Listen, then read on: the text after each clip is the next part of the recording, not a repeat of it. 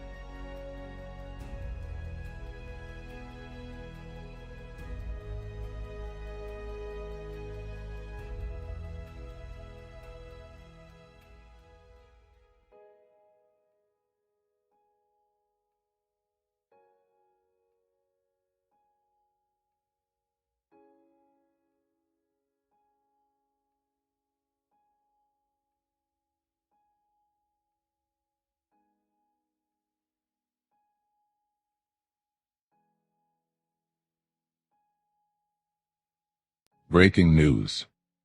The streamer is now in witness protection. Their name has been completely changed and their identity hidden for their own protection.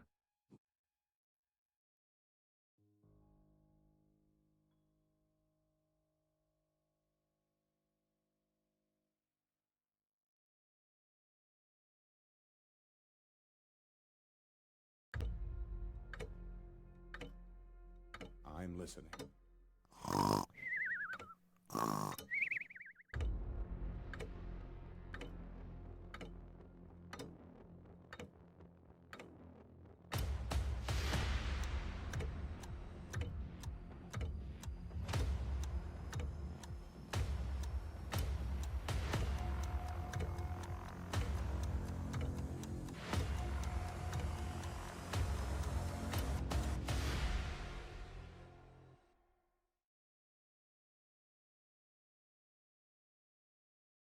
Warning.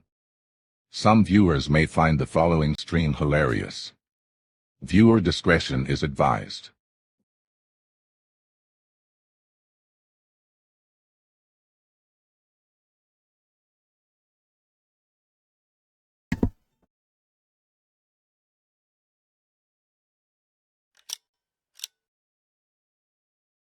Good morning. Happy Wednesday. How are we doing today? Happy hump day, should I say. Before we do anything else, we should probably get rid of that Android calendar, right?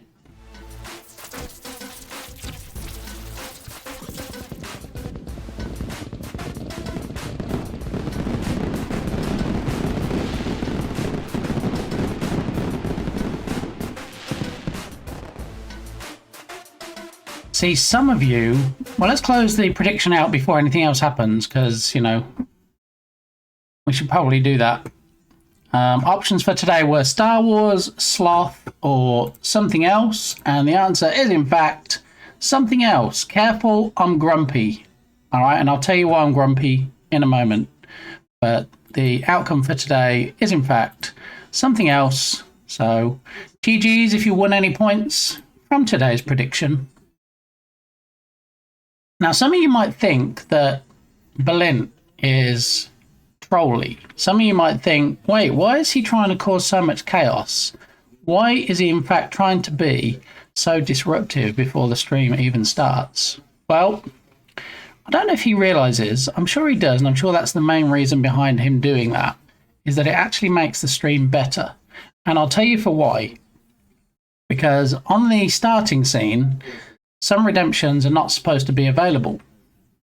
And specifically, webcam redemptions are not supposed to be available. And apparently they are. So one of the things we're going to look at before we get to the jam game is we're going to find out why they were able to be redeemed when they should be at the very least paused, if not disabled, before the stream starts. So we will take a look and find out. I'm here. I've just got back from a 15-mile run and sweating like a pig, so I'm having a shower. Oh my goodness. Oh my goodness. 15-mile run. I like to highlight the constant breaks of Squealerbot. Yes. I mean, if that makes you feel better about using Sammy board, then that's fine too, Berlin. I mean, whatever I can do to make you feel better about some of your life choices is all good. So, welcome on in, Berlin. Good to see you. First in today, let me get it right this time, was, in fact, crumbliest of Tubbies. It was Tubby Crumbles. So, welcome in, Chris. Good to see you. We had some unofficial firsts, which I'm also still working on trying to get fixed. I have things in place that are supposed to make it so that you can't be first before the stream starts. Do they work? Apparently not. So God bless you, Biddley, the single best father, friend, husband, son, and lover. You know what? That couldn't be more sincere than when it comes from a pirate, is just all I'm going to say. So thank you, Pirate Balint. I don't know if you saw, did you see the little wordplay last night in your stream, Balint, when I said hi to your beautiful wife? I said Lita, L-E-E-T-A. So now we have Balint and we have Lita. All right, that was a bit of an easy one. So, okay, Cutie Kitty is in the house. How you doing, Cutie? Why are you here watching me when you should be working on a jam game? You took time off work for it and everything. You're supposed to be on Team Mana Kitty. I'm working with Mana Dono on creating the best thing since sliced bread. I actually intentionally am not joining anybody else's. I'm not trying to push people away. Who is the coolest doctor in the hospital? The hip doctor? Haven't heard that one before. I'm not trying to push anybody away. I'm always happy to see people, but personally, I'm not joining any other streams where they're doing jams because I don't want to be swayed by anything. I don't want to put anything in mind that I've seen in other people's. So to avoid all that, I'm just not joining any jam streams for 2 weeks. I went into somebody's yesterday. Who was it? Was it Jotson? Is Jotson joining the jam? Anyway, I joined the stream yesterday and it said at the bottom, working on the Jern jam. I'm like, no, close out that window. So, yeah, and a very, very quick closing out of that particular tab in particular. All right, well, as we all know, or should by now, the Unity Asset Store has sales for the Publisher of the Week every week, and they launch on Thursdays, which means, since today is Thursday Eve, it means today is, in fact, the last day to get that $20 asset for free. So there's the link right there. I took a quick nap and just got back. I now work in the game. All right, excellent, excellent, yeah. So, why am I grumpy today? Why am I a bit grumpy? Not a bit gamey, a bit grumpy. Because my shirt even says, careful, I'm grumpy. And it's not because TD just showed up, okay? TD, who is also working on the Game Jam. Welcome in, TD. Good to see you. I'm sorry he felt the first thing you needed to do was break the calendar, but there it is. So the reason I'm a bit grumpy is because I spent quite a while yesterday working on the jam game, and then Unity, in its wisdom, decided, hey, you want to load in this asset and you want to go to the test scene for the asset and check out the asset. Guess what? Just as a little joke, I'm not going to save your scene that you're in. I'm not even going to prompt you, hey, do you want to save this scene before you switch? And so when you switch back to it, it'll look pretty much like a new scene. Oh, Unity, you're such a jokester. How I laughed.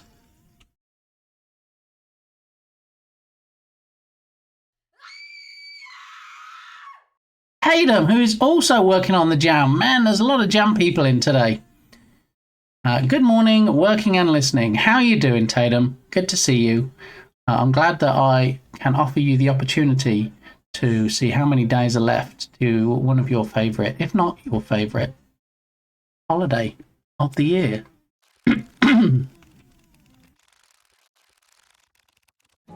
Whoa. Whoa, we're into double digits, Bear. What's going on? 99. We're not talking Nana's red balloons. There he is. All right, here we go. Look at that. Look at that. Yeah, It's a big old mouth right there. he's probably a pound, maybe a little over. Hello, Bear. Great stream yesterday. Bear was putting some fixes in and working on the zombie game and lots of fun stuff going on at Bear Stream, who also a fellow Unity developer. So yeah. So if you actually go over to Ice Bear's stream, okay, and you subscribe, you can get some fantastic emotes. And if you don't go over and subscribe, then this is just how Bear will look. He'll just look like that. That's a big old mouth there. And the fish has one too. TD. TD with the dad jokes. Good to see you anyway, TD, regardless. Oh, and it is allegedly a taking of time for the jam. I am not allowed to work while I'm taking time off from my day job.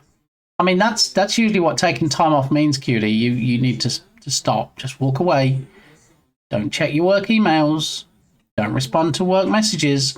You're off, okay? Which means you're off. G'day, what game am I copying today? Well, grab a coffee, Ocular, pull up a chair, and I can show you exactly what your game jam game should look like, all right?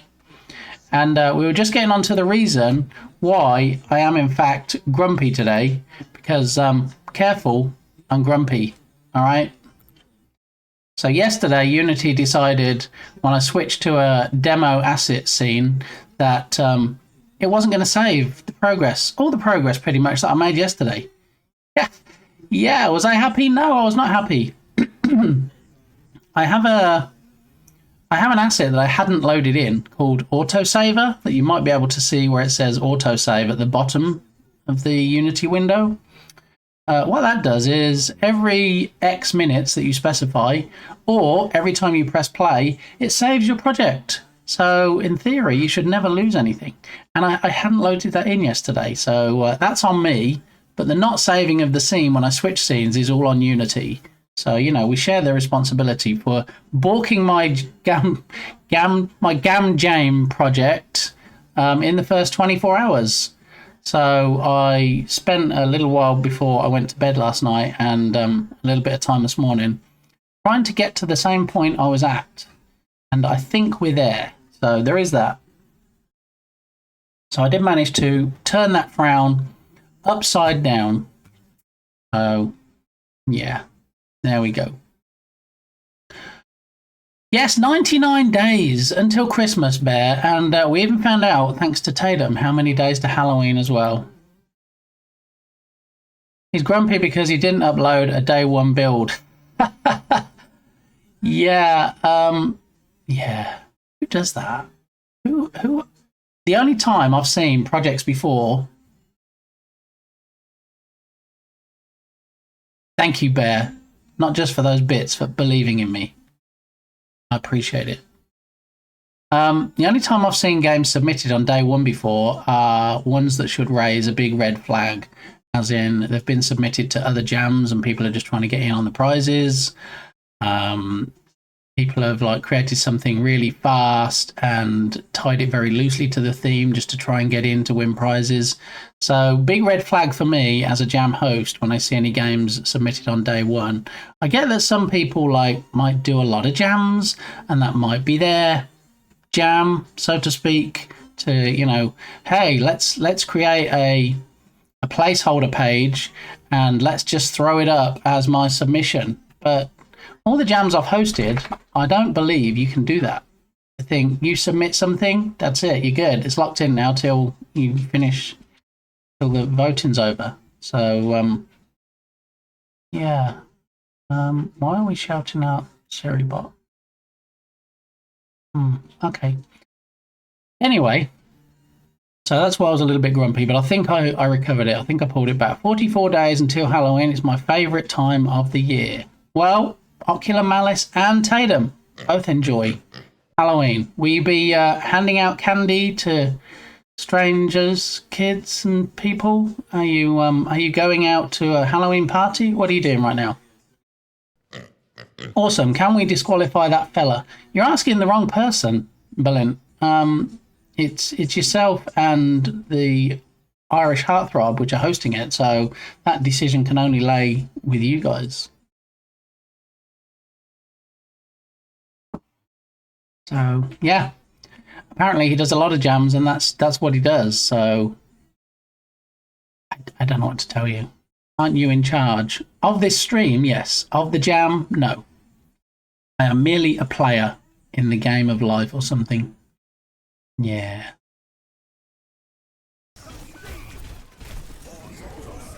There's Bear. We're going to have to get some more clips of Bear doing game dev, because I think mostly we see clips of Bear playing games, which I don't feel is representative of his content these days. Mongo, only porn in game of life. Okay, yeah, whatever Ocular just said. I don't think you should be restricted if you put in a placeholder page, but it's detrimental because people might get an early build so people wouldn't see the final version. Yeah, I mean, to be honest, I'm just like so focused on doing my own. I didn't even realize until somebody mentioned it that it was on there, because I'm not sitting on the jam page, you know, keep refreshing it and seeing if there have been submissions or anything. I'm just in the focus zone, you might say. Sad he didn't get the Blazing Saddles reference. No, I'm actually one of, I think, 2 people in the world that actually don't like that movie. Even though I haven't actually seen that movie, I have no intention of watching that movie because I've seen clips of that movie. And while other people are like falling down laughing, I'm like, I guess it's funny to some people. So, yeah, I can quite categorically say right now, I will likely get 0 references to said movie. It's too funny. Yeah, I mean, it's not up there with the movie being as bad as the Barbie movie, because obviously I haven't seen Blazing Saddles, so I can't comment on how good or bad it is.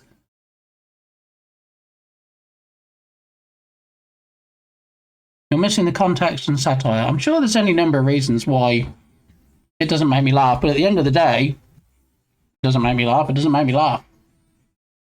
I'm not gonna do a deep dive into the science of it. Actual favourite movie? Bit.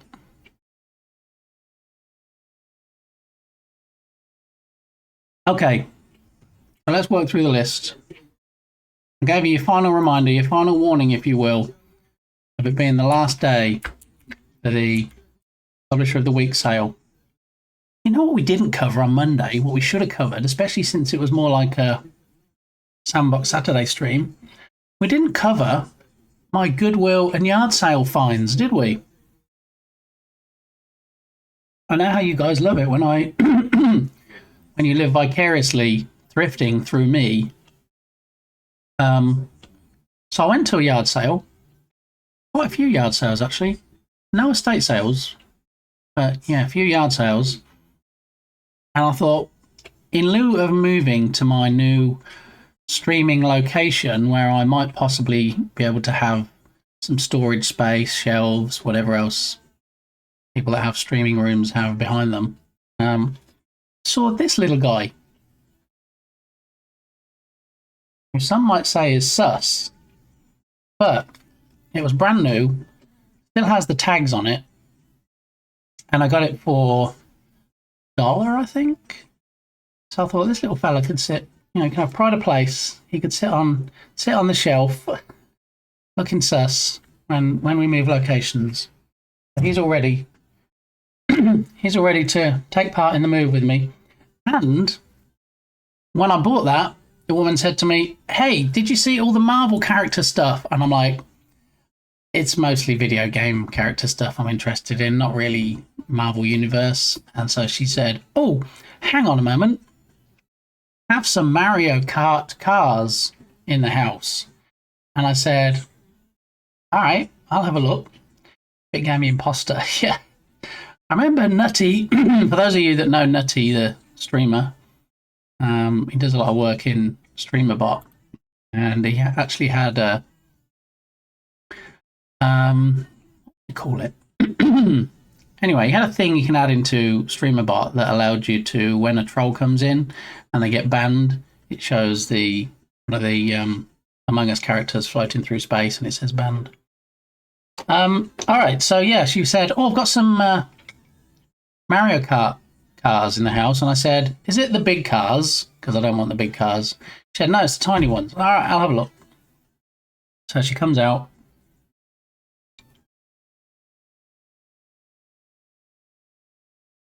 She has Luigi in a car. Not just Luigi.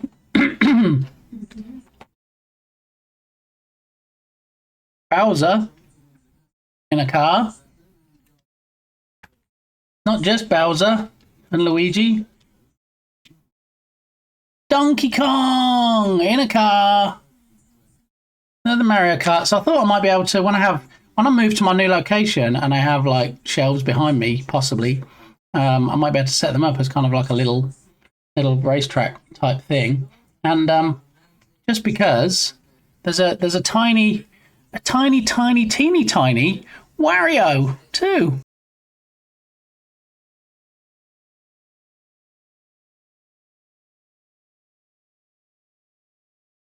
Big hug.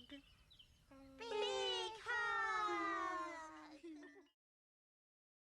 Big hug. Breaking news.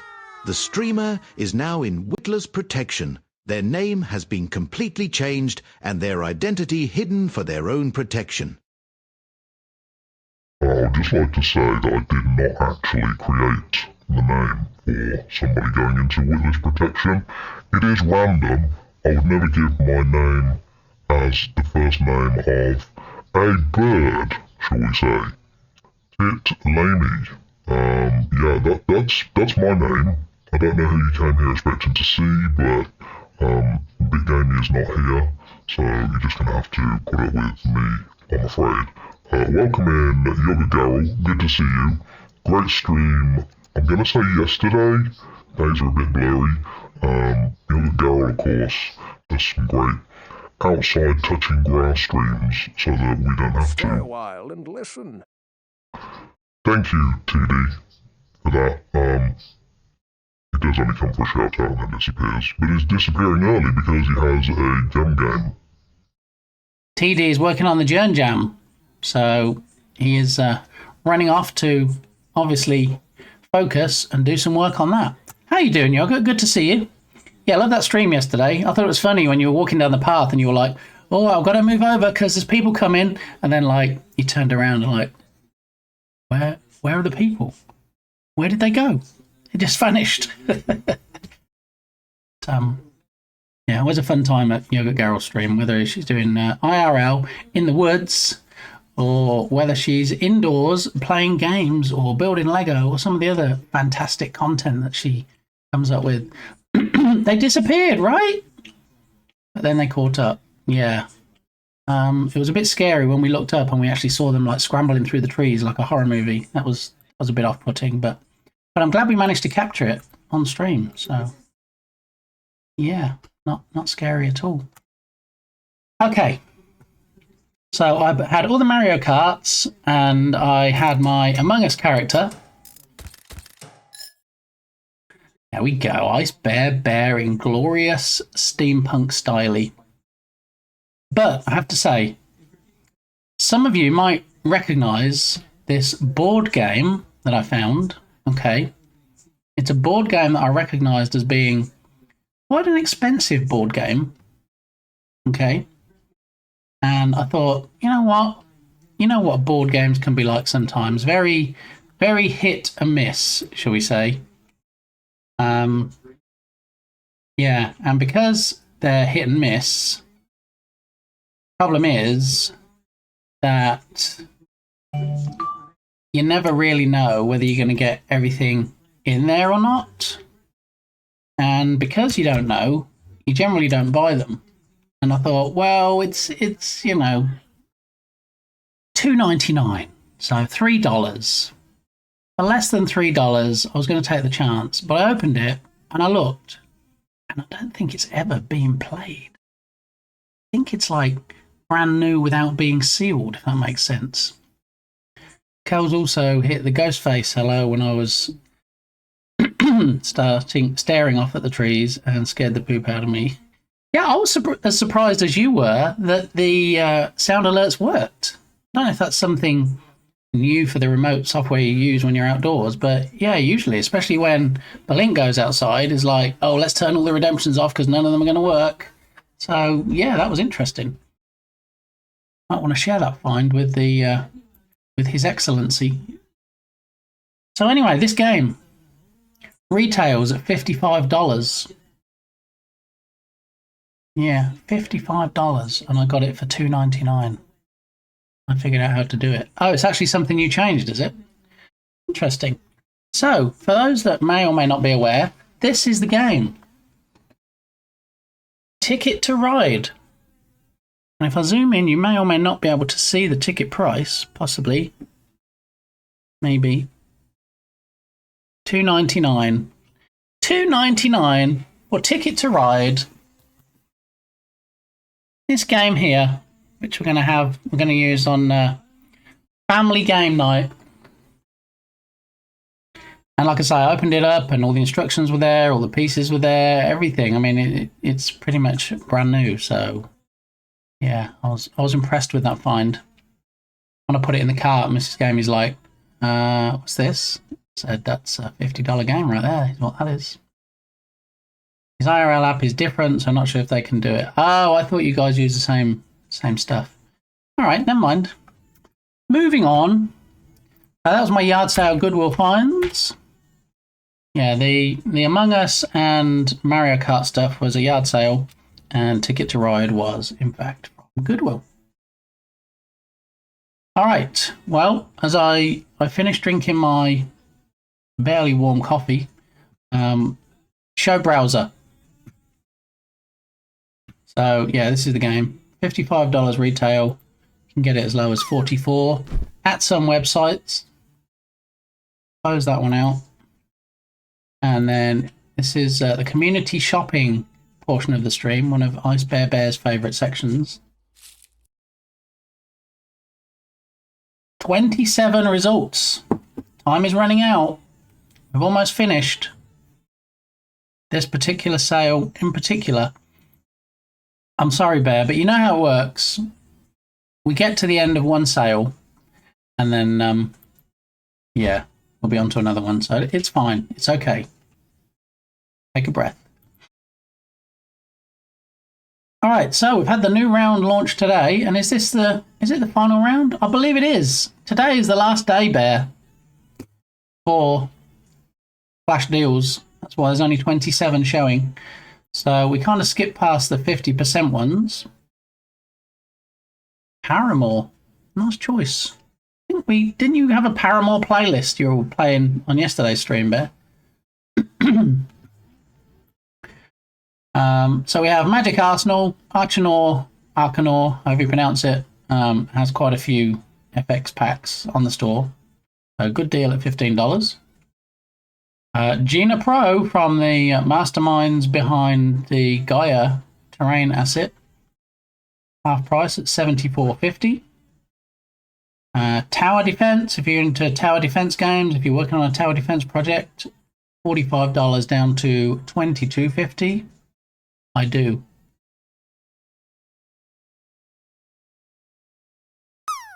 Oh, we're at the altar.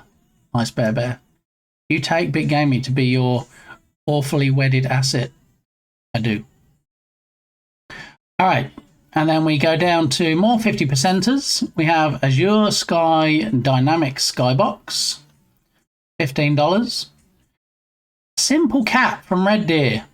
Who's creating a cat asset at the moment? Mulbers. If you know Mulbers Animation, who does the Horse Anim Set Pro and the Animal Controller on the asset store, is currently working on a realistic cat to add to his collection, which looks very similar to this. And I'm sure this... I like Red Deer. I love Red Deer. Red Deer actually created many of the assets in a particular iteration, in particular, of Homeward Hound. For the dogs that I use. Yeah, so I have a lot of time for Red Deer. Skim, how are you doing? Howdy. I was mostly lurking on your stream yesterday, but I hope it went well. We have Polygon Fantasy Kingdom, low poly 3D art by Cinti. Cinti Studios, always a crowd pleaser. $350 down to $175. I love Cinti. I've got most of their assets. I'm not spending $175 on an asset. Moving on. Do we even have any not 50% today? Oh yeah, we do. We'll get to them. Okay. The Ultimate Best Bundle. So I'm guessing probably lots of Tivadar, Georgi, Nuggies assets, probably all thrown into one. And 135 down to 67.50. VR Builder Pro. There seems to be a lot of VR stuff going on sale lately. I don't know why, but from Mindport, 74.50.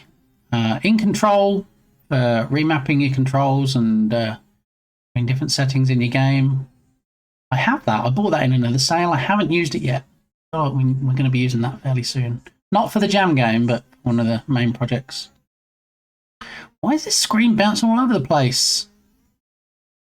All right, so now we have low poly medieval fantasy heroes from Polysplit, $12.50.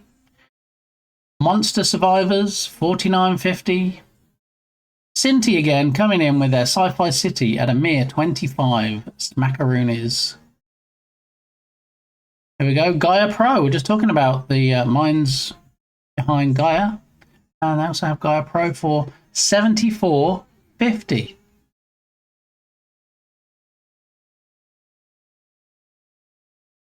Getting there, I actually failed to prepare for Jern Jam, so it's going kind of jaggedly so far.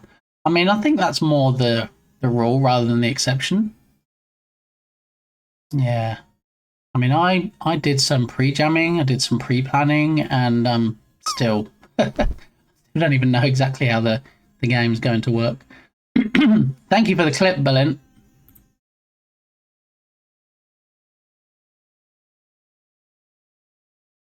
Thank you so much, I am a Merlin, for the raid.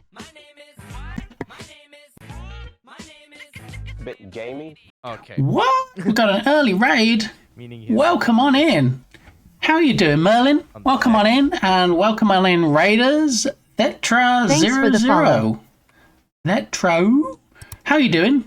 Good to see you. We are a Jern team too. What? More people doing the jam. I think the last time I checked, there was like 156 was the most I saw had joined in. But Canny too. How you doing, Canny? Good to see you. Linkoid, Jern Jam raid. Okay, of course, as soon as everybody raids in, the dogs take that as a green light to start yapping at the window. So I'll try and keep them out of things best I can. Journing the jam, exactly. Journ the joint jam, as Journ says. So what happened in your stream today? Oh, here we go. Why do you always wait until I get raided to want letting out? Okay, I'm going to let them out. I'll be 31 seconds max. Okay, I'm just going to mute the mic. If you want to tell me what happened in your stream today, I'll be right back.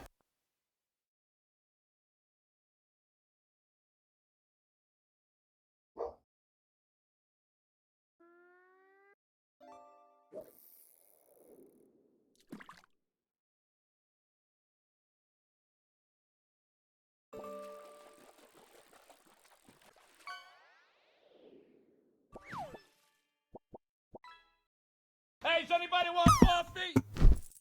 I would love a coffee. Thanks, Bear. I've only got a little drop left and it's almost cold.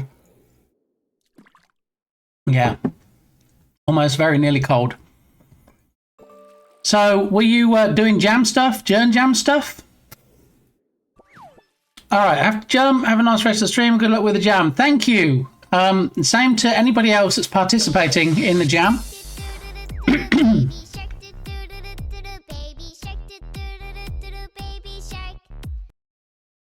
Yes, we did. Merlin is coding. Excellent. Well, I don't want to see... I usually say, you know, you can put any links in you want that's nothing to do with the jam, because I don't want to see anything that might sway me into adding something into my game. I just want to make sure that mine doesn't have anything in that somebody else's does. So if anybody has any like social links or any links that we can check out that aren't jam related, then I'll definitely take a look, see what's going on. Big Gamey folks is super excited about the Anaconda reboot. What? No idea what that means. Now the dogs wake up my dog. Sorry, Canny. I mean, I don't know what to tell you. They're outside now. The temperature's not too bad at the moment. So far, anyway. It's currently almost 80 Fahrenheit, and it's actually not too bad out there. It's quite nice at the moment. I mean, later on, it's supposed to be a high of 89, so... You got to see me dive. Guys, speaking of death.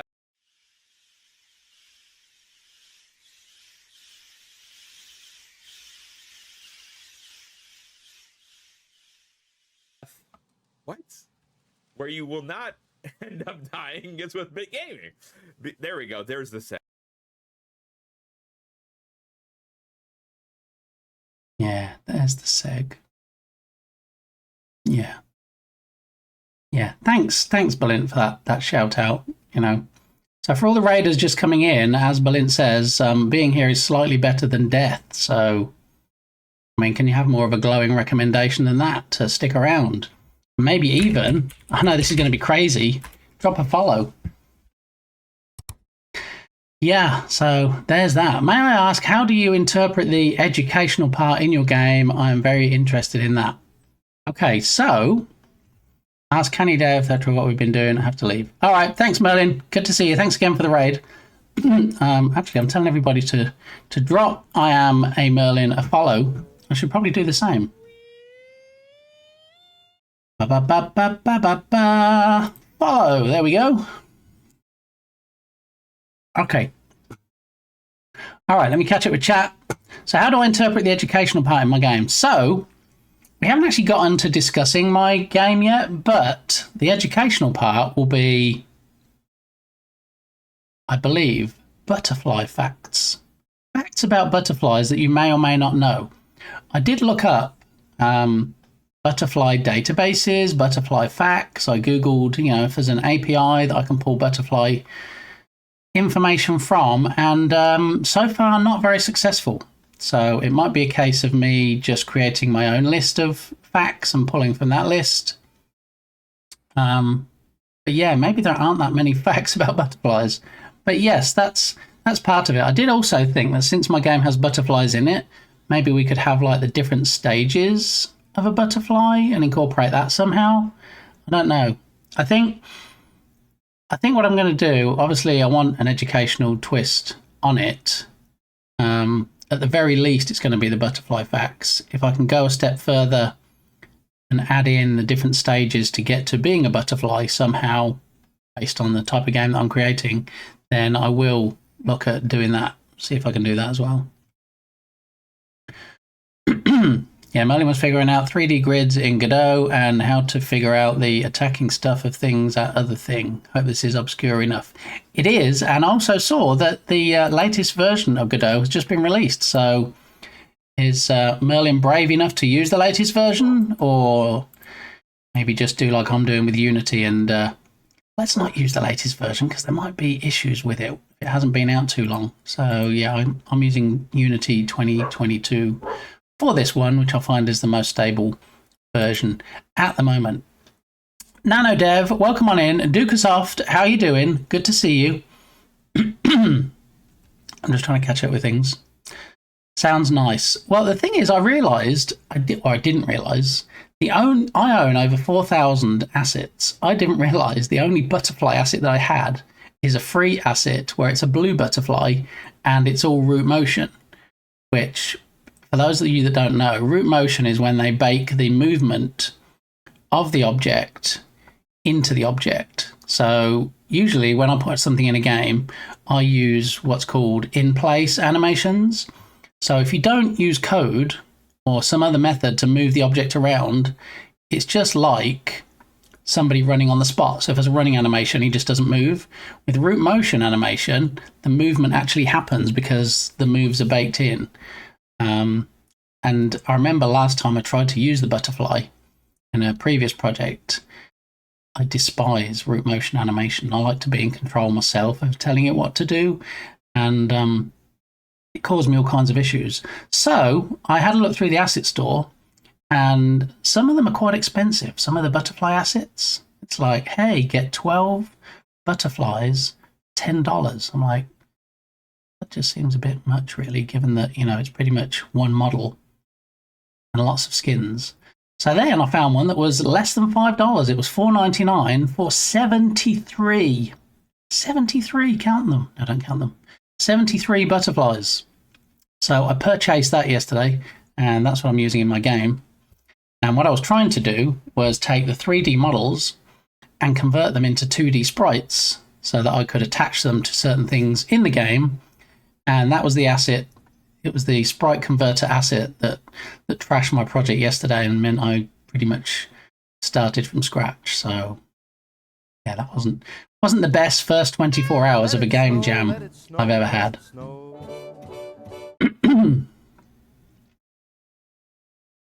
4.5, let's go. Yeah, I've never actually used Godot. I know NanoDev uses it. I know JD Does Dev uses it. I mean, there are developers in here that do use it, but I'm solely Unity, and that's not because we have any affiliation as such with the engine makers. It's not that you come in here and we're like, oh, you use Godot? Huh. Yeah, well, we use Unity. I don't know why you use. We don't do that. We don't do that here. All game engines are equal. Okay, so if you're going to have any, the rules are we're not going to have any engine bashing. So if anybody comes in, they start bashing. I think FAFO is the acronym. So there we go. Please abide by the rules. And you might say, what rules? Well, you know, when you first join this stream and then you click into the chat box and it brings up that rules list, those rules, which I think you can still see below the stream as well.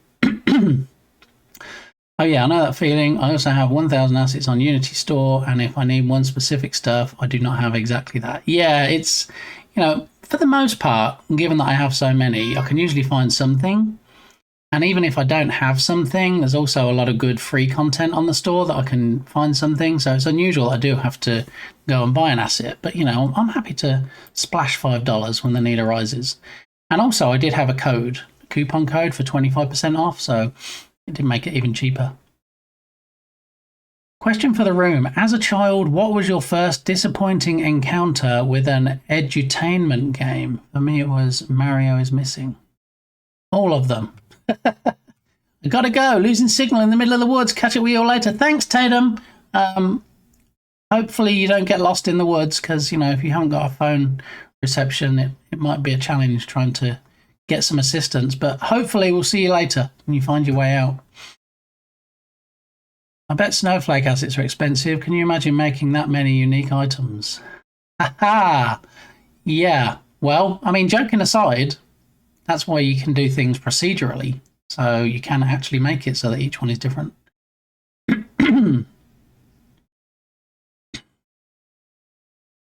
That's me, thanks. I liked Number Munchers, Oregon Trail, and one that was a platformer where you were a book work collecting letters.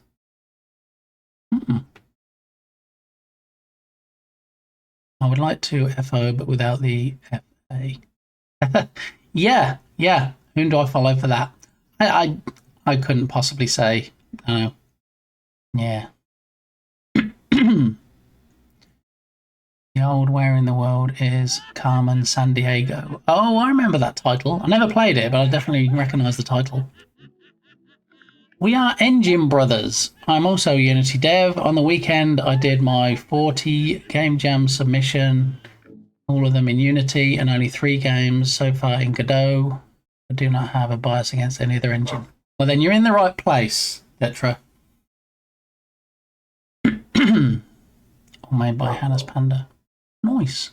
Spent 10 years working in EdTech, and I used to laugh at the videos of kids hating on the system. Yeah. So, before we got raided, we were actually...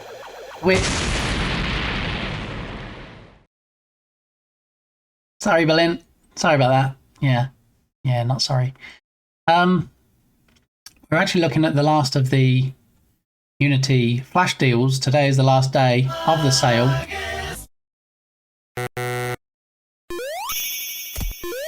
Berlin, you know, I'm not happy with this. I'm not happy with this redemption.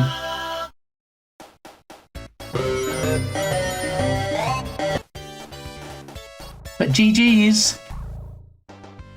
You didn't lose all your rings, so congratulations.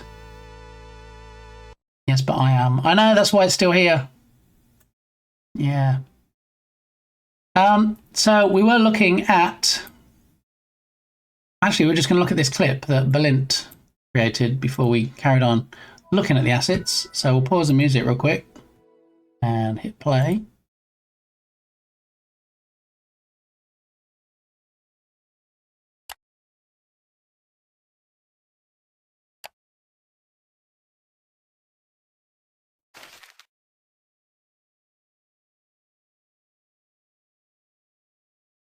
There it is. Okay, clip of the day. Well, so far, because it's the only one. And then we were in the middle of looking at this. Ah, David, sorry. You gave it your best shot, though. Sorry, not sorry. I didn't actually get squished, so yeah. Good try, though. All right, back to music. Ending theme. No, we're not ending yet. Let's jump to the next one. All right. And just as a reminder, subscribers can use the SR command for song requests. Any song you like. It's not to say that Spotify will manage to find it or give you the right one, but you know, the option's there. So, manufacturer K4 has been around for a while, has some great assets. $45 top-down assets mobile. It's an interesting title that doesn't really tell you a great deal about it. So usually $45, $13.50 in the flash deal sale. Fantasy Environment Pack. That'd have been a good thing to put in the title, right? Instead of just top-down assets mobile. Allegedly. Now on mobile. Beautiful and complete set to make a top-down view games. Fantasy RPG, hack and slash. 90 models. Demo included.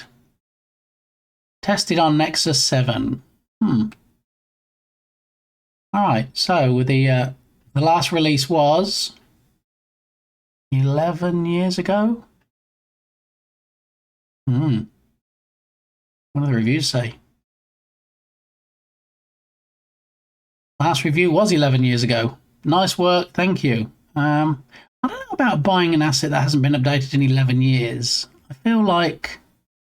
I mean, for a start, it's got to just work with built-in, right? None of this must be compatible unless the internal material converter works in Unity. I mean, I don't know. I'm not sure about that. Okay, so if you do want to spend $13.50 on this type of style of asset for your game, I mean, it looks very nice. And when I thought it was a bit more recent than last updated 11 years ago, I was quite interested, but initial version 2014.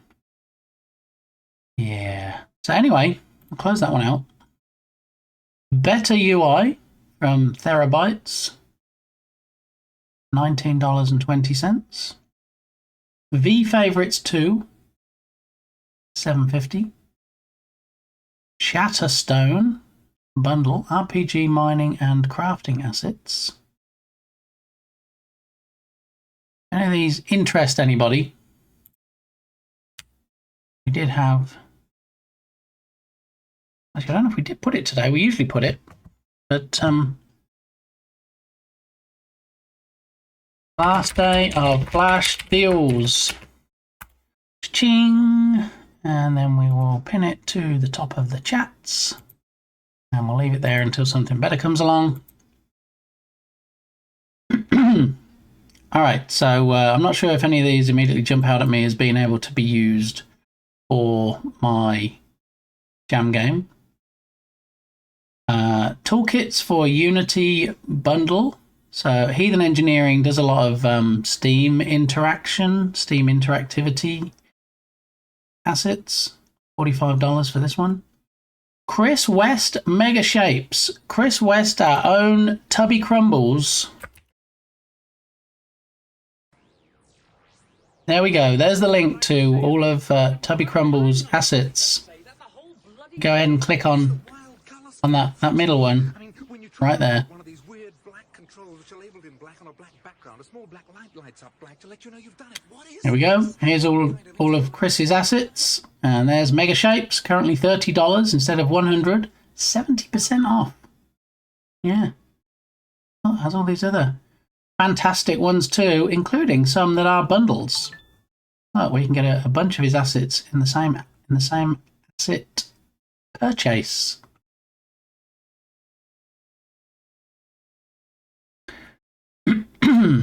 All I want to do is spend all day in the asset store. How about that, Bear? What do you think? Okay, so we have Altos Volumetric Clouds, Skybox, and Weather for URP, if you're looking for that. Super Tile Map Editor, just $9. And Protofactor, of course, they had to get in on the end. They've been pretty much featured, what it seems like, every single day, one of their packages. $350 Sci-Fi Characters Mega Pack Volume 2 you can get for a mere $70 today only. Well, the next 23 hours and some change. All right, so will I be buying any of these today? I don't think I will, to be honest. My immediate focus is for the jam game. I think I pretty much have everything I need for the jam game, so I won't actually need any of these. But yes, 23 hours, 28 minutes left on the sale. Oh, Chris even gets front page. What? All right, so get yourself over there, click the link at the top of chat. Treat yourself. Treat yourself for some sale assets. $4.99 butterfly assets already a win. Exactly, yes. I'll show you which one it was.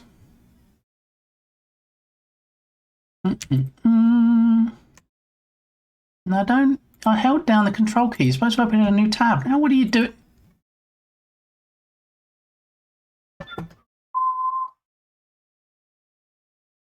Alright, so I'm going to duplicate that tab and then we'll just do it in a separate tab because browser be browsing or making me raise my browse. How about that? Alright, so the butterfly asset that I purchased for the jam game is in fact this one here. To view the full details, Just $4.99. Look at all of this gloriousness. Look at these lovely things. 73 of them. Shows at the top here. I bought it yesterday. 73 of them for less than $5. I mean, come on.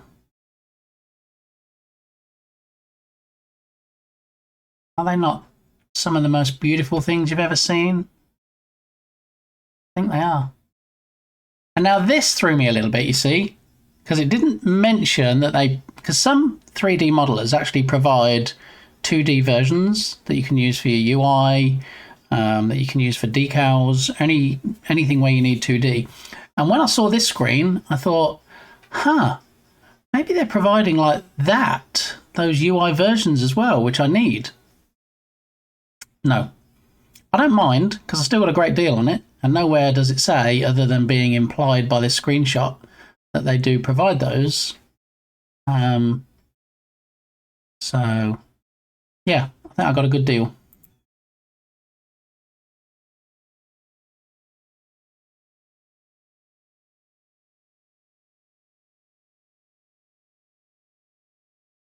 So one of the challenges is going to be, I actually need at some point for butterflies to fly away. Obviously, I'm not just going to have them fly away in a straight line, just going up like that. So we might have to Google some butterflies, or, you know, replicating butterfly movement in Unity, something like that.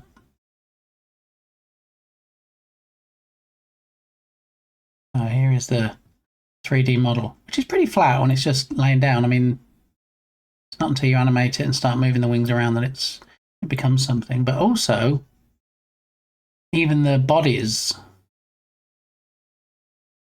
it says here, even the body's legs are animated.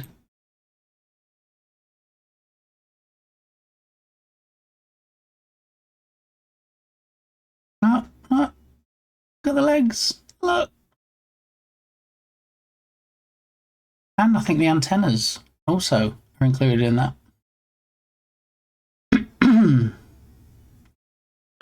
Okay, so that's the one I bought yesterday. That's the one that got imported into my project. So I'll close out that window. And this asset, you're like, wait, what's that asset got to do with butterflies? What's that asset got to do with the jam? Actually, big fat nothing. Nothing whatsoever. Those are actually really, really nice. Thank you, Bear. Yeah, I'm not going to take credit for creating them, but I think it was definitely a good find.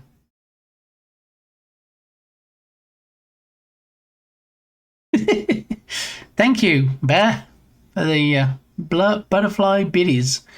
My mum inherited a shadow box with pin butterflies in it, and it's super creepy.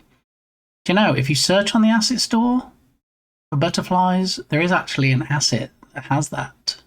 Yeah.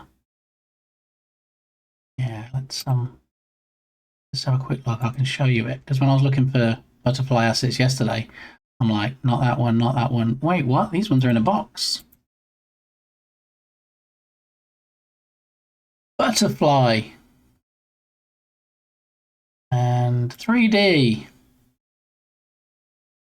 Where were the ones in the box? Come on, Shadowbox butterflies. I saw you yesterday. I know you're here somewhere. I'm not going to take no for an answer. Don't make me out to be a liar. You better show me yourself. I'm out of the shadows. You're not Homer. Get out that hedge. Here it is. Flying insects.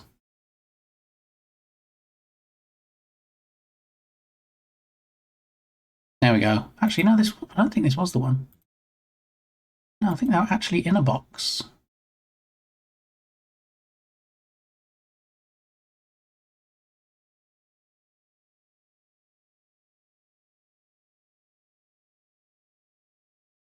Close that.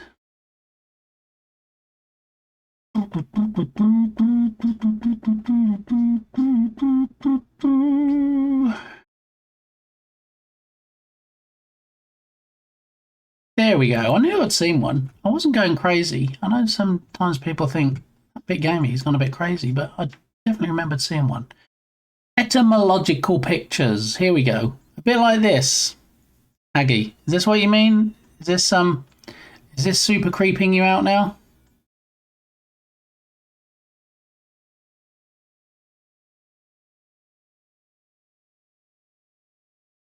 Yeah, I mean, it's quite nicely presented for less than $6. No, it even has the bendy bits on the back for holding the frame together. Very nice. I don't have a need for those in this game. As you'll see in a moment when I demonstrate said game, you'll be like, yeah, you don't need those in that. So, speaking of assets, and this asset, which has nothing to do with butterflies and nothing to do with the game, Floreswa is an asset developer that I'd never heard of before, and then suddenly they take one of their assets and they go and make it free. This stylized low poly lighthouse. Okay, so for those that are unfamiliar, I have a Discord server, which is a game developer's utopia, if you will, and it has not just assets for free that normally cost money, and they're assets that the developer has made free. I haven't pirated anything. We don't do that. Also has the latest bundles, the latest announcements of sales, any coupon codes you can use for getting discounts, Steam deals, Nintendo Store deals, all the good stuff. Fonts that go free. Come on now. I mean, and this got posted on my server in the Unity Assets Gone Free channel. Low poly stylized lighthouse. It's usually $5, I believe, and it was free. So I thought, well, let me grab that. And then I thought, what I like to do when I grab any free assets is take a look at the other offerings from developers just to see if there's anything else. You know, I've got this lighthouse now. That's great. If I decided to do anything with it, do I have anything else that will match the style? So it's another good reason to see what else they do. And I found it had this low poly fishing pack. It comes with the deck. It comes with boats, fishing rods, oars, fish, everything you need for fishing, nets, buckets. I mean, yeah. And it was less than $5. And I thought, you know what? Since he already reduced his other one to free, and I might be able to do a cute fishing game at some point.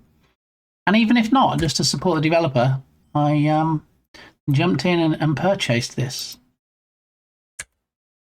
Maybe on a Sandbox Saturday, we'll do a side project that includes fish at some point.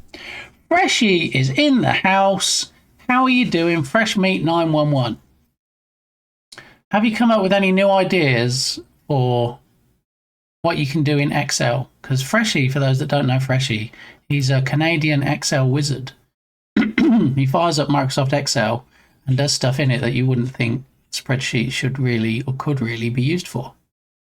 Like game design documents, like procedurally generated D&D maps, like recipe books where you can, it has like a fantastic drill down feature. So no ideas yet. So if you have an idea for something and you're like, you know, I have this idea, but I'm pretty sure you can't do it in Excel, then throw it at Freshie and he'll be like, hold my beer. Yeah. You could recreate Tormented as a game. I'm not familiar with that. I did create a tech demo, I guess is the best way of putting it, for a game called Tormented, as in Torment, Torment, and then Ted on the end, and it was a horror game about a teddy bear that comes to life. And it was my first attempt at doing ragdoll animations. And yeah, he was like walking along the top of the bed, and then somebody walked past the bedroom door, and then he'd like collapse on the bed, like he was a bit like in Toy Story, you know, when anybody's come in and they all have to pretend they're toys again, kind of thing. I hear story-based horror games sell well. I think like any game that's done well sells well. I get that there might be a leaning towards certain genres, certain types of games, but yeah, I think if you just create a really good game, people want to play it. Drop. Did you mean that to be SR Berlin instead of instead of drop, I'm guessing, since you already just did a drop. Maybe, possibly. Even interactive periodic tables. Yes. Yes. So, you know, dips his toe in the science pool as well. Yeah, there's that. So, yeah, I just wanted to draw attention to this asset that I bought that I thought was very nicely done. I like that they included a lot of assets, a lot of models that you could use together. Like, you know, not just the fishing rod, not just the fishing boat. We've got the lures, we've got buckets, we've got nets, even a deck that you can sit on to fish if you're not on a boat. 3 different types of boat. I mean, I think they really went all out for less than $5. If anybody was curious in that particular asset, it's right there. I may need a wellness check or just a bit more sleep. So that implies that he's had any sleep, Yogurt. Maybe just some sleep would help, Colin. Do what? Sleep? What is that? Sounds familiar. I don't do that much though. It's game time.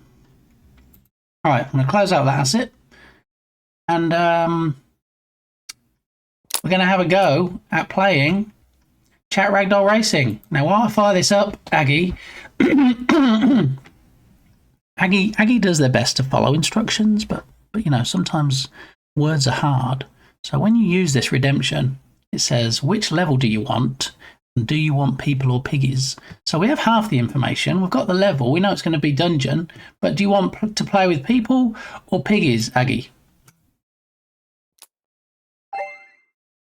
While we log in and get this ready.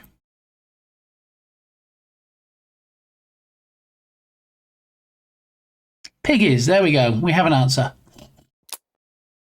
All right. So we should be ready to rock and roll. For people that haven't played this before, all you do when you see the countdown in a moment is you will put exclamation mark or exclamation point join in chat. And that will get you 5 characters in the game. And when the game starts, you can do exclamation mark obstacle, and you can put numbers after it if you get the Twitch message saying you've used the same command too soon. And then if you feel like any of your characters are getting stuck, you can use the jump command. But this is all on screen. You'll see this when we when we step ahead to the next bit. So we're going to choose free for all, dungeon, and piggies. There we go. The piggies were in fact created by our very own besto friendo, Belint of Science Streams. And the game was created by Scuffed Game Dev, which is Clayman Dev, and Black Mage UK. So let's get on in there. You've got 50 seconds left to join. You can only join once, so just throw it in chat one time. And then as it shows you at the top left, you can use obstacle and jump commands once the game starts in approximately 30-ish seconds, I would say. And what better song to start the game with than Tenacious D? And one more time. So thank you. Thank you for that request, Belin. Yeah, we've got just over 10 seconds to go. If anybody else wants to join, it's the last chance. And even if you don't join, you can still throw obstacles in the way. So, you know, you can still hinder people's progress. And then once it starts, once it's started, we'll see the top 10 placings at the top left of the screen. So throw in those obstacles.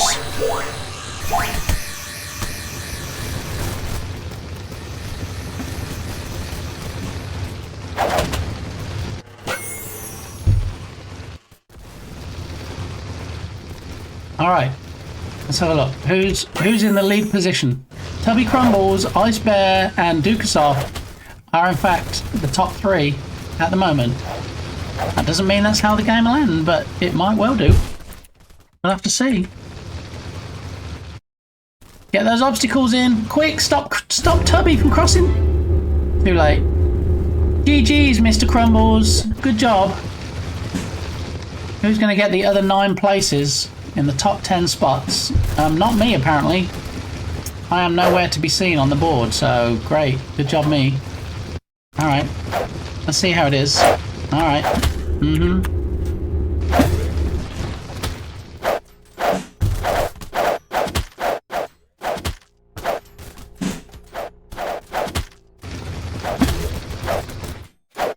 Oh, we've got a 2nd, 3rd, 4th and 5th at the moment. Look at Bear taking all the spots. What? Oh my. That's great. I didn't place. I didn't get one of the top 10 spots. You know, you get some greedy folks like, you know, Tubby wasn't happy just to get the 1st spot. He also wanted the 10th spot as well. Bear wasn't happy just to get 2nd. Let's have 3rd and 4th. Freshie gets a couple of spots. Dukesoft gets a couple of spots. It's just greedy, people, okay? Just greedy. Downright greedy. Because, you know what your greed does? It pushes the underdogs like me off the board, so I can't actually win anywhere in the top 10. So we've got the mini-map over this side here. It shows whites that have yet to finish. And look, Aggie, there we go. All right. Well done, Tubby Crumbles, 1st place. Bear got 2nd and 3rd and 4th. Dukesoft got 5th. Freshie 6th. Dukesoft 7th. Freshie 8th. Berlin came in 9th place. I mean, don't feel too bad, Berlin. At least you got in the top 10. I didn't even make it. And then 10th place, of course, who also got 1st, is Tubby Crumbles. Aggie, who actually did the redemption, came 11th. Now I'm going to scroll down slowly and you can see where you featured. 17th. What a joke. 17th place. Alright. 17th, 19th, 21st. Oh yeah, come on, let's all bunch together after the top 10 are finished. Yeah. Yeah, good job, me. 26th. 31st. Oh look, and a couple of non-finishers probably fell off the edge of the platform, and that is Freshie in 34th and Tubby in 35th. So yeah, good job everybody. I need to now press the magic button on my stream deck. This gets us back to where we were. Now, has anybody seen this game recur? Anybody heard of it? Seen it? Know about it? This game has a very interesting mechanic. Now, I can only imagine, one of my weaknesses is level design, okay? I don't even know where I would start trying to create levels for this. I would imagine it takes a lot of thought and a lot of time, okay? I don't normally highlight random games on stream, but when I saw this trailer, 11 is my lucky number. One of the weaknesses is... anyway, so yeah, this is a new game. Games Forged in Germany Showcase 2025 on the Game Trailers YouTube channel. You're just an average postman, but today's anything but average. It's the end of the world and you suddenly have the power to control time itself. By moving forwards or backwards, you alone control the flow of time to solve problems, change outcomes and discover secrets as you try to save the world. Now, there have been time control games before, and I can't think of the indie one that was out a long time ago that did very well, but I don't think it was to this level. All right, I'm going to show you this. It's only 2 minutes, okay? It's not a big buy-in, but the developers actually talk you through the game and talk you through how to complete the levels, all right? It's very clever. So you might want to grab a coffee or your favorite beverage and just enjoy this for 2 minutes. Braid, thank you, Bear. Yes, that's the one I was struggling for. So I think the idea with Braid is that you could rewind time and then like take a different route. So, you know, oh, I went up here and I died, so let's rewind and let's go here instead. This takes it one step further. I'm not going to tell you anymore because it'll spoil it. But you know, just for 2 minutes, pause the music, and I'll let you watch this. Hopefully, it's loud enough for you to hear.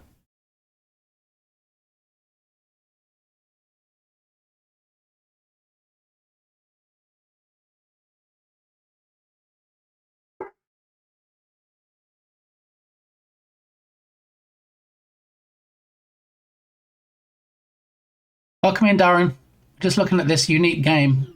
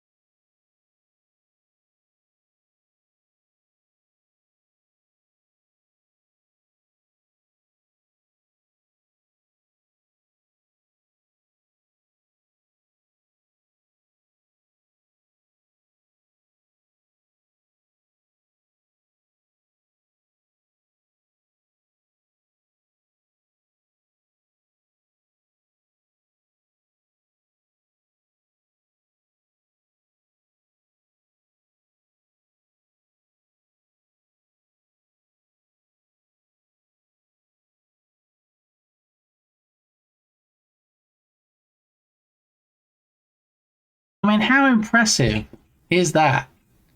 It is insane. Yeah, yeah. The dogs are scratching. I'm going to refill my coffee cup. But yeah, that not. I mean, it's going to be very difficult just to code that, and then on top of that, you've got to come up with ideas for levels and ways for the player to be able to affect the outcome in different ways. That's yeah. I really hope that's not one of these vaporware games. I hope it's not a game that like gets all this publicity and hype and even has a Kickstarter and raises loads of money and then doesn't actually come to fruition, because I get sad when that happens. But gonna let for a bit. Got to finish a shop project. All right, well, enjoy your shop project, Freshie, and listen. thank you for the lurk. I will see you a bit later, hopefully. I'm just going to grab a quick coffee, and in about 2 minutes and 11 seconds exactly, I shall return. So enjoy your fishing and your drop game. I'll be right back.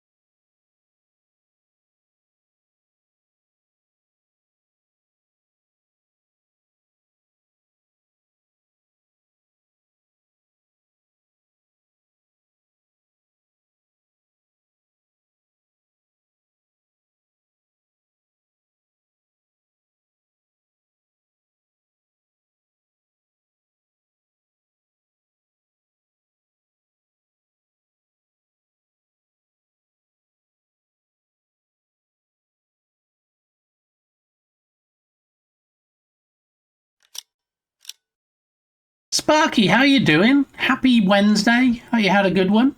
Having a good one. So that game trailer that we just looked at, if anybody wants to watch it again or get more information, the game is called Recur. And there is the link. You good? Excellent. Glad to hear it. All right, so I think we're almost at the game dev portion of the stream where we start looking at the jam game.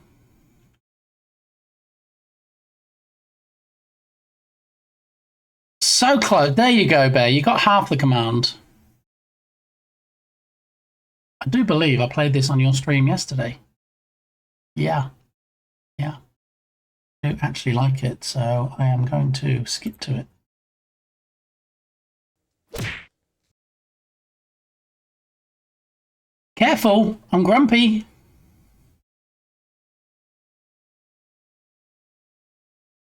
I always forget to put the cord behind me. And the reason I put the cord behind me is firstly so I don't catch my hands on it. And secondly, so that you can do the shirt redemption properly. Thank you. Yes, and I was a bit grumpy today because my Unity project crashed yesterday. And most of the progress I made on the jam game just got wiped out.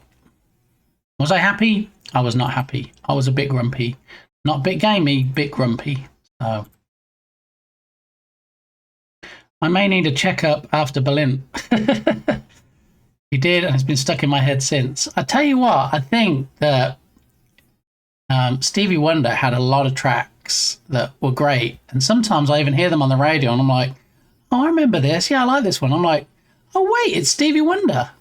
He does have a distinctive voice, but on some of his songs, I think you probably wouldn't know, at least straight off, that it was him. Oof, now you can improve on it. Well, yeah, I mean, I'm glad that all the scripts were still there, so all the coding that I'd done was in place. But the scene that I'd started to build out for the game, it was no more. I went back into the scene, and all there was one flat plane, which was the first thing I did when I started creating it. So I remembered the first thing I did and saved that. But yeah, it lost everything else. So anyway, that was Recur. We'll close that out.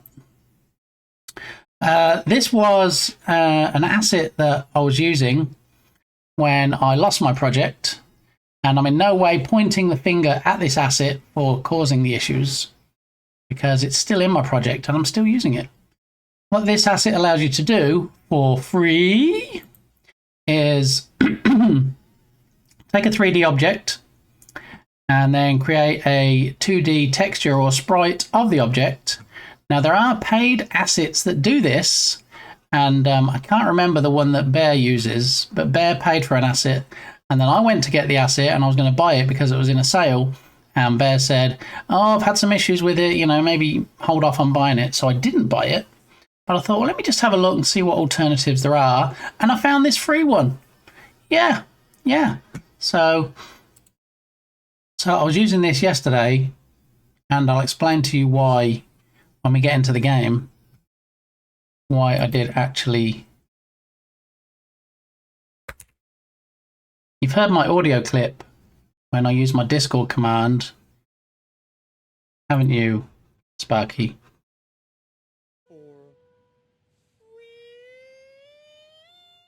There it is. Gonna bounce early today. The WebAIM Accessibility Conference starts in less than 15 minutes. Been fun, y'all. Do me a favour, say something nice to someone today. Aggie, I can't think of any better advice than that. So I'm going to start with you, and I'm going to say, it's always fun having you here. It's always a pleasure seeing you in chat. And I hope to see you soon, and I hope you have fun at the conference. I don't know if you're actually at the conference or if you're kind of joining it online, but anyway, I hope it's some fun for you. It worked great right up until it didn't. Yeah, so, you know, I'm happy to buy assets that do things that I need, and I love assets that do one thing and do them well. And I thought that's what I'd found in the asset that Ice Bear has. What was it called, Bear? Can't remember the name. So, yeah, it may or may not cause issues, but there's a free one. And it looks like the free one might have as many, if not more, options than the paid one. So thank you to Crispy Assets for this. Latest release date was over 12 months ago, but it just works. So rapid icon, that's it. Yeah. Let me duplicate this tab. Rapid icon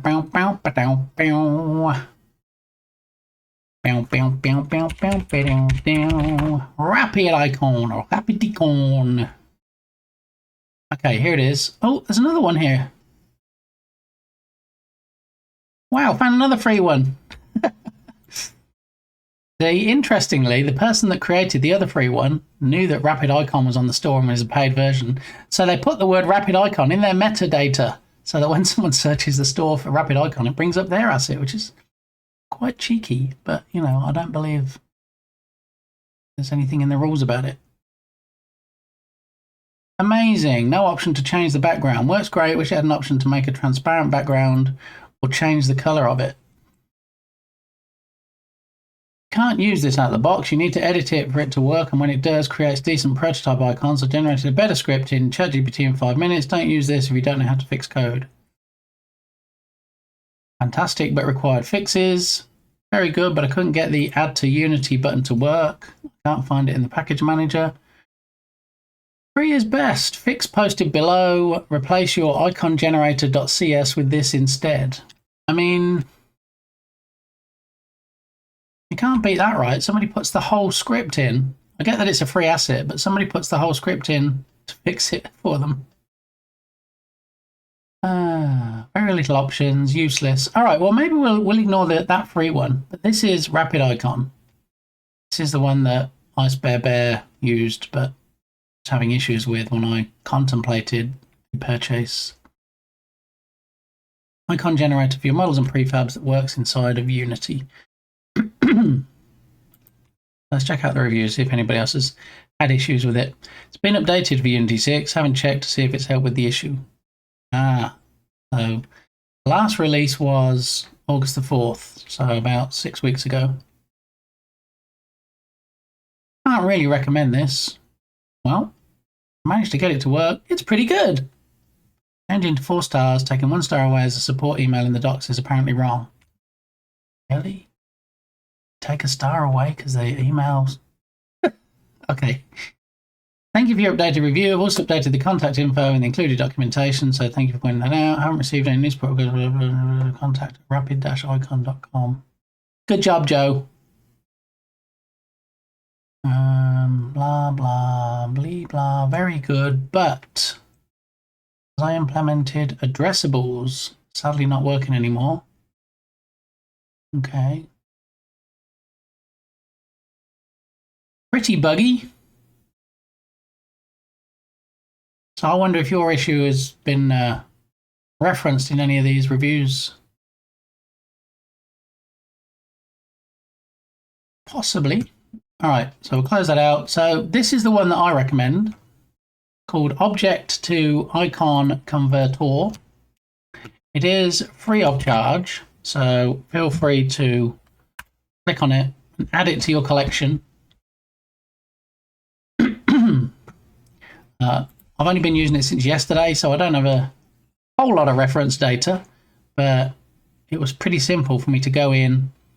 They actually provide a test scene for you, so you don't have to start adding objects and things to the scene that you have already set up. So I jumped into their test scene. Unity decided it wasn't going to ask me if I wanted to save it. Johnson, how you doing? Welcome on in. Johnson, you're working on the jam, right? Just to be clear that my memory is not failing me. I was talking earlier, I said I joined somebody's stream yesterday and I saw they were working on the jam and I closed out the window because I don't want to see what anybody else is doing. I don't want that to influence my game. So I feel like it was your stream. I did join your stream yesterday and I was lurking for a bit, and then I believe it was you, and I saw jam in the title and Journ Jam, and I'm like, no, can't do this. So anyway, another fellow game dev. I plan to, yes, haven't started yet. I hear I have 2 weeks. So yeah, plenty of time, no rush. Yeah, you got this. It's fine.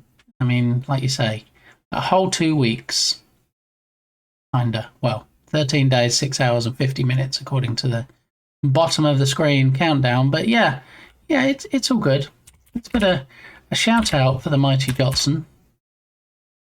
See if we can get a clip of Rooney. I've thought about death There he since I is. was probably on a daily basis since I was 18.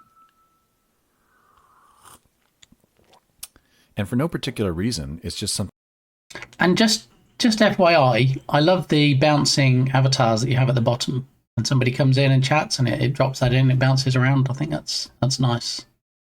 I haven't seen that anywhere else. And I do like unique content and unique stuff like that. All right, so this object to icon converter, this is what I put into Unity yesterday. And then I switched to the scene that they give you that you can do all your setup for icons in. And Unity said, I'm not going to ask you if you want to save your scene. I'm just going to trash it. And my scene was no more. I loaded it back in, just one flat 3D plane, and that was it. So everything I spent yesterday building up the scene, lost. It didn't trash any of the scripts, so I still had any code that I created, but yeah, I had to spend most of the rest of yesterday and go to bed late trying to rebuild what I lost. So not a great first day, I've got to say, but I think we're almost back to where I was. So yeah, so let's take a look at what we have so far. We'll close that out. So what I did was I wanted to do a falling block type game. I wanted to have the blocks fall down like they do in Tetris. I don't want shaped blocks. I just want a solid square block. And the idea is, in my head, they're glass blocks, but they might look like ice. And I'm thinking that I might have a background of like an English garden or something with flowers and stuff in. And so when you see the butterflies, it looks like the butterflies are in the garden type thing. Game jam fun indeed. Darren, are you participating in this jam? The journeyest of jams? So I wanted a falling block puzzle. So that's the only, well, one of the few elements I'm taking from Tetris. And then also a match 3 type game. So like Candy Crush, which I think is, if not the most popular, one of the most popular match 3 type games. So I wanted a grid like this, but also I needed to have it be like up to the top of the screen so that the blocks could drop in. Otherwise, if it looked like this and suddenly you see the blocks dropping in and not attached to the grid, that looks a bit odd. So Connect 4 is quite popular. Yes, yeah, and there's probably a lot of games, at least mobile games, like it as well. Oh, even handhelds. Do you know they do a big Connect 4 as well, Sparky? Like, it's a few feet tall, and there's like discs this size. I think Mrs. Gamey has it at her work for the kids to play. Yeah, Connect 4. So, I don't know. See, I was thinking more of a match 3 because I think people are more familiar these days with a match 3 than Connect 4. So, I haven't decided on how many adjoining same blocks have to be detected yet. That's something that I need to look at in another stream. Yes, a stream I used to watch had one, but now she doesn't stream anymore. Is it Mrs. Gamey's birthday today? No. Why would you think it was Mrs. Gamey's birthday today? I mean, it is this month, and it's not too far away, but it's not today. Good morning, Escamina. How are you doing? I'm doing great today so far. We are an hour and 42 minutes in. The stream has not crashed. We're about to start on the Game Jam Game Dev portion of the stream, so And we even managed to fit in a quick game of Chat Ragdoll Racing. So, yeah. No, she has a giant... Oh, okay. No, she has a giant Connect 4. I thought you said it was during the game jam previously. Thought it was today. You are correct. It is during the game jam. It is, in fact. Let me see. Instead of just giving you the date. Thank you so much, Ice Bear Bear, for gifting a subscription to Sparky_Pugwash. What? Bear, you are too kind. Thank you. 4 subs. I mean, I feel me and Sparky are already friends, but I feel like me and Bear became close friends pretty quickly. And, you know, already they've gifted 4 subs in the channel, which is crazy. So thank you, Bear. That's mighty generous of you. Much appreciated. Yeah, so Mrs. Gamey's birthday is actually a week today. It is on Wednesday next week, the 24th of the month of September. So yes, it is during the game jam. Yeah, I should probably take a break and do something to celebrate. Maybe get a card or something. Actually, I could show you the gifts. I have a gift bag under my desk. If she's not here, I could show you. Sparky, do you want to see? This could go all kinds of south, though, if she suddenly jumps into chat and goes, "Oh, you shouldn't have." And I'll be like, "Oh." Spoiler alert. Okay, all right. I will assume that Mrs. Gamey is very busy at work and is not currently in the stream. All right. I'm not sure you'd really consider this an unboxing. And I know that Tubby's in the background going, "I'm just here for the game dev. Can you please hurry up and get to the jam game?" And we will, Tubby. I promise you, we will get to the game jam game very shortly. Okay. So my game jam game is about butterflies because of reasons. And the gift bag I have also has butterflies. Okay.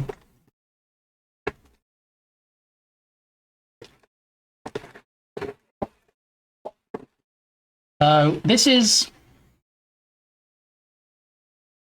I like stores like Dollar General, Dollar Tree.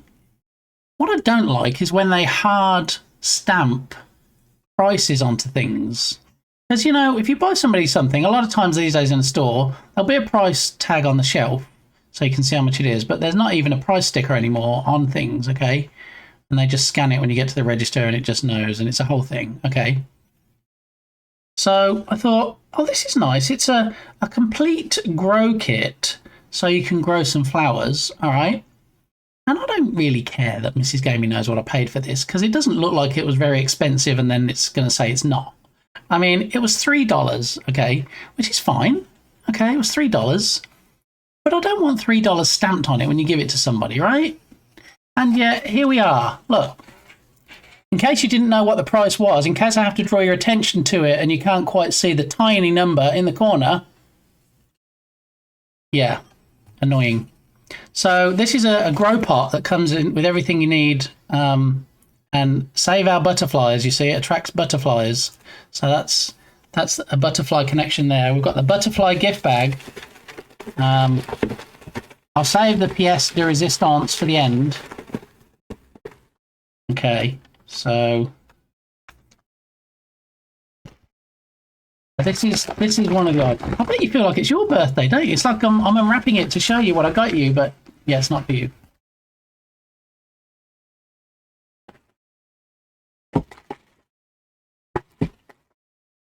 I don't even know what you would put in this. Maybe you guys can tell me. Maybe like jewelry, earrings, sweets. I don't know. But I just saw this and I thought it was very nice. It's very heavy. It is, in fact, look, another butterfly. It is sellotaped closed, but the top part comes off. And then this bottom part is obviously what you'd sit on the desk, on the dresser, whatever. Yeah, it is glass. It is very nice. I don't think it's crystal. But yeah, it's very nice. So That's the second one.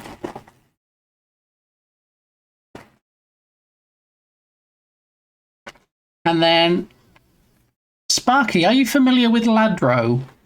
Ladro.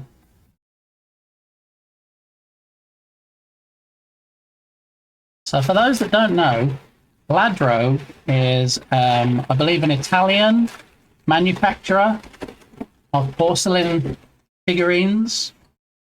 I don't even know if they're still making them now. So a lot of what you get will be retired or, you know, no longer available. And I happened to get this one at a fantastic price. Okay, they are going for silly money on eBay, and this is the main present. Are you ready, Sparky? Are you prepared for the gloriousness that is the main gift? Still made, I believe. Nerdwino, how are you? That looks a bit small to sit on. Yeah, well, you know, we did have Yogurt Garrel in here earlier, and I know that she has a poop stool, but I don't think there'll be any sitting on things. Spanish, you see, that's why I said I think, because I didn't really know. Yes, spoiler alert, it's a Mario mug. That's, yeah, made by Ladro. No. All right, now I'm back to check out the competition. You're almost just in time, Merlin. I'm just about to show the gift that I got Mrs. Gamey for her birthday, which is Wednesday next week. Okay, so it's a Spanish Ladro piece, and it is in fact this right here.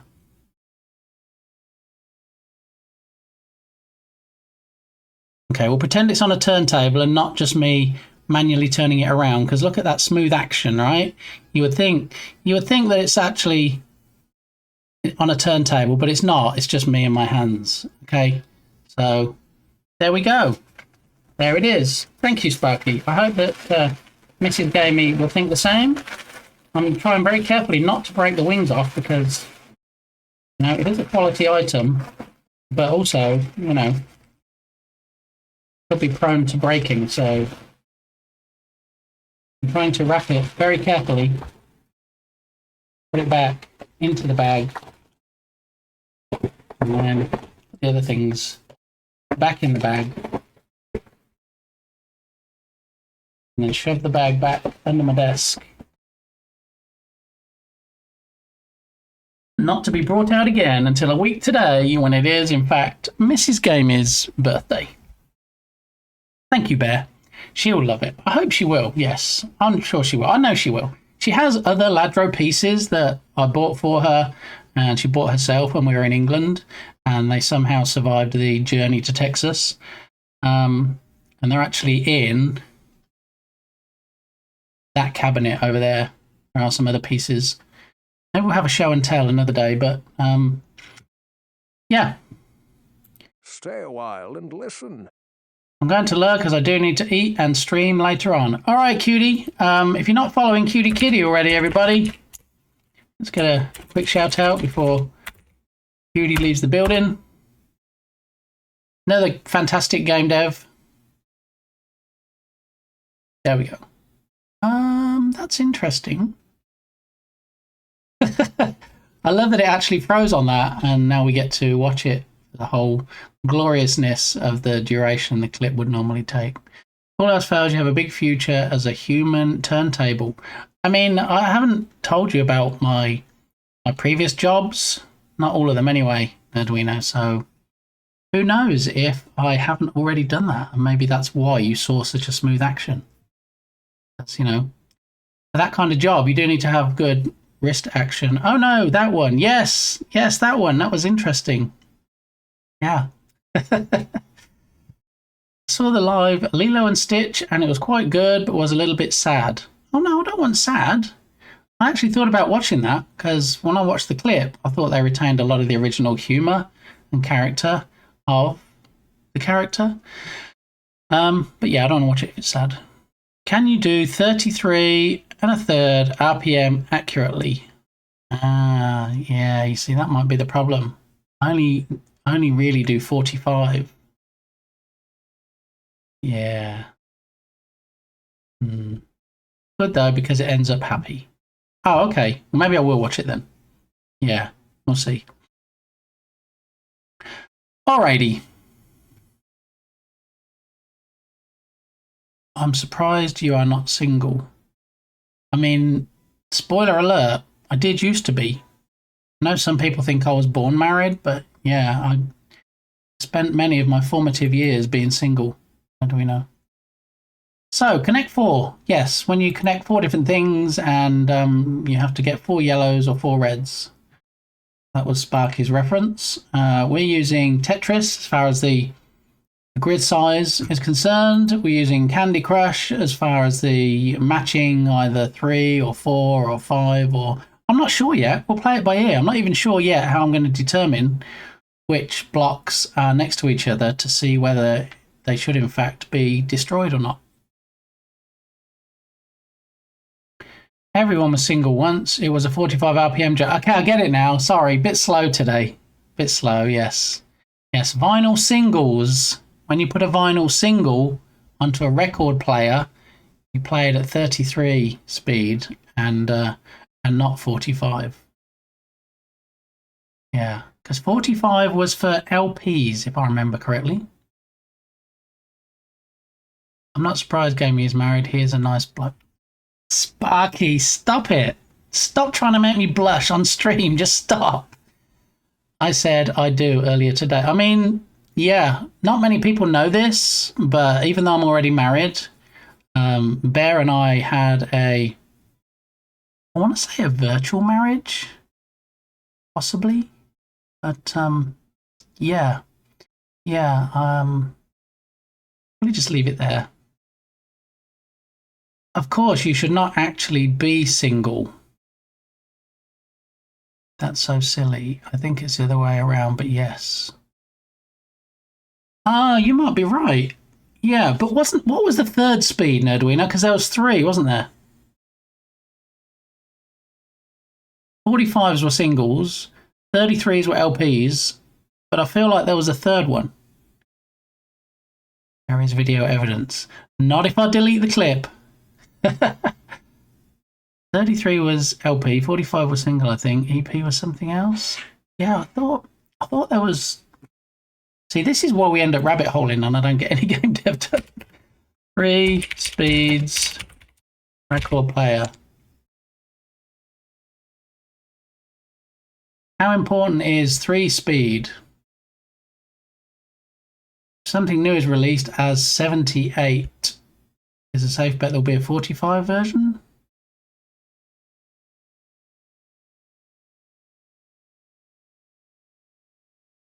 Plus, to even play a 78 type record, you also need a different cartridge stylus to the one used for 33 and 45. Ah, okay. Including 78 is practically a marketing gimmick at this point. 78 was the speed for shellac records, which haven't been in regular use for 70 years. No one regularly listens to them, and anyone intending to digitize them will spend a lot of money to buy a compatible cartridge anyway. There we go. 78. Thank you, Toby. I've not seen records for donkeys. I mean, how would that even work? I've seen donkeys on the beach that you can ride on, but how do you have records for donkeys?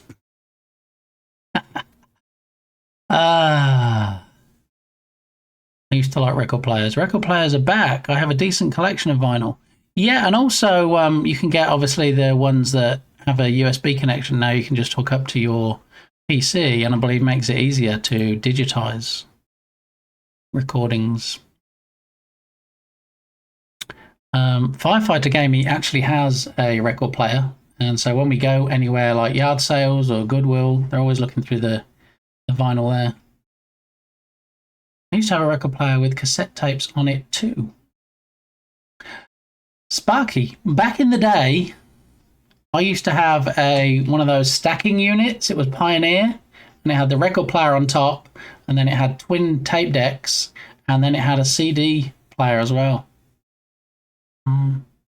Yeah, Mr. Fancy Pants, me. And it also had a digital display with the spectrum analyzer on it, the bouncy bars and stuff. Yeah.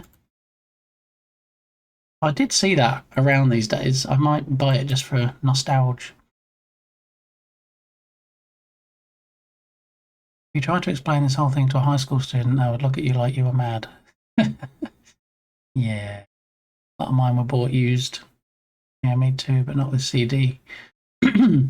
Richer Sounds, yeah, I remember Richer Sounds. Not from London, though. We must have had a local one, I would think. CDs were not invented back when I had one. Oh, okay. Maybe I'm misremembering it. Maybe it didn't have CD. I think they're all over. Yeah, I mean, there's still, in my hometown, they still have a HMV store where you can go in and actually buy vinyl, and they kind of seem to have survived the dip in vinyl sales. And there used to be another record store, but I think they closed down. I think HMV might be the only place outside of private sellers now to purchase any vinyl. All right, so we're going for a match 3/4/5, a match type game similar to Candy Crush. And the reason I brought up the screenshots is because I wanted to see how many slots there were. So like for this Candy Crush one, there's 1, 2, 3, 4, 5, 6, 7 across, and 1, 2, 3, 4, 5, 6, 7, 8. So it's a 7x8 grid. And then I looked at the Tetris one, and it's 1, 2, 3, 4, 5, 6, 7, 8, 9, 10. And then a lot more, so probably 10 by 15. So I wanted to get something close to that. And also, you have to remember that I need to vary the speeds that the blocks fall at, because one of the blocks that are falling is going to be the player. And they're going to need blocks to fall past them, but at different rates.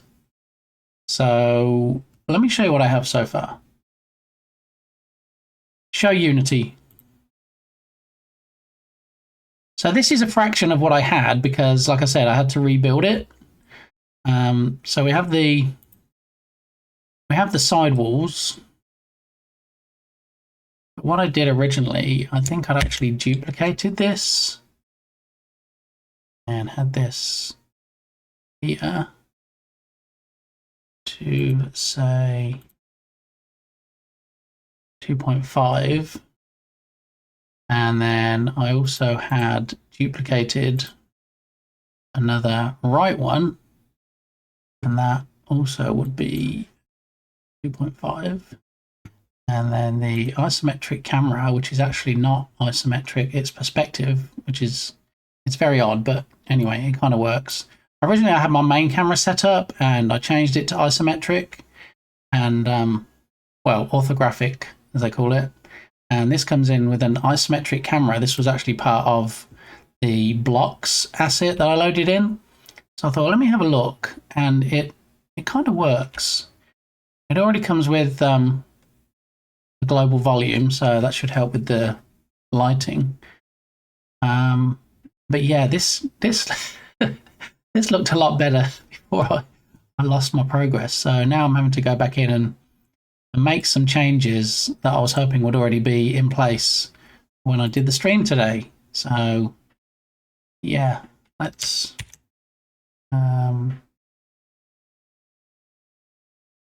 here's the not the Y scale, not the X scale, so it can only be the Z scale. There we go.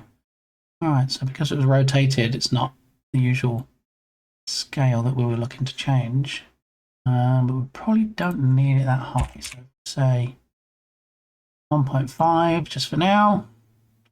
All right, so we have that, and then we have the camera that's set up. We can actually drag this back and drag this up and try and get it like that for now. Okay, and then when I hit play, I've attached a script to block generator, and the script is called block generator. And what that does is it brings on not random blocks. It brings on just a single type of block at the moment because we don't have a whole bunch of blocks in the pool. It's one of the things I'm working on today. And the idea is that random blocks from the pool will be generated they will come down at random columns on the screen, and then they'll start to build up at the bottom. So not unlike Tetris, but it's going to be more a combination of Tetris and Candy Crush. So the blocks are going to build up, and it's not going to take a whole line to need them wiping out like in Tetris. And they're not going to be shaped blocks like in Tetris. And so you just need to match the different types of block. So for now, we're not doing any checking for whether any matching blocks are touching, not least because it's only day 2 of the jam, and also we only have a single block type at the moment. So we have HMV, and it's mostly anime stuff in there, and they probably have vinyl, but I only look at the anime stuff. Yeah, so in the one in my hometown, they have CDs, vinyl. Don't think they have cassette tapes anymore. Don't think they have any laser discs, although they might. Yeah, but definitely vinyl. And they have like t-shirts, they have posters, merchandise. There's quite a bit of stuff in there. It's quite a sized shop. It's only on a single level, but yeah, it's surprising how much they've squashed into a small space. And it's a bit of a nostalgia trip for me going in there, because it's been there for a long time. I used to go in there when I was growing up, so.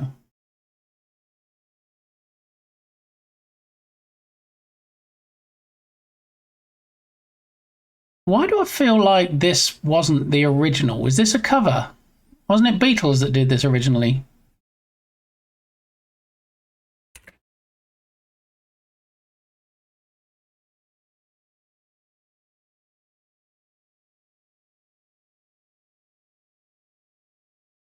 Thought it was. It is a cover. Okay. All right. So we'll have the OG version after the cover. Which one do you prefer? Which one do you prefer, Bear? I'm guessing you prefer the cover. That's why you requested it. Okay. So you get the idea. I'm going to hit play. And where do we have... See, the block generator's in the wrong position now. It needs to be further up so the blocks come in at the top. So what we can do is 4, 5, 6, 7, 8. I feel like I made it even taller than this. I think I made it twice the size of this, but let's have a look, see where the blocks come down. I think I'll zoom the camera even further back and had it twice the height, so we had more opportunity to match blocks. And you'll notice I changed the mass on the blocks randomly, so they'll fall at different speeds.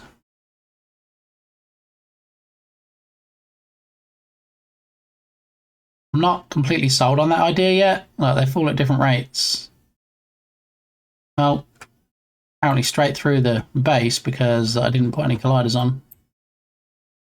I did put colliders on, the version before it crashed. Yeah. Anyway.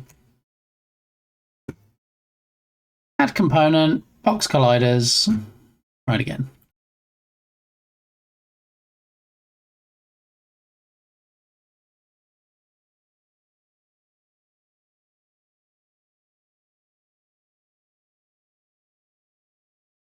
Yeah, so you can see they fall at different speeds, and then if they catch up with the block before, they land on them, and then it speeds that up.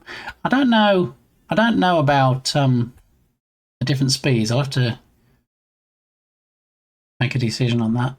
I mean, if the player is going to be falling down in one of the blocks, then we definitely need the player to be moving slower, because when the blocks come past, they need to come past the player so that you can nudge them or shoot them or whatever into the next column.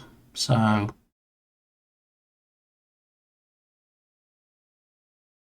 yeah, so the plan is these blocks, while they all look the same at the moment, they're going to have different pictures of butterflies on, and then you match the butterfly blocks in threes, whatever, and then when it detects a match, it's going to destroy them. There's going to be a particle system that looks like the glass / ice, whatever, exploding, and then there's going to be the 3D version of that butterfly that flies out.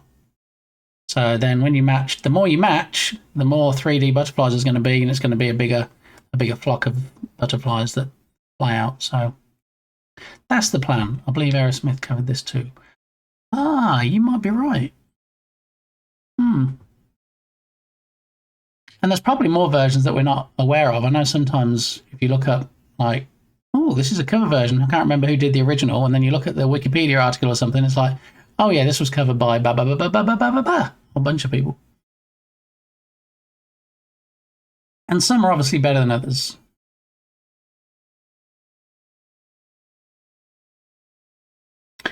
Yeah, so you get the idea. You see where I'm going with this, right? So blocks fall. They may or may not fall at different speeds. I'm not sure yet, but the speeds that the non-player blocks fall at will need to be faster than the player block.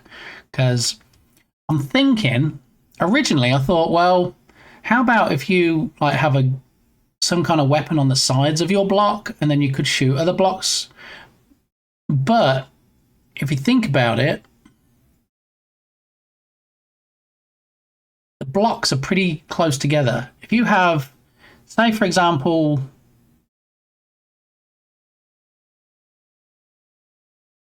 you were a block coming down, say this block, okay?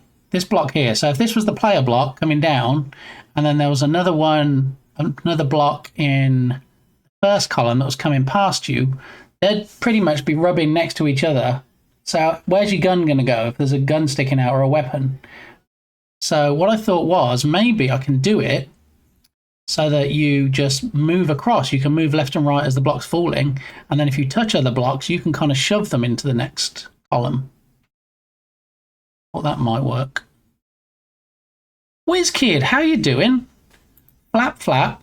Yeah, so I was trying to think of a title yesterday for the game, and I thought, no, I can't use flappy blocks.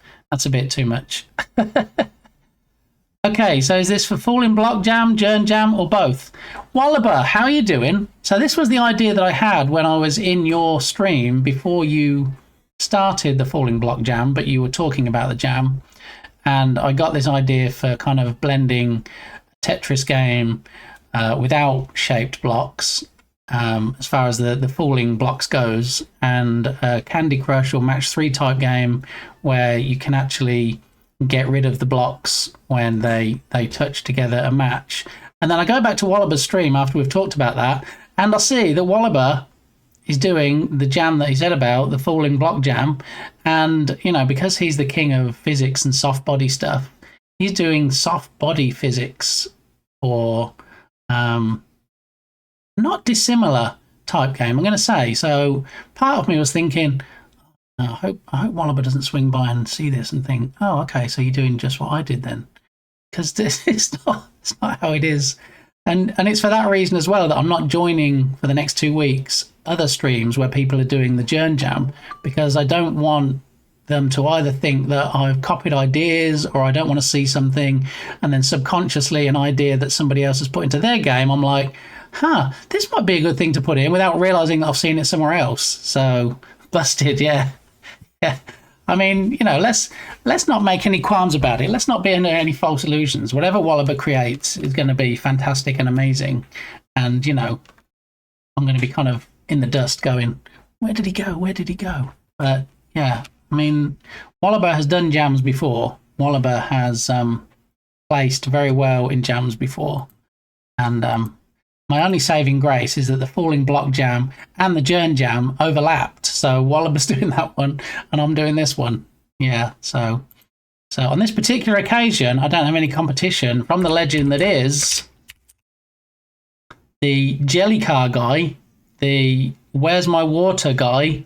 Yeah, you might be like, wait, the mobile game, Where's My Water? How was Wallaber involved in that? He was the senior designer, I believe. Yeah, and he created the original Jelly Car game for Disney. The car color changes in the replay when you change it in the lobby. Parking Holy Garage cow, Rally Circuit. That's like PGRC. That's an advanced feature. Okay, that's one of Wallaber's games right there. Car changing. We can go back in time and pretend I had the blue design. I hooked up this replay last night, like the last thing I did last night. So I'm kind of amazed it's even working at all, to be honest. Yeah. I mean, I guess I do. I don't understand how Wallaber creates as much as he creates, as well as he creates it, in the time that he does. Because it's like, you know, I'll be on his stream and then I'll start watching him and he'll be like, okay, so we're working on some DLC today and I'm going to start creating a track. And then I get like called away for something and I'll leave a lurk and then I come back later and he's like, all right, so what do you think? And I'm like, how has he just done this in one stream? Like, yeah. But I did enjoy, one of the streams I enjoyed watching recently when Wallaber was creating some stuff is he was setting up some physics and some AI, and he had a big truck, like a lorry, for those of you in England, a big lorry, and it was like driving itself around this corner, and then it was like tipping, and I'm like, oh no, it's going to go over. Always a fun time at Wallaber's stream. If you're not already following, please drop a follow. I mean, you might never come back here once you see how great game dev content can look, but you know, I'm willing to take that chance. So go drop Wallaber a follow. See some of the amazing games like Pro Gymnast that is created, and you know, he knows all about joints and physics and ECS and dots and stuff, and he's not even working in Unity now, he's working in Godot, and he still knows all this stuff. He used to work in Unity. Yeah. Okay. All right, I'll stop fangirling now. But good to see you, Wallaber, anyway. I hope the jam is going well. When does the Falling Block jam finish? How's it progressing? I did manage to make a stream where I saw all your squishy folks at the bottom in the GIF, and you were actually working on doing the match portion of it. But if I can just reiterate, I had discussed my ideas for this game before the Falling Block jam started. Okay. Thank you. I mean, I'm going to make this game the best I can, but when it's finished, I don't want people coming and looking at it and going, hey, that's just like Wallaber's game, because it won't be. Back for lunch break with the same old thing. A turkey sandwich, sour cream and onion chips, freeze-dried strawberries, extra toasty Cheez-Its, and a little Debbie Star Crunch for dessert. Or tally-ho and whatnot. Tatum, welcome back on your lunch break. You know we have to have all the details, and in fact you delivered it, as they say, in spades. So thank you very much. It does sound quite delicious. And as always, it's about the time it's heading for my lunch, so Tatum always delights in coming in and making me hungry. It ends on Sunday. I had an idea for an additional element last night. Hopefully I can get it all done in time. Don't tell me what it is, Wallaber. I'll see it when it's finished, and it's going to be amazing. Don't, please. No spoilers, all right? There are some elements that I haven't put into this yet. What I thought might be interesting, like I say, rather than having guns on the side and than having the 3D view, which I did some pre-jamming for last week and ended up not really thinking it added much to the game, so I took it out. So what we're probably going for now is nudging the blocks. So if the player block is falling down the screen and there's another block that's coming down faster next to them, and we need it to really in order to make a match, we need to bump it into the next column. We can actually move across like that and knock it. That's the plan. Okay. So what we're going to have to do is we're going to have to, on the block script, we're going to have to detect if the player block touches it. And if it does touch it, we need to determine where it's touched it, and then it needs to push in the relevant direction. Yeah. Work to do. But for now, we've got the blocks falling. Actually, I think I'm going to take off. The random falling, because I don't like the way that blocks fall on top of each other. But also, what I'm going to do is I'm going to set it up. If you look at the moment, blocks can fall on top of each other. What I thought might be the better option, especially if the player's trying to move across the play space and push blocks into different columns, is that maybe when a block is falling down a column, we have a Boolean that says true or false, whether that column is vacant, as in there's no falling block at the moment. And if there is a falling block and the random generator says, hey, drop another block in that column, it'll go, oh, no, I can't because there's already a falling block. And that way, we don't have a whole bunch of blocks all falling down at one time. So I think we'll try that. We might have that as a toggle. So we can toggle the whether a column is determined to be in progress, if you will, if it has a block already falling down it. But also the different speeds. I'm not sure about, as we change the mass, look, we have blocks falling. I think we're going to have, I'm going to revert back, at least try it, to see how the blocks look if they fall at the same speed, but the speed is faster than the player block. I think we'll do that. All right, so what I was talking about earlier was the free asset that we found on the store that converts 3D objects into 2D sprites or textures. And so if we have a look now, we should have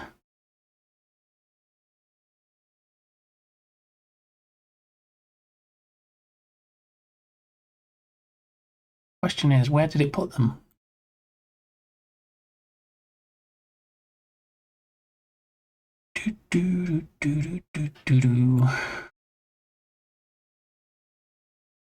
Butterfly animated one blue. There it is. All right, so it's under the UI section because it is butterfly sprites. All right, so BGUI. How's that out? Butterfly sprites. So these are the two that I created yesterday. So I was able to load 3D objects into the demo scene for the asset, and then it was pretty easy. It was a couple of clicks, mostly positioning the butterfly where I wanted it, and then it created a PNG with transparency. Boom, there we go, we've got two. I thought I'll start off with two, and that'll give us more opportunity to test out the matching algorithm, the matching code when we get to that point, rather than saying, okay, we've got 5, we've got 10 different butterflies, and then we just got to wait for it to make a match. All right, so at the moment we have one prefab, and the one prefab is just called Cube Ice because that was the name of it when we got it from the asset store. So we now need to break this out into two separate prefabs. So if we drag it up here, all right, so it defaults to 0 position. Now what's going to be the best way? I know I've had challenges with this before. Best way to attach a sprite, 2D sprite to a 3D cube. Do I need to add an image component? Can we use decals somehow?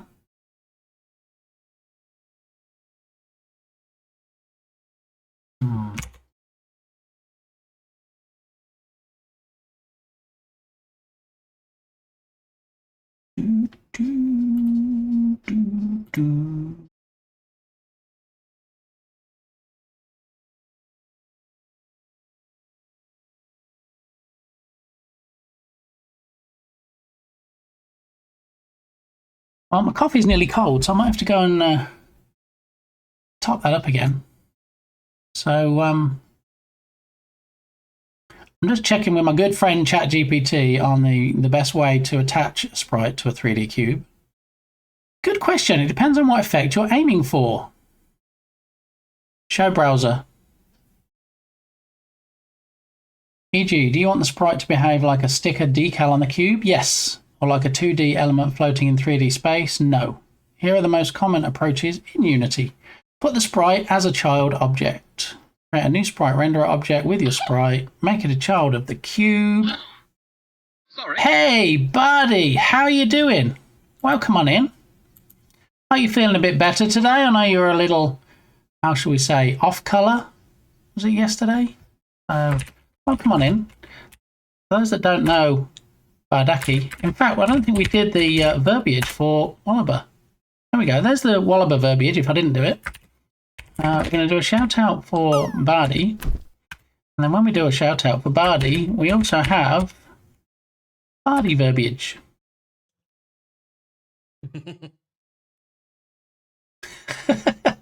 Best clip ever. Oh my goodness. And Cam Krabs is in here as well. Oh my goodness, we're getting all the game devs today. How are you doing, Cam Krabs? And look, even splushed into the leaves with an 8.7. How are you, Cam Krabs? Good to see you. Let's see if we're going to get any Mighty Poo today from Captain Krabs clip.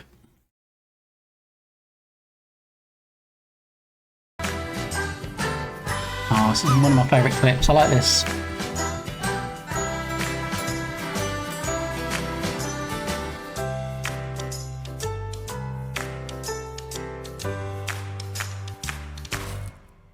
Thank you. Thank you. Thank you. Thank you. Thank you. Thank you. 52, buddy. We're here every night. And good night.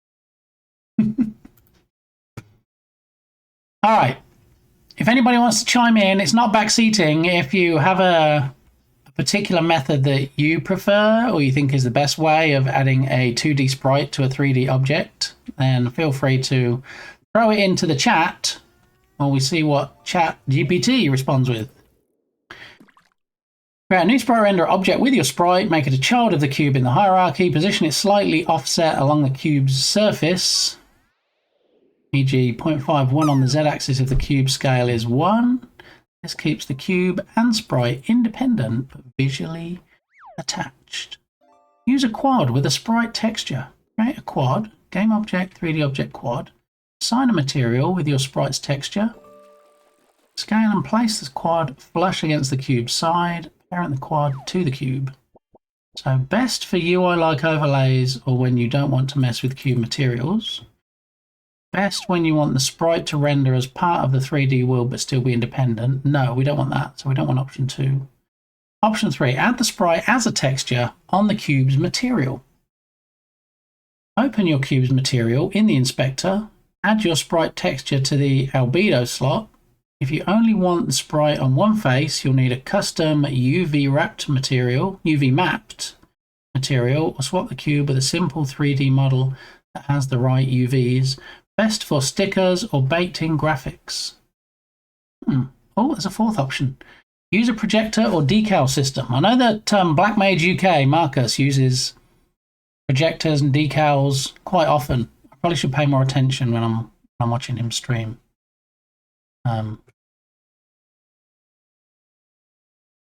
Don't let Jern see you. See, I believe that Jern's big problem with generative AI is theft, for the most part. So, you know, if you say, show me an image of this, and it draws on other people's hard work and then creates it from that, I totally get that.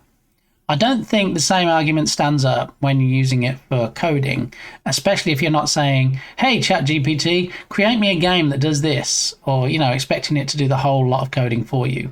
So, yeah, I know it says no generative AI stuff, but as Berlin explained on his stream, you know, you got to use common sense, and it's a case of, yeah, not really any art or music, anything that's going to steal from other people. But, you know, I think like ideas of how to do something, I think we're safe. I think even Germ will be okay with this. So, yeah, I think we're fine.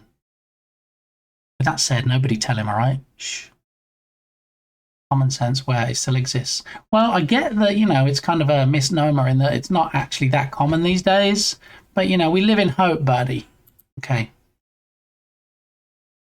Unity's decal projector in URP and HDRP, and we're using URP, lets you project the sprite onto the cube. This allows dynamic placement without modifying meshes or adding extra objects.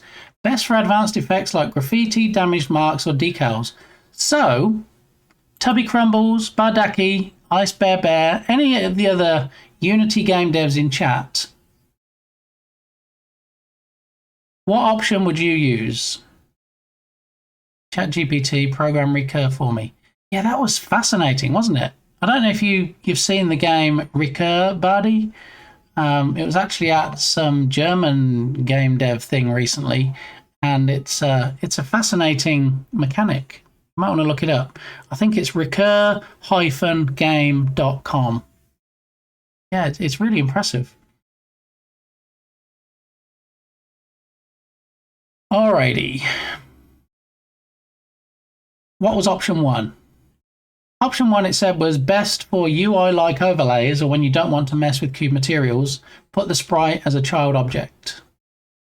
So we had that, and then we had using a quad, and then we had add the sprite as a texture on the cube materials, and then lastly, use a projector or decal system, which apparently is easier in ERP and HDERP.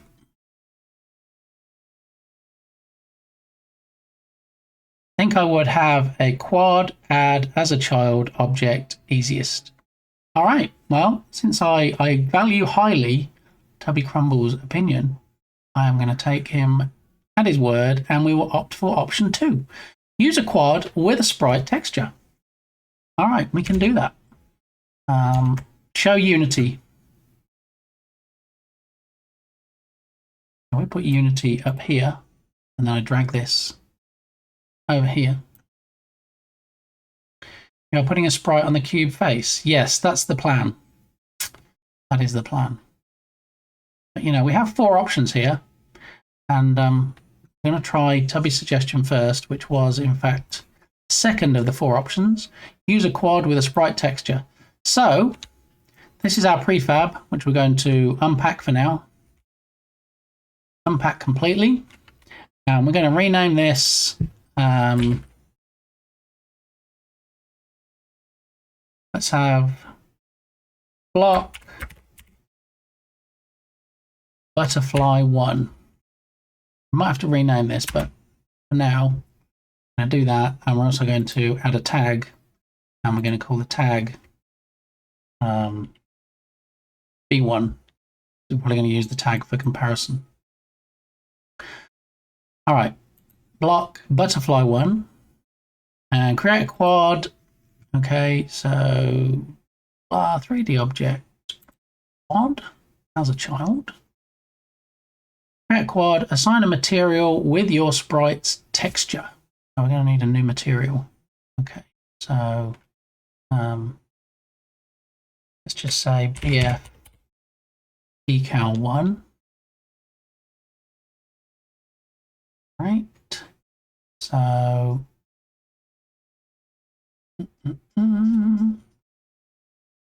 drag this down. I've got stuff so I can see stuff. Unless you had a shader with 2 texture slots. I mean,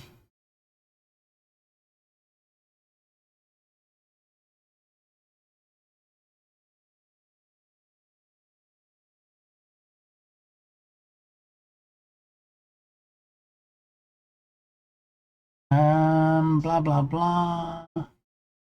Sample. Well, texture sample 0 and texture sample 1. It looks like it has the main texture, and then sample 1 is normal. Is that what you mean? I took out the normal, possibly.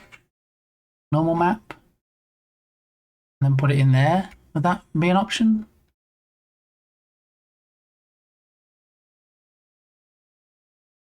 Do we really need the normal map on this? I think, especially with the camera type that we're using, I'm not sure that a normal map's really going to add much to it.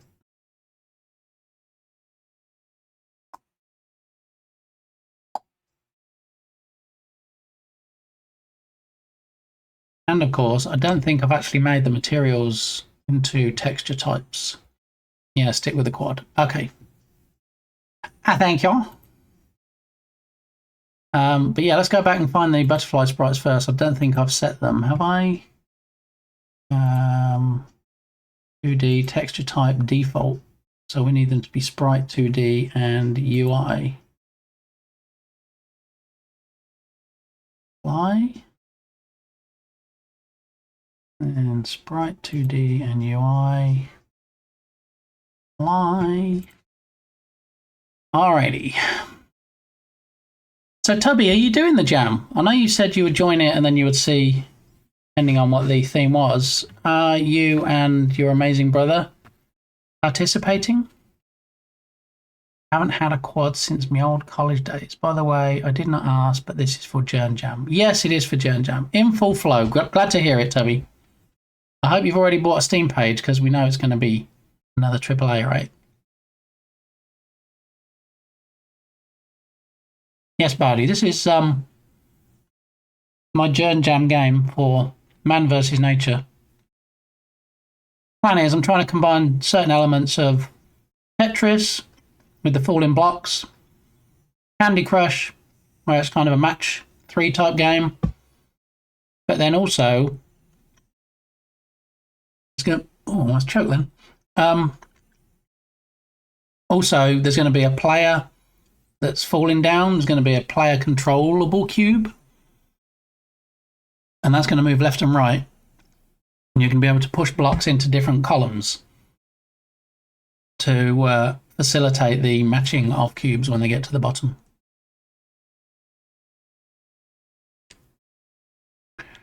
Okay. So we have the quad. We've named the quad. We now need a material. I guess we can have a separate materials folder, right? Create folder BG materials. And we're going to create a new material, and the material is going to be called BF Mat 1. Okay.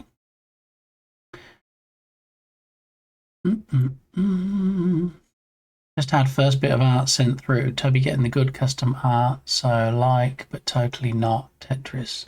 No, so with Tetris, you have shaped blocks where you have to try and fit them together. And then you have to make up a whole line, and then the whole line disappears. The only link really to Tetris in this is going to be the fact that it's blocks falling down. So you're not going to have to make up a whole line to make them disappear. They're not shaped blocks, they're just individual blocks. So I really don't feel like the Tetris company are going to be coming after me. I think I'm pretty safe.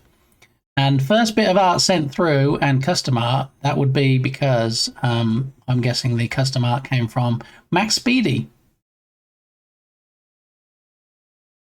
Blocks falling down, so Minecraft. I don't think blocks fall down in Minecraft. You can actually destroy blocks, so you can go down into the earth. But I don't think there's any falling blocks in Minecraft. Could be wrong. I've never actually, confession time, played Minecraft. I've watched it played, not played it myself. Yes, blocks fall down. Sand, for example. If you say so, Steve. All right, so BF Mat 1, we have the material here.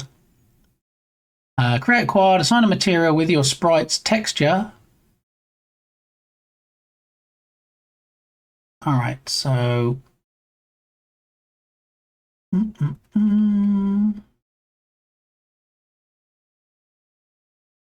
I didn't mean to. That. Normal map, height map, occlusion map. So I guess just the base map.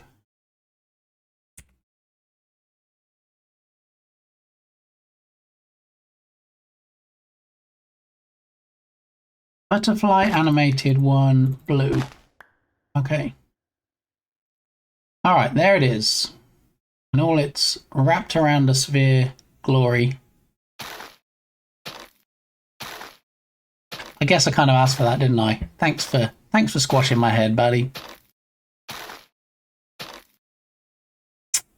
Huh? Huh? GG's.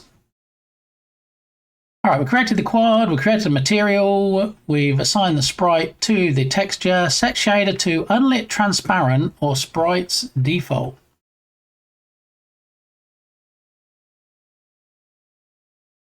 Universal render pipeline, unlit. Okay. Scale and place the quad flush against the cube's side. Okay.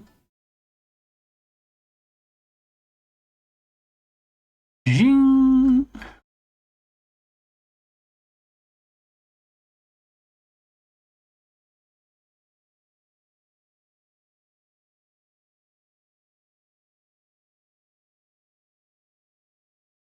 We got minus 0.6, 7, 8, 9,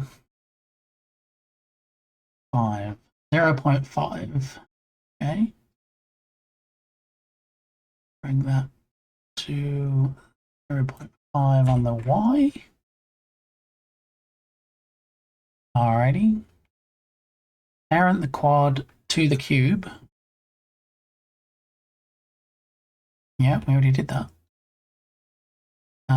So we don't have the material we created, do we? So we need to put BF mat 1 onto it.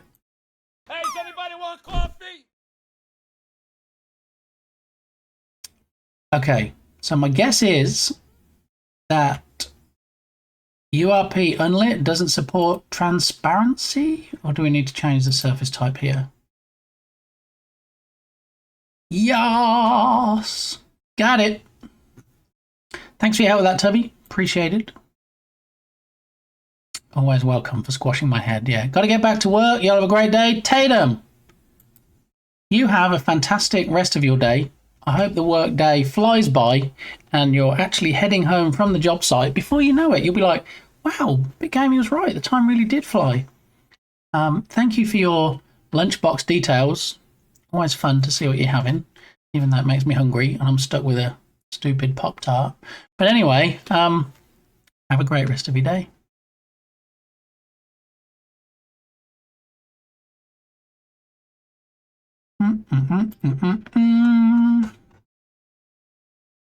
Right, I can see, look, it's disappearing a little bit. What I'm going to do is bring it out just a little bit more. Instead of 0.5, let's have 0.51. There we go.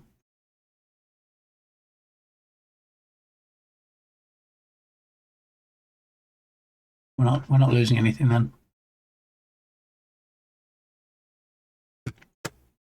Okay, so now we have block butterfly 1.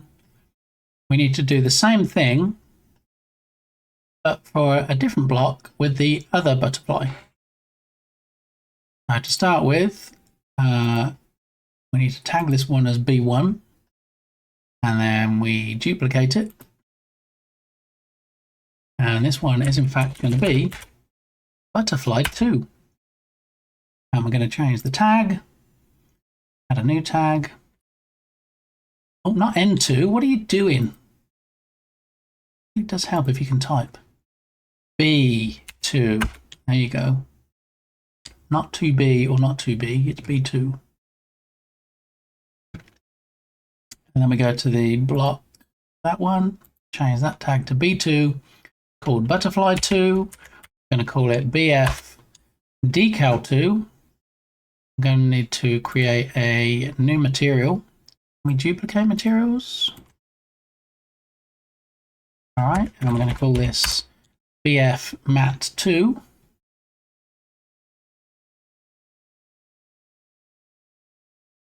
BF mat 1, BF mat 2. And then for the base map, this time we're going to change it to the other butterfly. Is the orange one. Let's hide that block.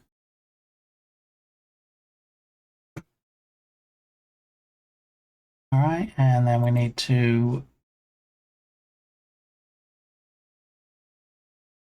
remove this material.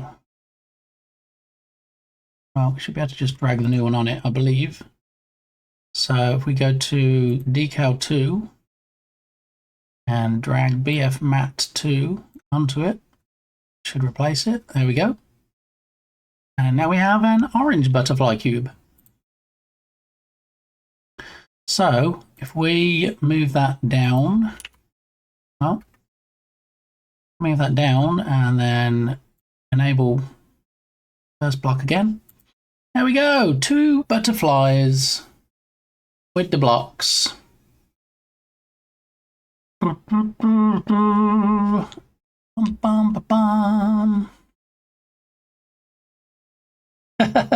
Silly auto mod. Yeah. Berlin gets around it by throwing apostrophes in, but you know, I'm not going to add that with all the apostrophes in the possible spaces for block terms. Okay. Now we've got 2 separate blocks with 2 butterflies on. Eventually, once the game starts coming together, we can add extra butterflies in. So for now, what we can do is go back to, that's the original ice cube. I'll leave it in prefabs for now, but we can drag this one in and have that as a prefab, drag this in and have that, delete those 2 out of the scene. And then if we go back to block generator, block prefabs, we had 1 originally, which was just cube ice. Now we want to have 2, and we want butterfly in 1, butterfly in 2.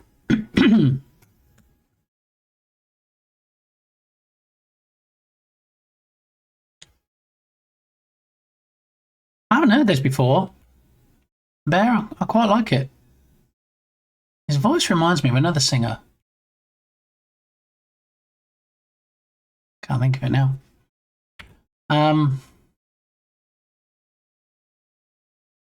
Show code.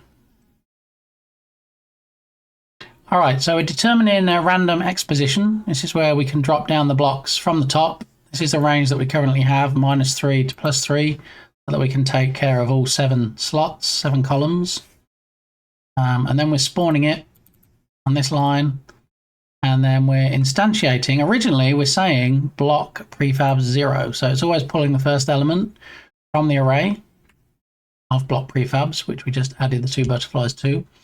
What it needs to be is a random butterfly. So when the blocks start falling down, they're not predetermined. And so you could get 3 blues, 2 orange, 1 blue, 1 orange, 2 blue, in whatever order. So instead of hard coding this here, a random range in here, or we could have, let's have it separate here. Let's have going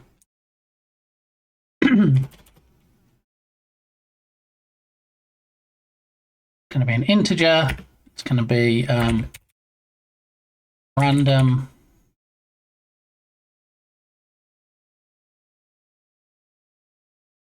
random B flies. Try and keep it short. And the random B fly is going to be random.range between these 2 numbers, and the numbers are going to be, so it's an integer, so random.range is exclusive, it excludes the last number, so we're going to have it from 0, which is going to be the first element in the array, and it's going to be up to block prefabs dot length, yeah, block prefabs dot length. So if there's 2 butterflies, 2 and it excludes, there's 1, so it's 0. Yeah, so that should work, I think. Block prefabs dot length, because it excludes the last one. And if there's 2 butterflies in there, although they're element 0 and element 1, that'll be 2 items in the array. And so we're saying do block prefabs dot length.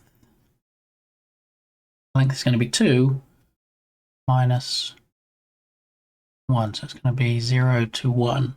Yeah, so that should work. And then we need to take this rand bfly and put rand bfly in here, because that's going to be the number it generates. Okay, so that should randomize it. And what this will do, it'll randomize it because we used block prefabs.length. As we slowly add in extra butterflies to the array in the inspector, it'll still use the whole gamut of elements that we've put in there. All right, show Unity. Now we need to test. We need to test that the new blocks do in fact show the butterflies and that they are showing both the orange and the blue butterflies to make sure that we're using both of these elements of the array. And go. Boom, boom, boom, boom, boom, boom. Yes, oranges and blues. There we go. Interestingly, not seeing different colours in different columns. Oh, wait. Yes, we are. Never mind. Scratch that.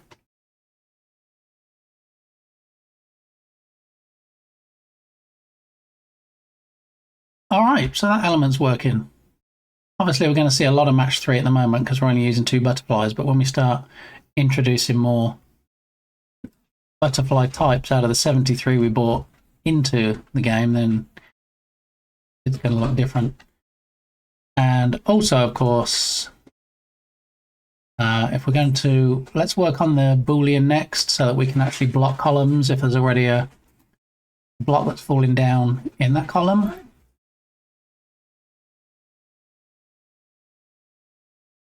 I feel like coffee might be in order.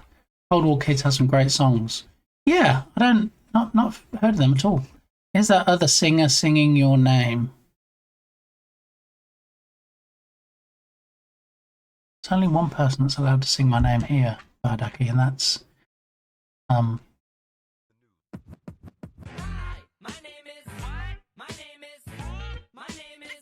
Bit gaming. Thank you, Marshall. Okay, so I'm going to grab a coffee, and when I come back, we are going to take a look at blocking columns if block already falling in that column. All right, so have fun fishing and playing the drop game, trying to win a free sub, and I'll be back in 3 minutes and 2 seconds. Time me.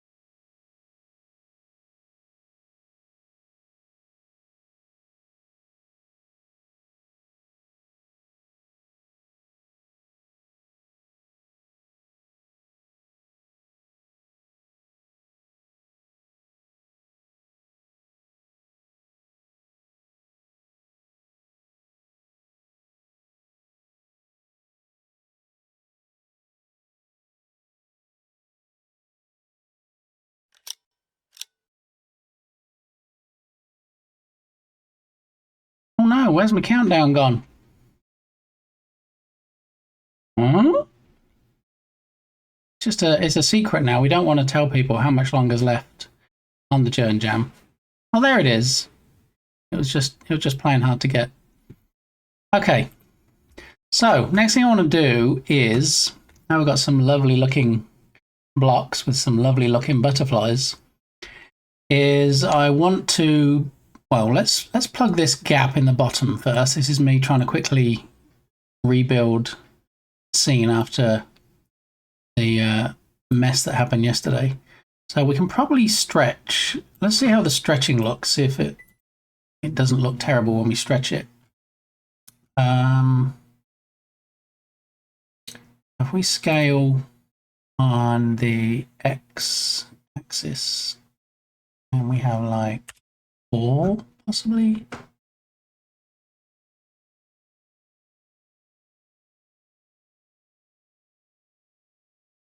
So 4, 3, 3. So we do that, do that, do that.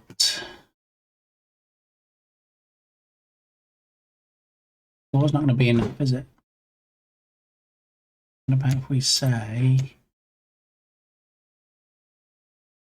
4 point? We got the wrong ones. Let's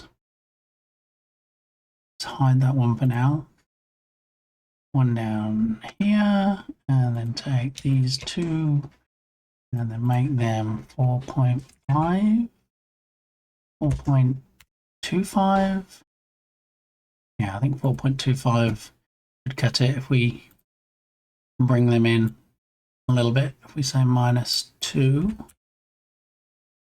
on the X, and then we have 2 on that one.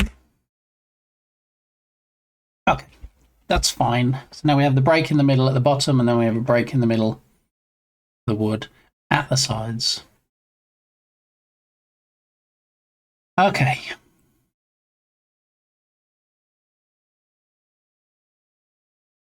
So we can get rid of that one now, and we can have wood bottom 1 and wood bottom 2.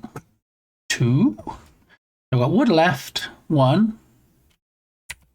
Let's call that wood left 2, and let's bring it down. And let's have this just so I can keep it straight in my head. So wood left 1, wood left 2. It's going to be wood right 2 and wood right 1. And then the 2 wood bottoms. And skip this one. Okay. Skip. Okay. All right, so what I want to look at doing now is if we hit play with the way it currently is, we can have multiple blocks falling at the same time in the same column. So, case in point, 2 cubes joined together there. 2 cubes coming down in the same one there.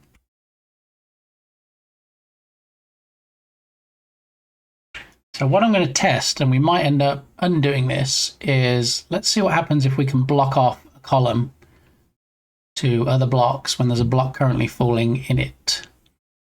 So it's a case of, oh, yeah, sorry, there's already a block in that one, even though you randomly generated that column should have a falling block next. You can't place it because there's already a block falling in it. So we need some way to determine if a block is moving. Herein lies the challenge. See, what we can do is show code.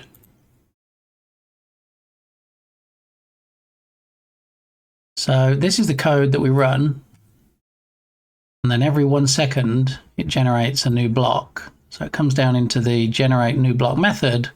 And it says, okay, we're going to decide on which column we're falling down in. And then once we've decided on that column, then we are going to instantiate a block there. So we already know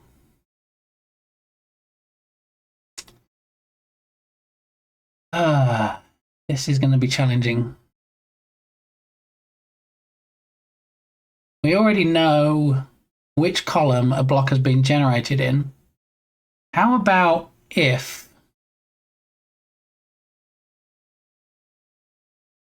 What about if we rename objects?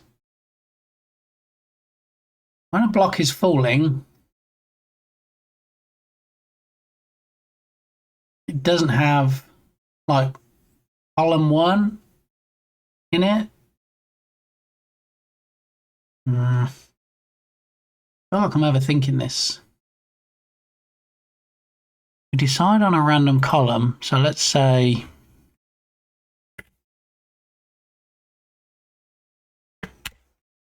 well, let's keep it simple. Column 1. It's okay. So we decide the random X position that we're going to drop a block in is column 1. So now we have a block that's generated and it starts falling. But we need some way to check if there's still a block falling in column 1 before we generate any more blocks in that column. I do like the butterfly sprites. Looks great with the icy cubes. Thank you, Bear. Yeah, I like I like how it's looking, and also that's partly why I went for URP instead of built-in, because I think out the box things look better as well. So, I mean, we do have the post-processing profiles asset that I load into each project from Guest, G-E-S-T, on the asset store. I have their basic one for built-in, and then I have their URP one as well. And so later on, once we have the game working, we can start throwing some of those profiles in and see if we can change how it looks. Trying to think how best to do this. So we generate block in column 1.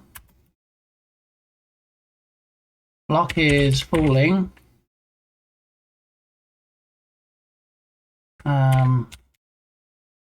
Identify block no longer falling.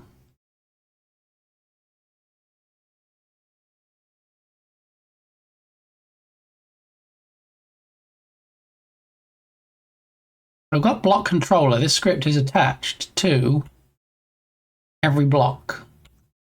It's going to allow us to detect collisions with other blocks, possibly raycast in every direction to see if touching similar blocks, which we're going to do later when we do the match 3 stuff. But for now,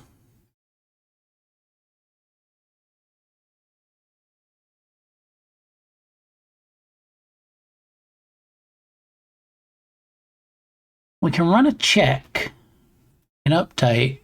Post-processing is always a fun step. Yeah, I do like the different styles, because you think, oh yeah, the game looks okay, and then you start looking through the post-processing profiles and you're like, oh wow, no, it looks really great. And then you kind of toggle it on and off and you're like, huh, so I guess it wasn't as good as I thought it was to start with.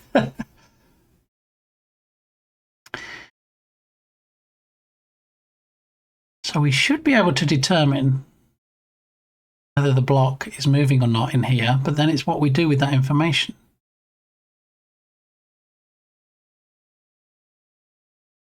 Show Unity. So let's start the game and then pause it after one block.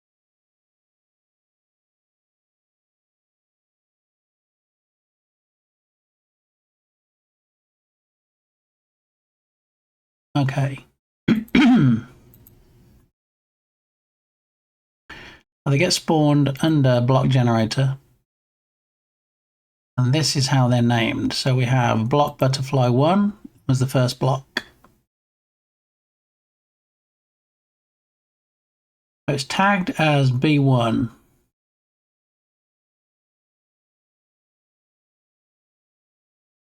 See, I can think of some ways of doing this. I'm just not sure they're the best ways or the most optimized. And I don't know how much we're going to affect performance with the ways I'm thinking of when we have like a number of blocks on screen.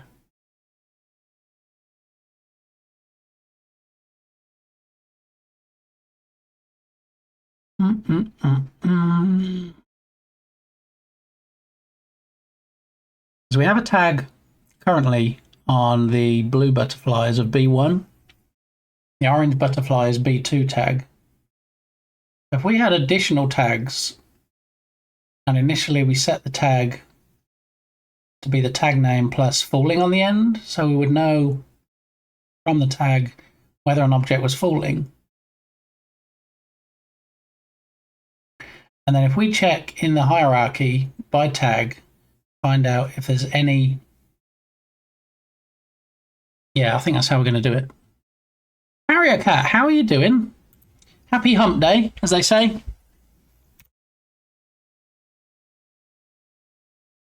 Show code.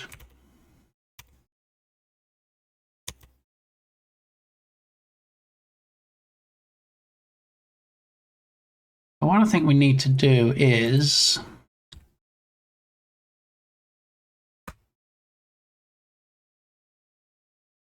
What if we need it in start or hump day? Hump day is Wednesdays, when you get over the hump of the work week, and then it's downhill, hopefully, towards the weekend. It's a common term. I didn't just make it up. But I can say Happy Wednesday if hump day offends you.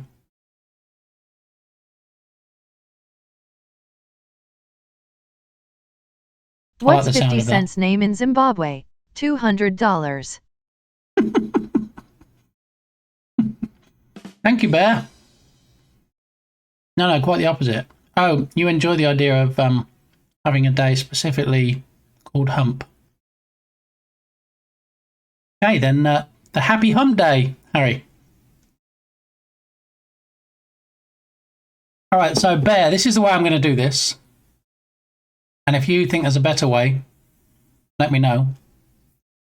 When the block gets spawned, I'm going to grab the tag name and I'm going to add the word falling on the end. So for the blue butterfly, the original tag is B1. It's going to say B1 falling, and we know that's going to be falling down the column.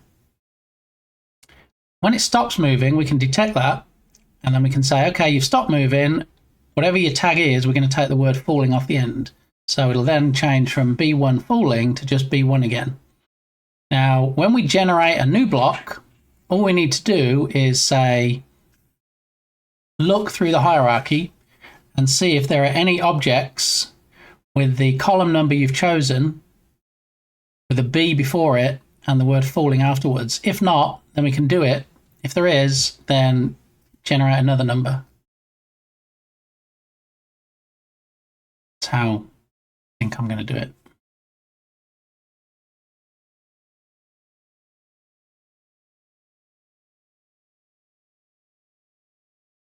So was that message accurate, Bear, when it said about this song was just added?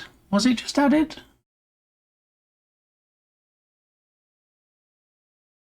I'm not sure it was. I think you're getting a bum steer there. Sounds quick to implement, which is important for a jam. Yeah, I mean, if you can think of a better way, then I'm all ears, but it didn't add because of cooldown. It's weird, though. Did you try to request it and then it said there was a cooldown, then when you requested it again, it had already determined that you'd... Okay, let me... let me take care of that. Why don't you let me do it? Okay. Do this a different way then. Do.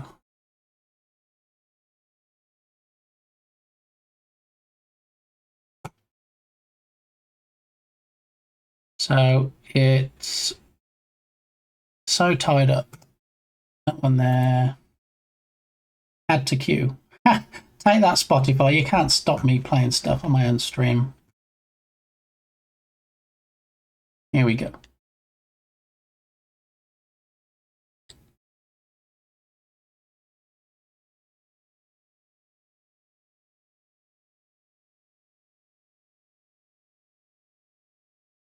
Okay, so yeah, we're going to try that. Going to see, hopefully when we get more blocks on screen, it's not going to cause any performance issues, and if it is, we're going to have to try and work around it and find out what we can do to optimize things.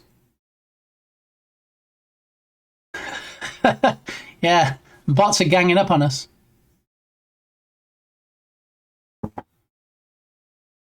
Okay, let's try and do that then. So, what we need to do, I guess it would be, rather than being in start, which I think runs on objects when the game starts, it's probably going to be the on enable, isn't it?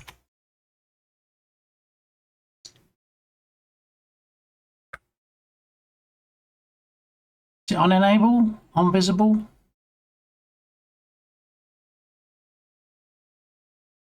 Private void. Why is my bill not working?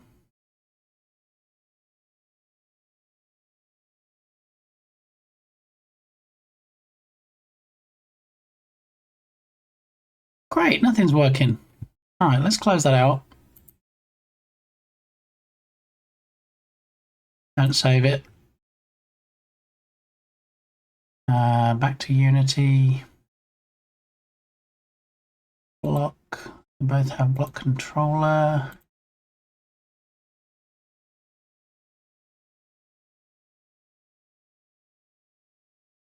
All right, let's try it again.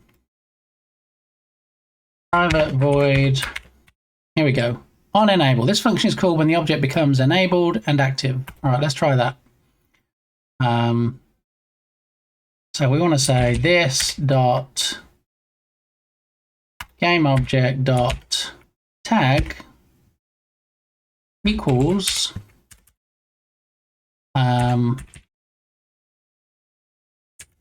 actually plus equals falling. So let's try that first.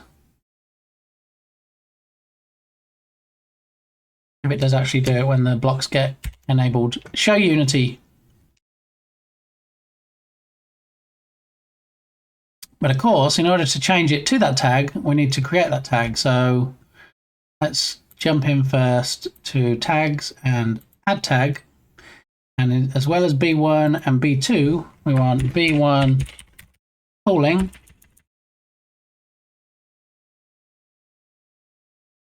And then B2 falling.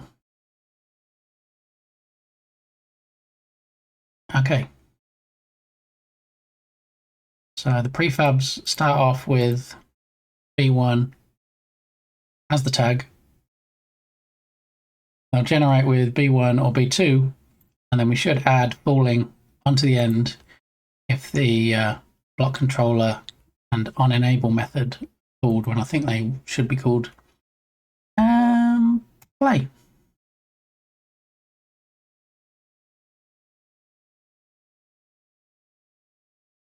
All right, let's take a look. It's a moment of truth. Oh, not in that one. Up here. Okay. B2 falling. Huzzah! B1 falling. Yas. All right. So they're being set to falling. And what we need to do is hype indeed. We need to now check for the falling tag. Actually, let's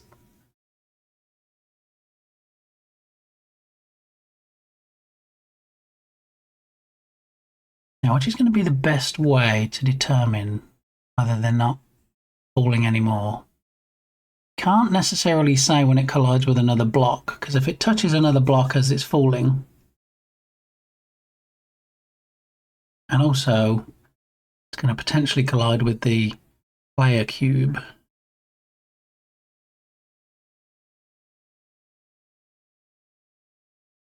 I feel like we can test like velocity, magnitude.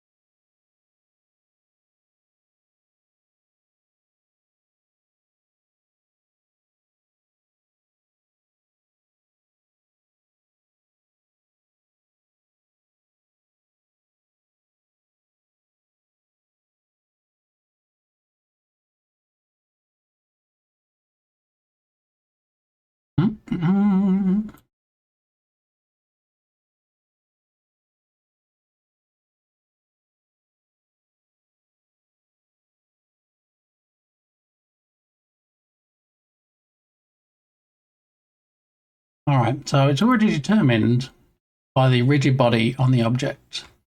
So I was right in that it's magnitude. Well, velocity dot magnitude. So what we need to do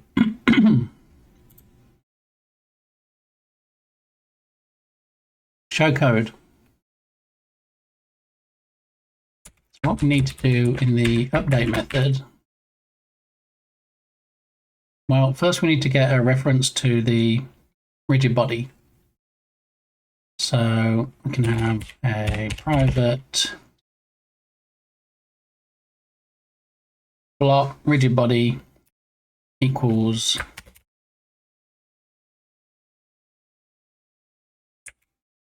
why does the autofill keep stopping? What is going on right now?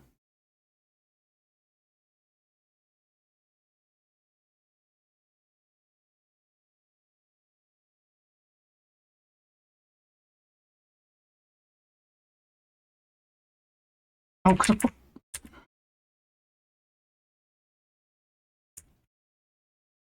okay. Rigid body block RB.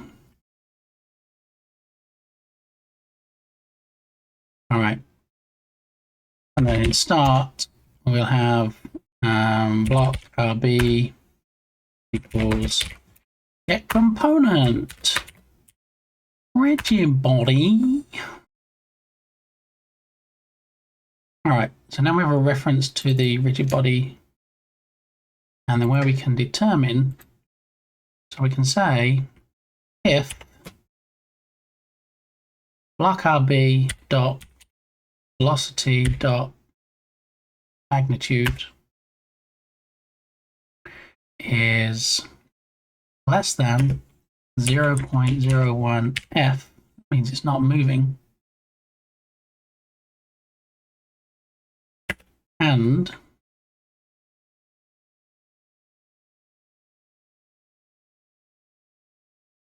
this dot name object dot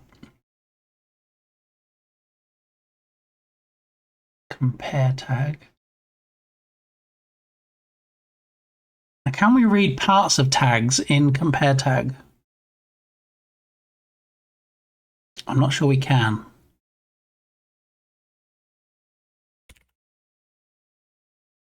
Block RB dot velocity dot magnitude less than. Okay, so we're saying if not moving and the tag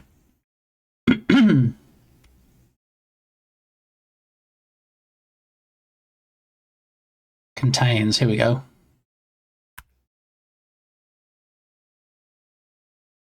Contains falling. All right, so if we are at a standstill and tag contains falling, then we need to take falling off.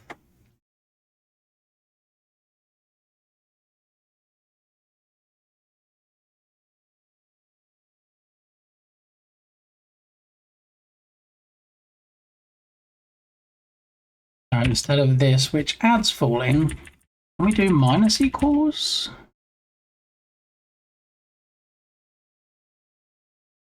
No.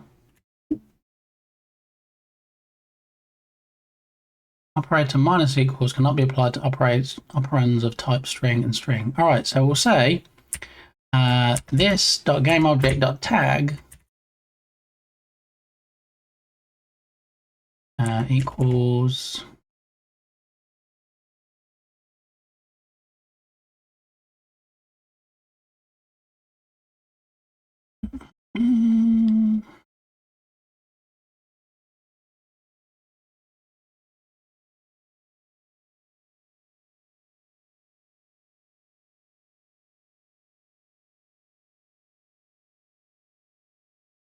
okay, I can use string dot replace.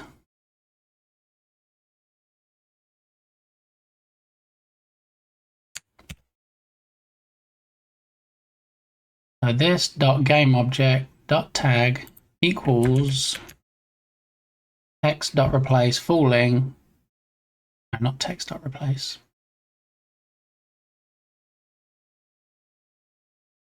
this.gameObject.tag.replace. So we're going to take the word falling and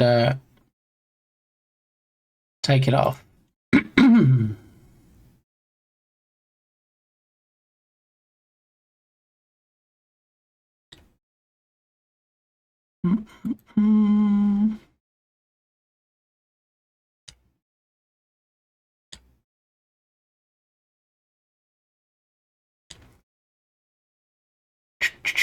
Let's give that a try. And let's print out what we have as the result, which is going to be tag. So if the block is no longer moving and the tag contains falling, then remove the word falling from the tag because it's not falling anymore and print it out.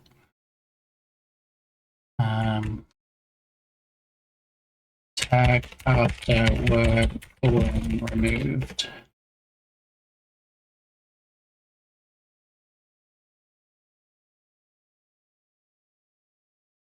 Alrighty, show Unity.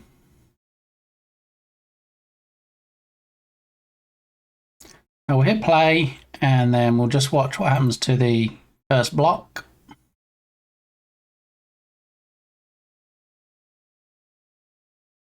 Alright, so what we can do is we can, in fact, that's the first block, so we can get rid of those other blocks and look at the butterfly. So for some reason it didn't put falling on there. So I wonder if it's because, let's have a look in the console. Tag after word falling removed B1. So it's detecting that it's not moving to start with.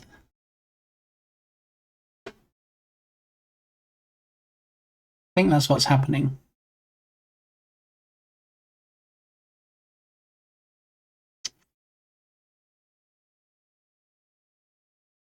It's almost like we need a delay before we do the first check so that the object is actually falling.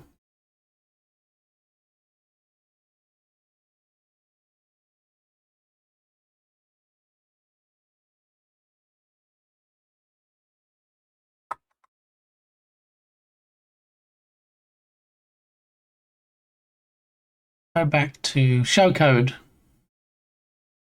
Go back to the block generator and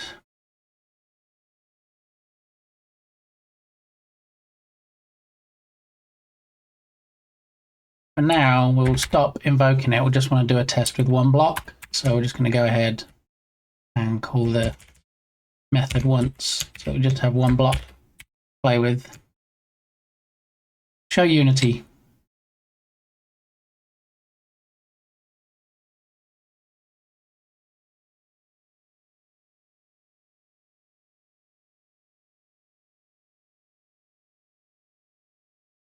Interestingly, it didn't do it that time.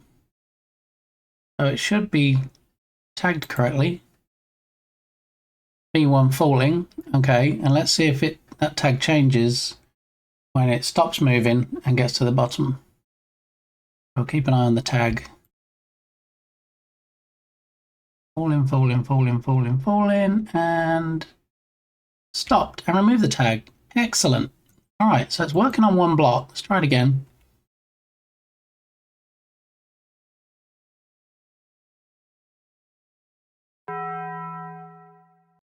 Bong. Who brought the tacos? That was falling and then it took it off again. So that's working. It's working on single blocks, but also we've only seen 2 blues so far. So where's the orange? There's the orange. All right, we're here, just sitting in the car. I want you to show me if you can get far. Step on the gas. I just made some food, like the Crunchwrap Supreme from Taco Bell, but I got a kit from Aldi to make like a copy. Ooh. And how is it? How is it, Sparky? Report back. We need a review. How does it compare? Because I know you have Taco Bell over there now too, right? So, how is it, and how does the price compare as well to actually just going to Taco Bell and buying one? I'm guessing a lot cheaper. Too hot to eat at the moment. Okay. All right, way to keep us in suspense. But it looks the same. Well, 89.8 degrees. No, too hot. Get a bit cooler, please. Do Americans have Aldi and Lidl, or do you miss it? I do miss Lidl. Lidl, when I looked at the store locator last time, all the Lidls over here are on the East Coast, so nowhere near me. We do have Aldi. We've got a couple of Aldis in, well, 3 in total in fairly close proximity. And we do love going there. Obviously, they stock different lines to the UK Aldi. But yeah, it's actually German week where they get a lot of, I know it's a German food store, so you think, well, isn't it every week German week? They have a specific German week for usually around Oktoberfest. They have a week where they get specific German items in. So Mrs. Gamey likes to go there, and in fact, mother-in-law Gamey, who is in fact German, she likes to go there during that week. So we are actually going to Aldi tonight, funnily enough. Yeah. When we went to Aldi weekend, the lady on the till, on the register, she said, oh, you know, the German week starts on Wednesday. And we're like, okay, we'll be back. So we told my mother-in-law, and she's like, oh, yeah, I'd like to go. So we're all going tonight after I pick up Mrs. Gamey from work. We're going to head on over there. But yeah, I do miss Lidl. I think it's been a while since I've been in a Lidl, not just because they don't have them here. I can't remember exactly what it was that we used to get from Lidl that we couldn't get elsewhere, but yeah. I mean, Lidl and the now defunct, I believe, Netto. Remember Netto, Darren? Little bakery. Ah, that might be it. Yeah.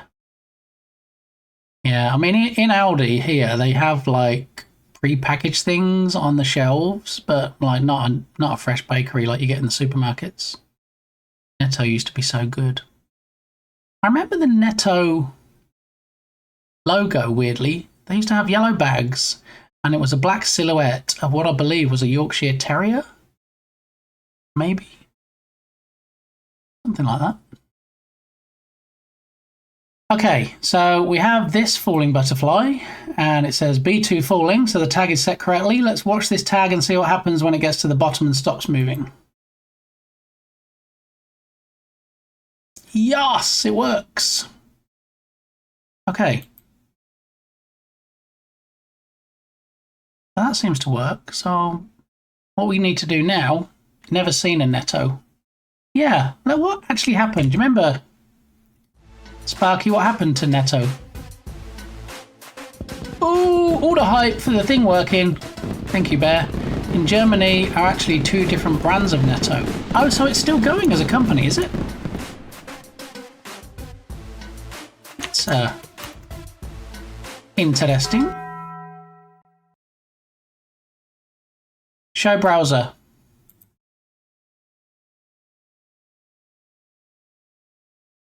Denmark. Oh, it's a Danish company. Why did I think Netto was German as well? Danish discount supermarket brand operating in Denmark, Germany, and Poland. Well, where's the old... Here it is, look. Look. Is that a Yorkie? I think it's a Yorkshire Terrier. Yeah, that's the logo that I remember. Yeah, this one. Netto is back.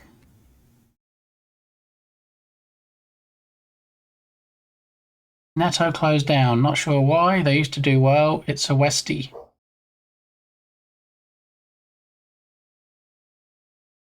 After 4 years, the Danish retailer Netto, with the not-so-famous strap lines, home of smart shopping and discount with bite, is doing things differently.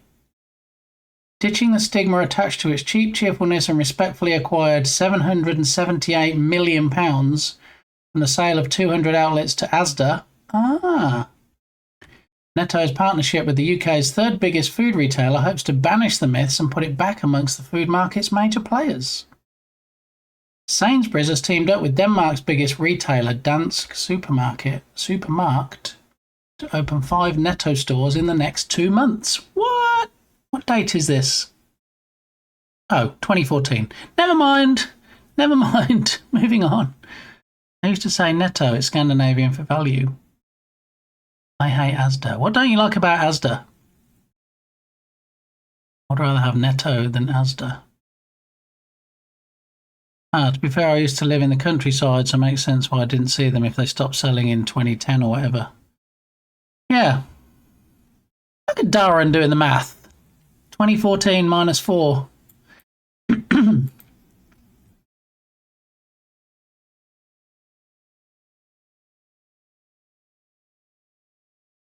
Let's go back to all. Have a look. Denmark, Germany, Poland, Sweden, UK. Here we go. The rebranding of 147 former Netto stores under the Asda brand was completed in late 2011. Competition laws required Asda to sell the remaining 47 stores to other companies such as Morrison's, Ugo. Have you heard of Ugo? Ugo? You heard of that? Sparky?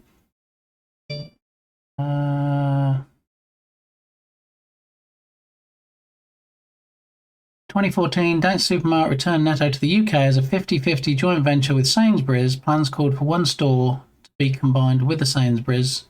In 2016, the two companies announced they were ending the joint venture. We made the difficult decision not to pursue the Netto opportunity further, focus on our core business, on the opportunities we'll have following our proposed acquisition of Home Retail Group. So I guess just it's no longer in the UK.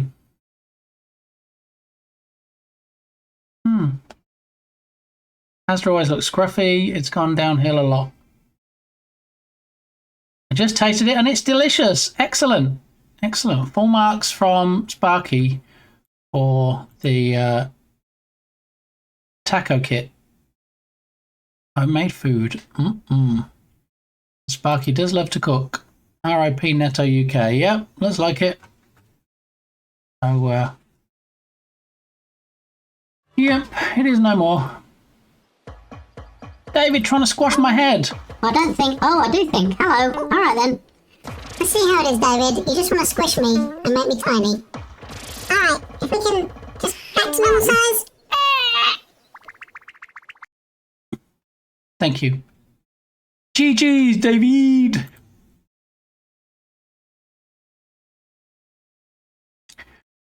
All right, well, we are making progress. It is slow, but we're making progress. So we're changing the tag to falling when the block's falling. We're changing it to not falling when it's not falling, when it stops. So what we need to do now is show code.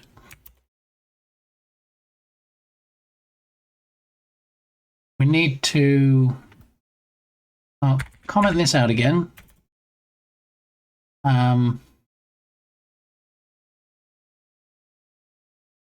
Said for now we're not going to have the random drags, so we'll take those off. All right, so they'll all fall at the same speed. We'll hopefully fix some issues.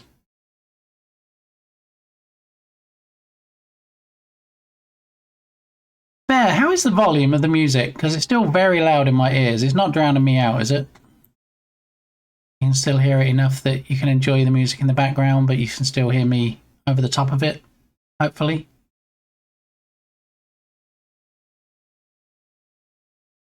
Because I feel like if the music volume is good for everybody else, sounds good to me. Thanks, David. Sounds fine. Thanks, Sparky. I'm going to have to get, I mentioned before, one of those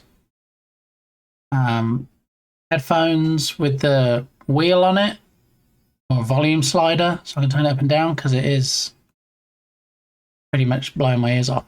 So I kind of have the headphones slightly off my ears, just so I don't get deafened. Okay, so what we need to do at this point is we're generating a random X position here. So before we generate the object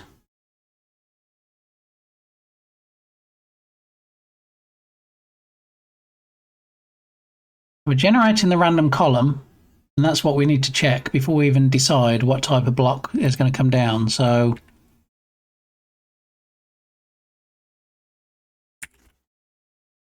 we generate the random number, and even before we decide where the spawn position is going to be,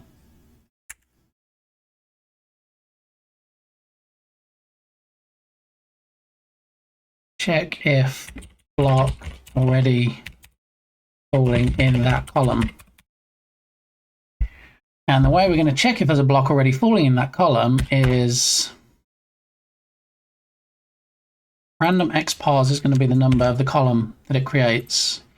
So to do that, we're going to have to check if any objects in scene are tagged with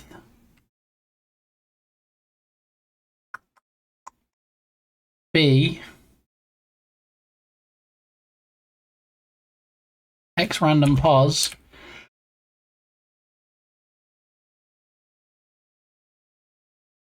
falling.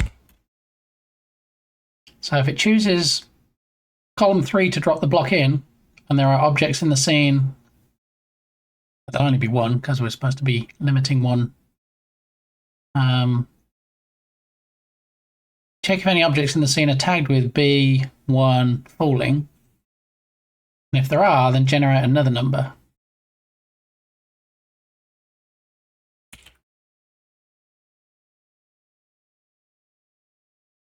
If any objects, okay, so what we need to do is 42. How are you, Dukasoft? How's your day going? We were just looking at Netto, which apparently is Danish. Don't have any Nettos in the UK anymore. The Netto reign is over. Check your block already falling in that tired. Did you not get enough sleep? Did you stay up too late? Are you just working too hard? Are you just spending too much time in WordPress? What's going on right now? You're in good company, Dukesoft. Tell us. We care. Check if any objects in scene are tagged with B, random xpars falling. If so, generate another random number until no objects are falling. Objects, blocks are falling in that column.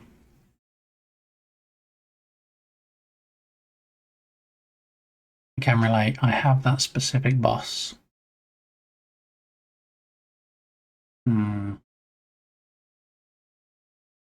That specific boss that you're not actually allowed to hire a hitman for, but you have to just tolerate because they are your boss. Yeah, I think we've all had those bosses. It is way past my bedtime. Indeed it is, Bear. I'm going to be very tired when I wake up. I am sorry that you're going to be very tired. I appreciate the time you've spent here, and I always appreciate your input. So, thank you. Thanks for stopping by and being engaging, Bear, and I will try and catch your next stream. Enjoy your sleep in the fridge. Oh, look, just lands on the leaves before going to bed.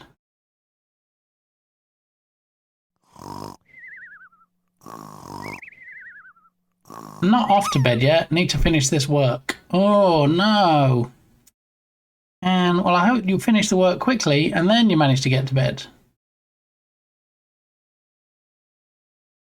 I was just whining.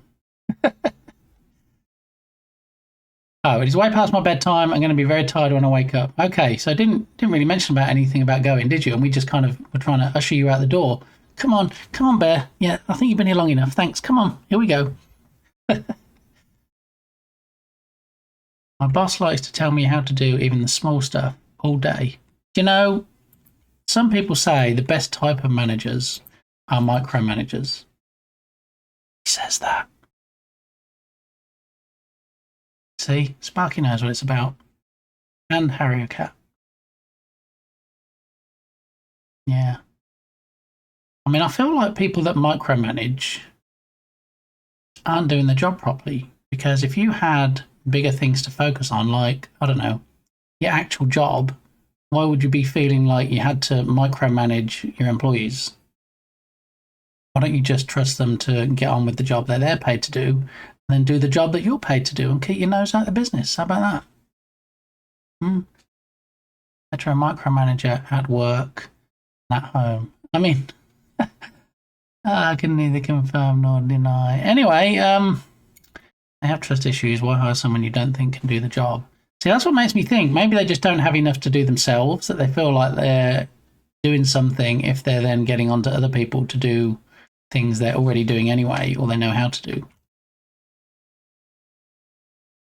Remember at the last place I worked, there were so many people that don't really know how they got manager positions. There was no manager training provided. Sometimes it was just people have been there, oh, you've been here for this amount of time, so yeah, it's about time we made you a manager. Don't just make people managers. Yeah, it's like when I went to Walgreens the other day, and I was talking to one of the managers in there, and she said that after, I think it's 12 months that you've worked in a Walgreens, they pretty much make everybody a manager, and then they give them the manager responsibilities, but with no extra pay. So it's nice. No, that's what I'm saying. That people didn't get training. Managers at my last place just became managers, and it's like, hey, here you go. Here's your pay rise. Here's your promotion. Here's your job title. Oh, great. Yeah. Wait, what do I do now? Go manage. Good luck. Yeah. Alrighty. So now we've re-enabled show Unity. Now we've enabled the multi-blocks again. Let's see if we get the messages appearing correctly before we put new stuff in. Oh, we haven't saved it, so I'm still getting the single block. Anyway, before it hits the bottom, let's check. So it's tagged as B1 falling, and then when it gets to the bottom, just B1. Excellent. Okay, so we will proceed on the basis that hopefully that will continue working on the other blocks when we enable them again. Show code. All right, so now we need this in a loop, don't we? Let's put the bits of code in we need first, and then we'll put them into a loop so that it can loop until we get to what we need. But we'll make sure we save the project before we run it, because if we somehow end up in an infinite loop, we have to close out Unity, we need to make sure everything's saved. We don't want to have day one of the game jam project and it crashes and I lose stuff. And then here we are, day two, and then I lose stuff again. I'm not playing that game. The place where I used to work said they were going to hire someone and made them do a lot of manager work for no extra money, and then hired someone else to be manager. Always make sure their promises are in writing.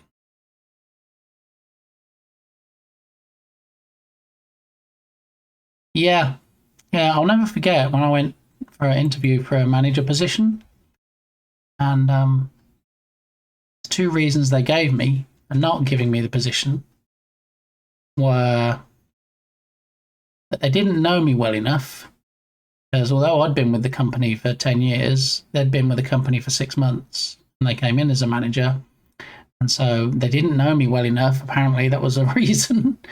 And, nothing to do with my ability, just we weren't going down the pub for a beer every Friday or whatever. And the other reason was I was over-prepared. Yeah, apparently every time they asked me a question, I had the answer. They said I was too over-prepared. Anyway, I'm not bitter. I am bitter, but I'm not bitter. Alright, so check if block already falling down in that column. Stupid reasons, yeah, because the I'm not going to say nepotism is the word, but the person they gave the position to. No, I'm not going to get into it. I'm not. I'm bitter enough without getting into it. Hello, bitter. Yeah. Who knows how things would have turned out if I'd actually got that position. Probably still be there, to be honest.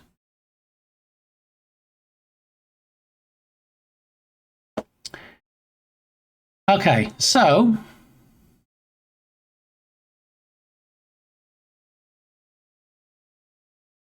why do I keep getting spam messages from my donate blood text messaging? Please accept our apologies. Due to a system glitch, a message about the Circle K UNT Library Mall Drive was sent in error. Reply to schedule at an alternate location. Anyway.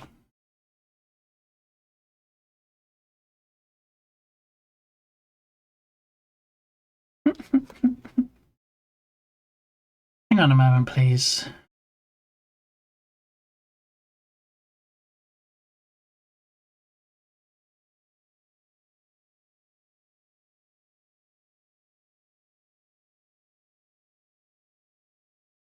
Yay.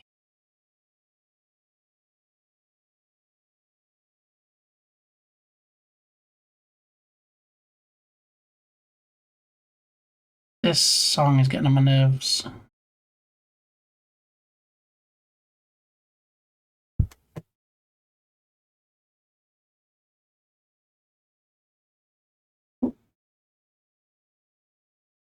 Let's have a different playlist. This playlist is getting on my nerves.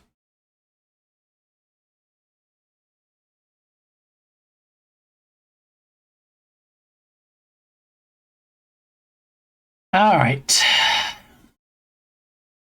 Wash dried 9 and now it's a Chihuahua because it's ranking them.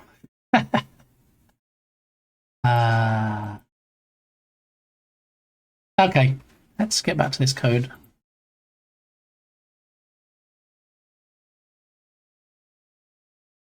All right, so we're generating the random number, and then we need to check if block is already falling in that column.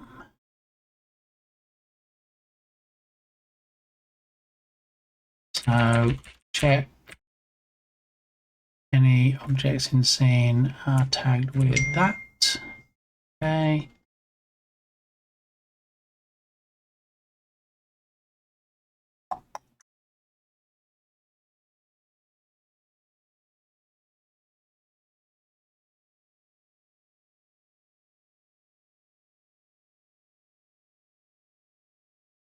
All right, if so, generate another random number until no blocks are falling in chosen column. All right, so what we need to do is we need to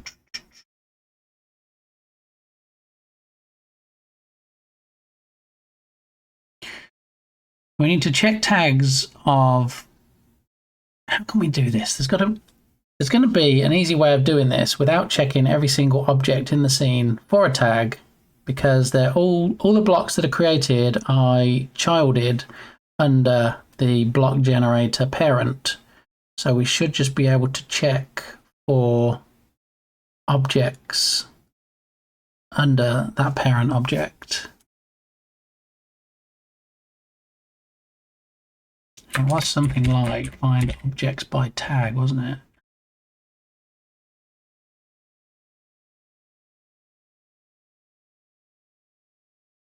Game object dot tag find. Good googly moogly. Show browser.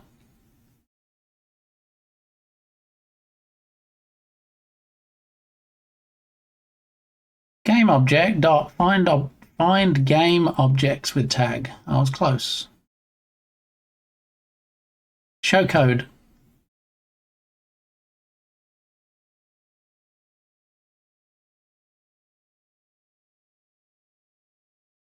Find game objects with tag returns an array of active game objects tagged tag. Returns empty array if no game object was found.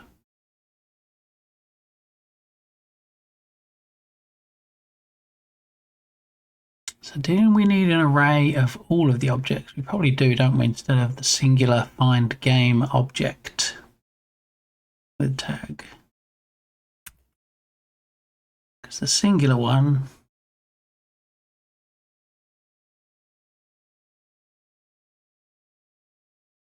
now there's only going to be one of it, so do we just need find game object to see if there's one? We don't need an array of all of the children, all of the blocks under it, do we? Show browser.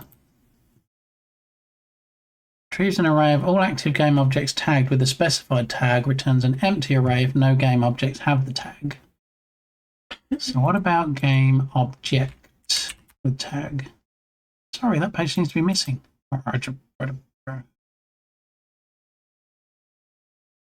Finding a single game object. Find the first active game object in the scene that has a specific tag. Use game object find with tag. Not sure that is accurate, unless that's a change for Unity 6.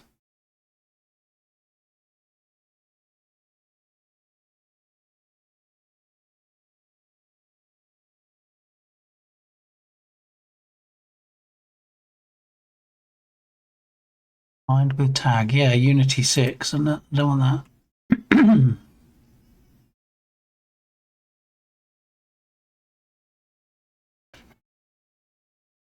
This has to be a Dukasoft request. No, it is in fact a Bear request. Dukasoft has dragged Bear over to the dark side. Oh my goodness. What have you done, Dukasoft?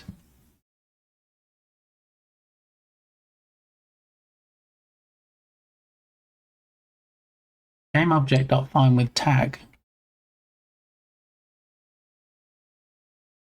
Do you have that? You can easily find any component.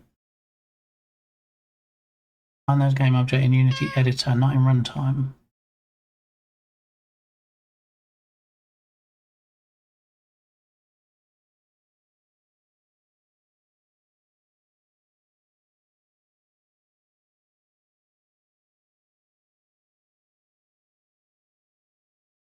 You guys kill me.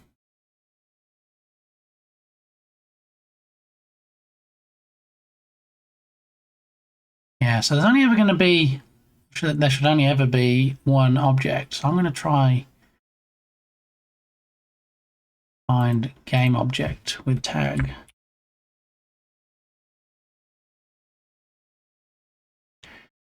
And the tag is here's what we need to do. So we need to use show code. We need to grab this here because what the tag will be is in fact B plus random xpos plus polling. Hello, Goose. How are you doing? My favourite goose. Welcome in. Toasty!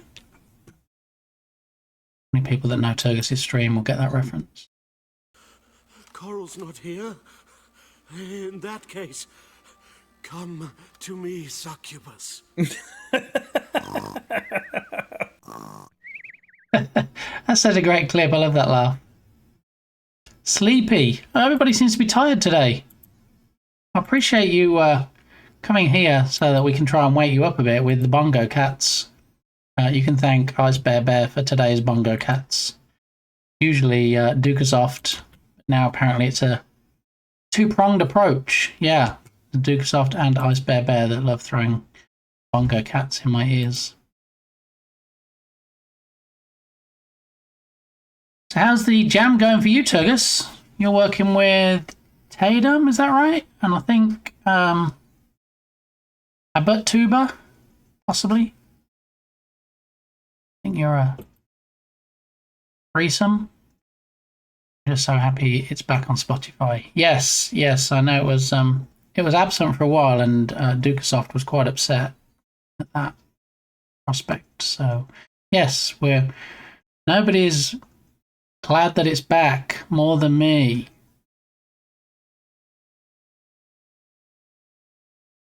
Anyway, on that note, slow. I have concerns.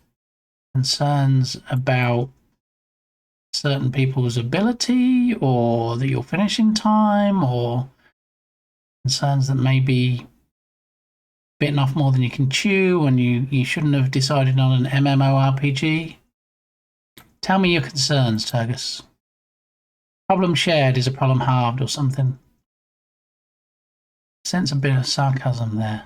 What with my... No, I love the bongo cats. Yes, I was very upset when it got taken off. All the above. Oh dear. Well, I'm not sure there's anything I can do, but if there is anything I can do, let me know. I'll just sit here struggling with my own creation. So game object dot find game object with tag.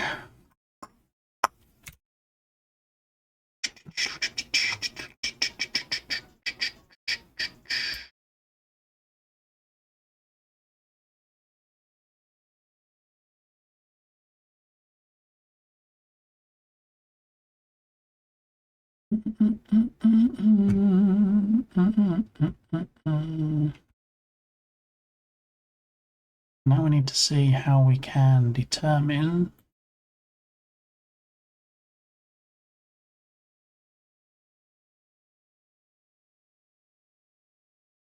something called found block. Then what does it set it up as?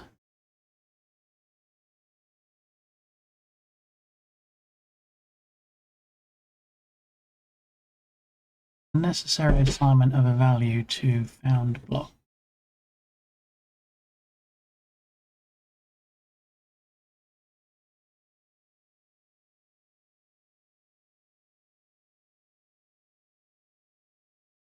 Value to found block. Alright, well there has to be some way of determining whether it was found or not.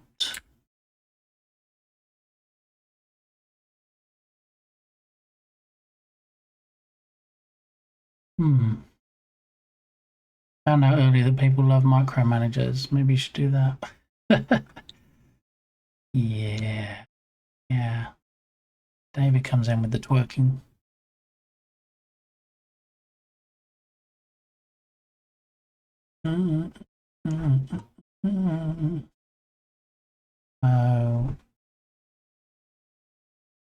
Used game object and game object with tag.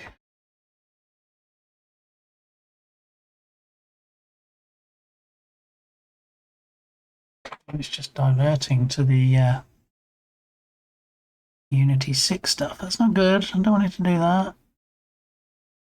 Find game object with tag, not working. Show browser.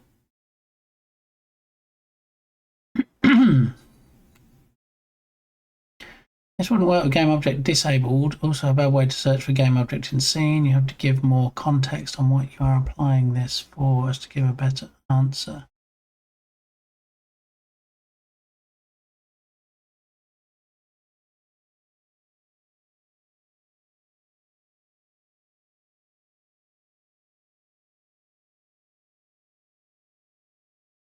Unity 6. No, I'm not using Unity 6.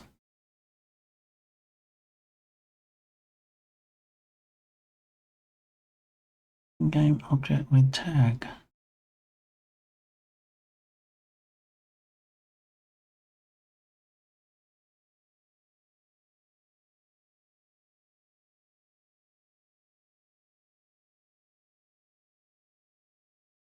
Show code. So a game object would say found block.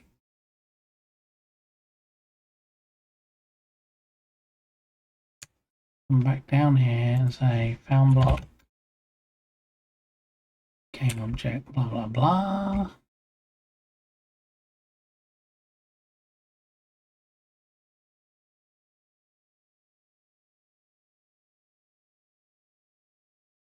We just say if found block work.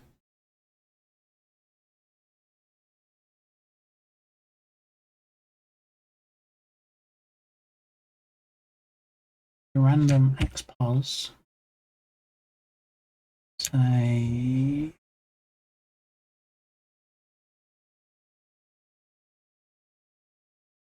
column random xpos as a string.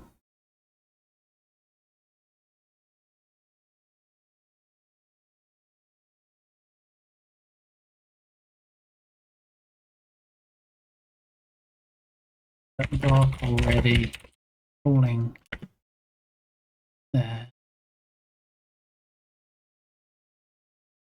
Okay. So we will stop the auto-generating again. Actually, no, we need the auto-generating, don't we? Because we need to see if it's going to generate while it's in the same column.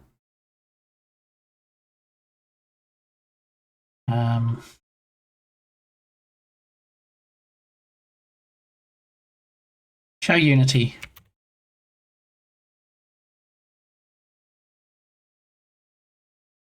See what we get. Should get is if we see two blocks falling in the same column.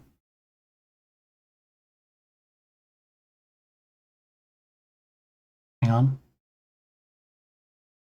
B0 falling is not defined because we need to add one to it, don't we? Okay. Show code. We actually want search for random xpos plus 1.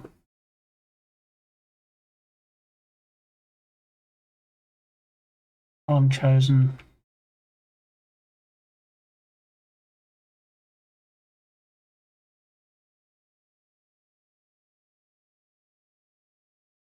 Also going to be plus 1.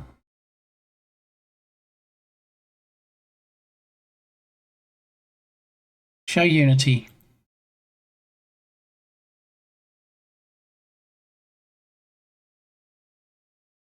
Run again.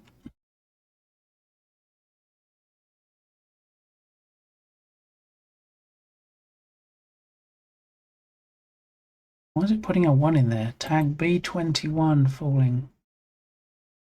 Not defined.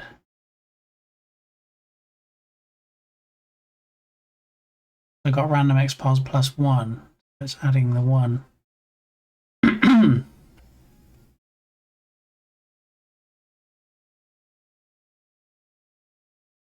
All right, so I need to have the int random xpos, and then we're going to have an int is the random xpos plus 1, and we're going to call it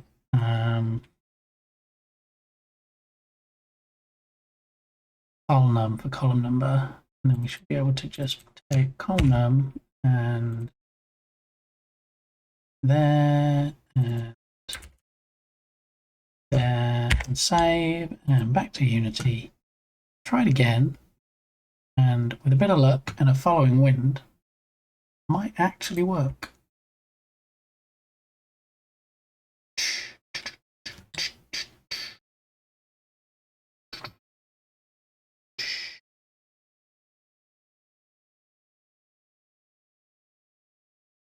Here we go. Play.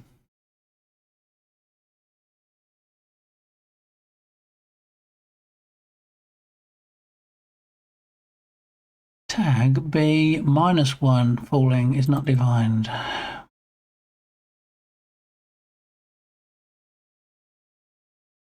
Show code.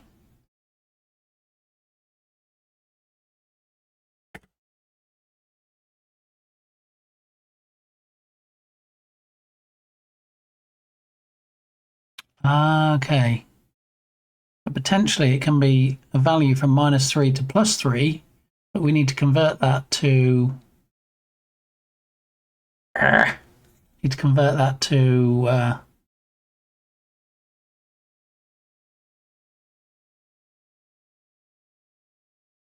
column 1. Hang on. Generates a random number.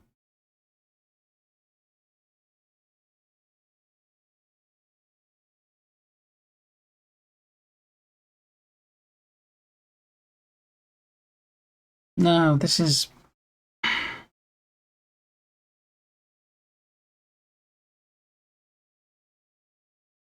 So the B1 and the B2 was referring to the prefab, which type of butterfly it was, not which column it's currently falling in.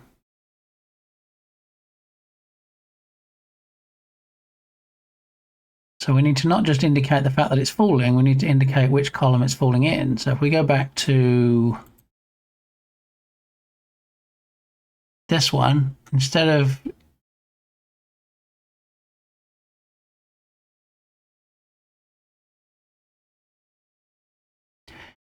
we need a static.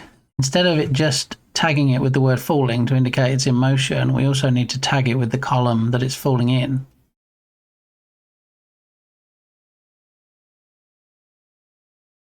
Which is also going to make it more complicated because it's not just a matter of taking falling off the end when it lands.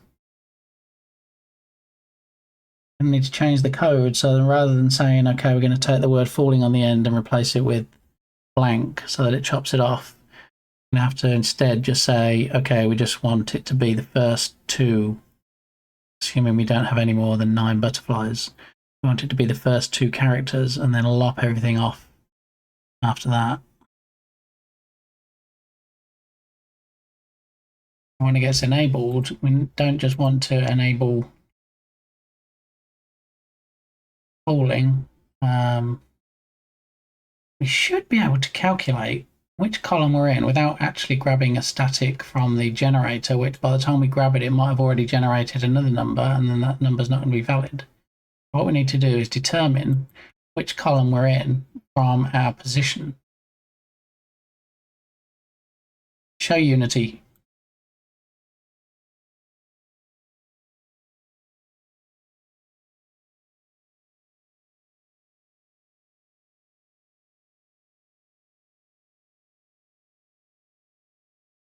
Now, let me just comment out so that's in the code.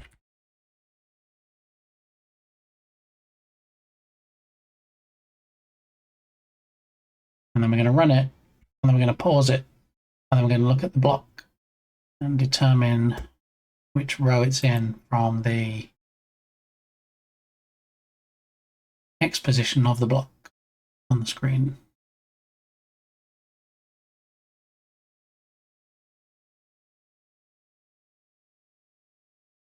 We'll let them all fall down first and hopefully populate all of the lines. We haven't got anything in the third one yet. Okay, here we go. We've got the third one.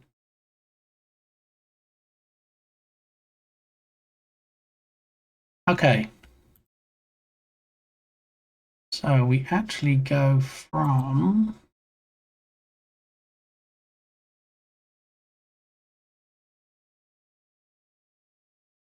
yeah, so it's actually the same numbers that we use anyway that we would be grabbing from a static value. So it's going to be -3, and then it's going to be up to +3.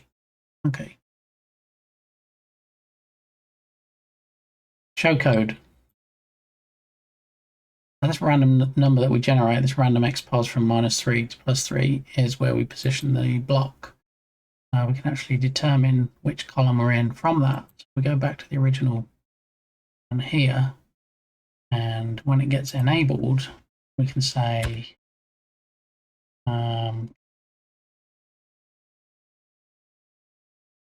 we don't want to have -3 on the end or +3 because it's going to be difficult to grab the number. We need really is a number from 1 through 7. What we need to do is we need to say that an integer is going to be column number. Have column number in here, but we're going to get rid of that. Okay, so column number, and the column number is going to be this dot game object dot transform dot position dot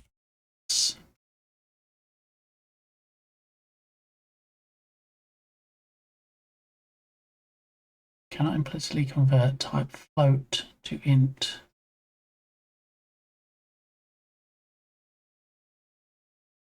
And we can set it as a float because it's always going to be an integer number though, but so float column number is that, and then print block generated in column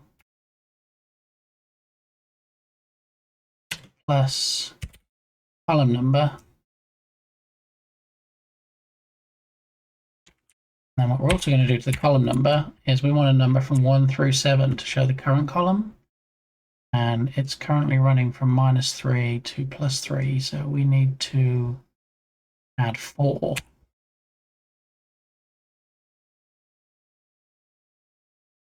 Okay. So that should give us a column number from 1 through 7 to say which column it's falling down in. Block generated in column, and then good report. And then what we want to say is this game object.tag, we want to add falling, and then we also want to add column number as a string. All right, show Unity.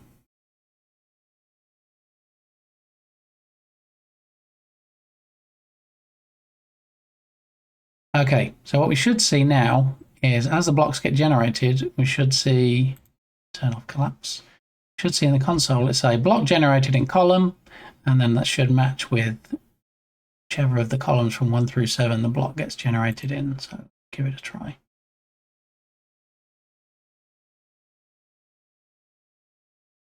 Block generated in column 6.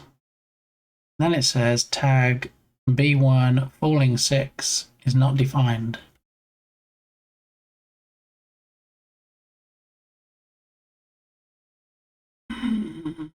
Because it's looking for a tag and it's sticking column number on the end so that we can take it off when we need to, but it's saying, hey.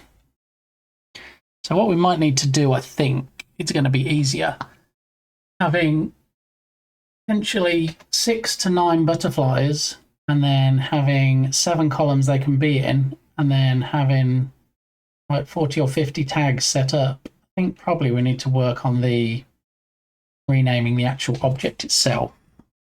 We can use the tag to say if it's falling or not, but I think we need to use the object name to say which column it's in. Okay, I'm going to run to the rest room. I'll be back in 1 minute and 54 seconds, and then we'll look at changing that. Alrighty, be right back.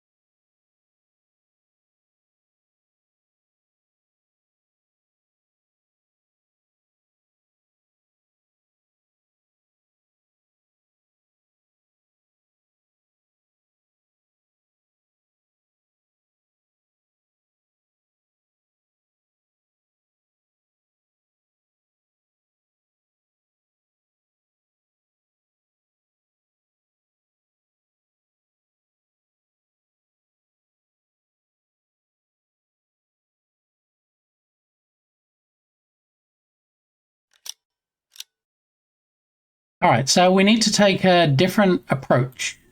Firstly, with the calendar, I'm going to switch it back to iOS just because I know it's Dukasoft's favorite. And then instead of relying solely on the tag for information, we're going to use the object tag. Thank you, Bear. Object tag and also the name of the object. So when it gets instantiated, when it gets created and placed in the scene, we see here we have block underscore butterfly 1. So I think if we add something like column 1, column 2 on the end, we can actually read that. And then that can stay as the name for the object, because until it gets matched and destroyed, it'll just sit in the scene and it'll still be in that column. The only time that the name will change is if the player block is falling and the player block, the butterfly comes past, and then you nudge it into another column, and at that point we'll have to detect that and rename it to a different column name, which we can do. So yeah, because we're trying to add the column in as well as the falling state, that's where we're getting tied up here. And I don't have to go through and create a tag for every single falling state in every single column. That doesn't make any sense. So, show code.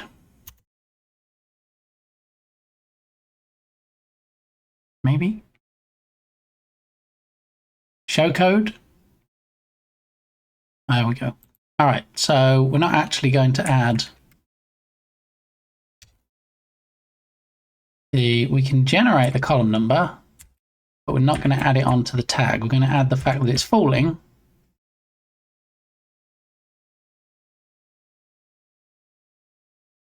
We're going to say this dot game object dot name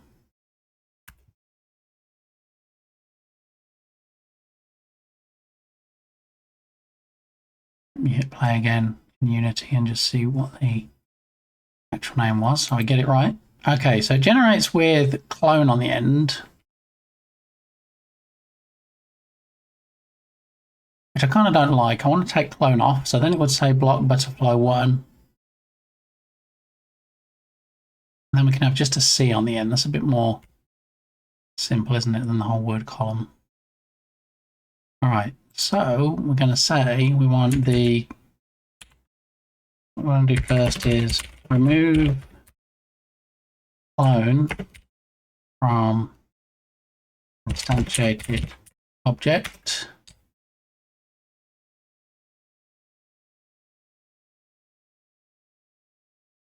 And then after that, the second thing we want to do is add C1 or CX on end of name for column identification. Ooh, good choice, Bear. Me likey.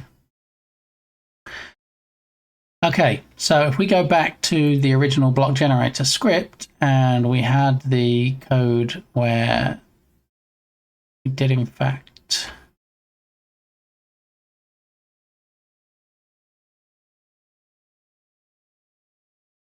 I guess we changed it. We did have it where we were stripping off some of it, didn't we? Hang on.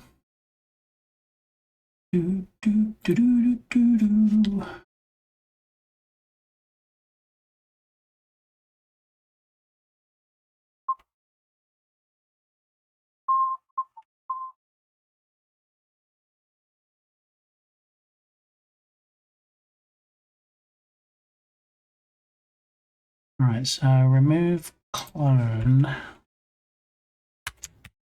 What we had before, and we wanted this .game object .name. And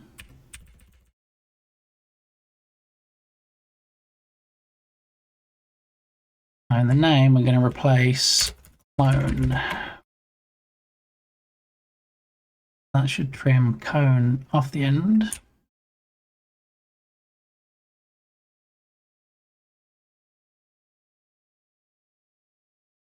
We're going to take the game object name and we're going to remove clone from the end of it.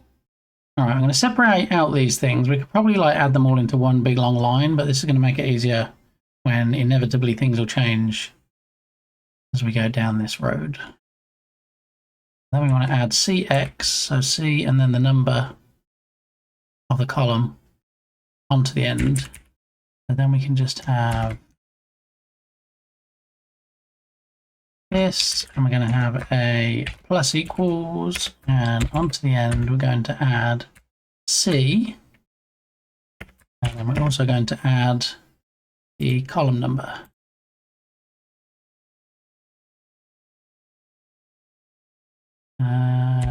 ToString.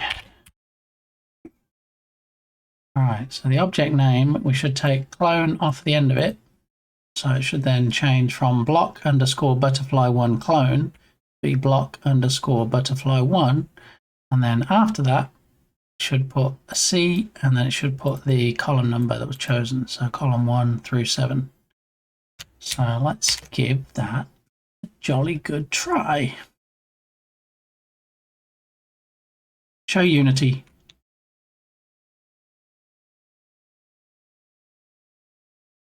And action.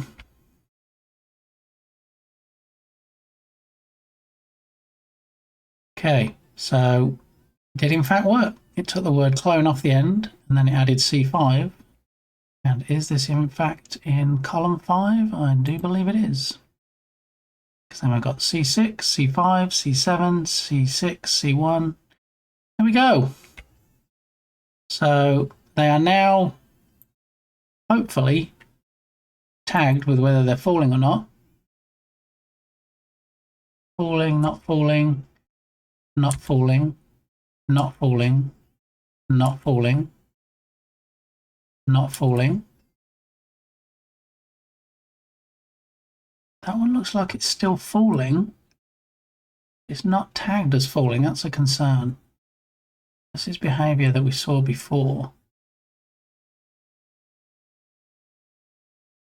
That one also not tagged as falling. It's almost like they start being tagged as falling to start with, but then for some reason it stops. So let's find out why it's doing that.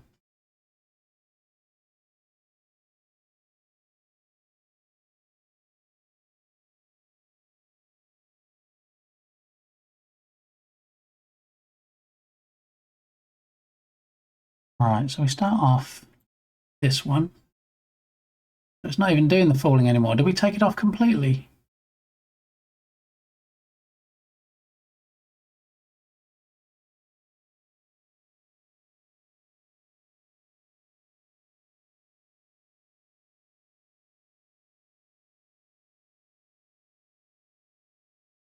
No, it's doing it, isn't it? Look, we have it here.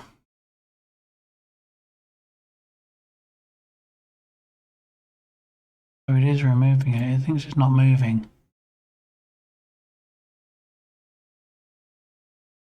Love me some Annie. Yeah, I love me some Annie too. What was her daughter's name? Her daughter went into music as well, didn't she?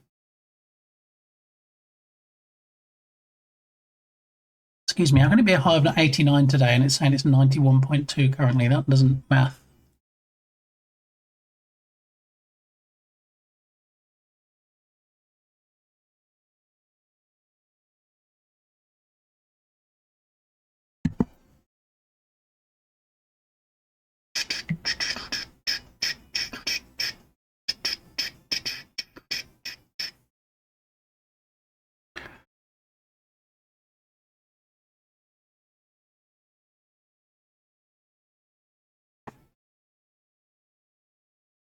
My very last incense stick. So I'm going to have to stock up on some more. Oh, Sparky, did you see the new nuts that I bought? Blue Diamond almonds.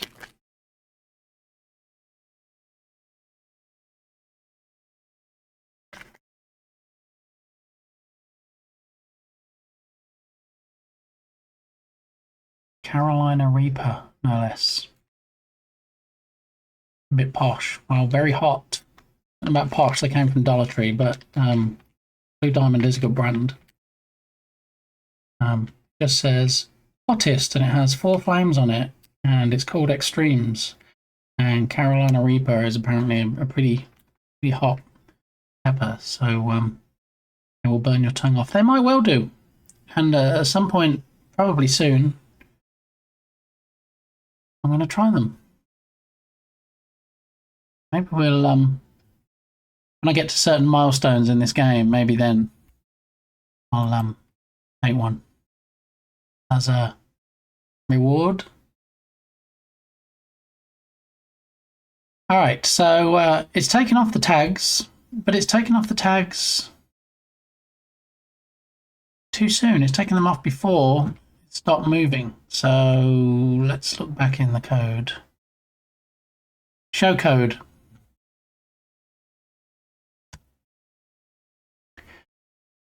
It starts doing it.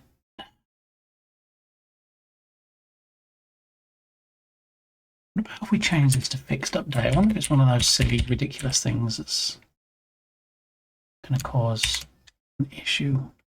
Show Unity.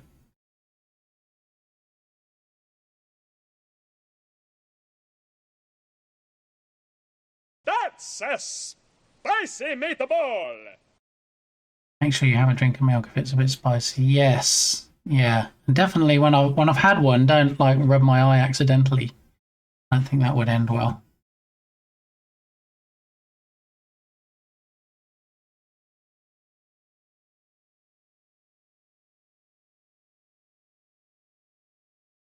Nothing is being tagged. Maybe enable is the wrong one. Maybe we do need it in start.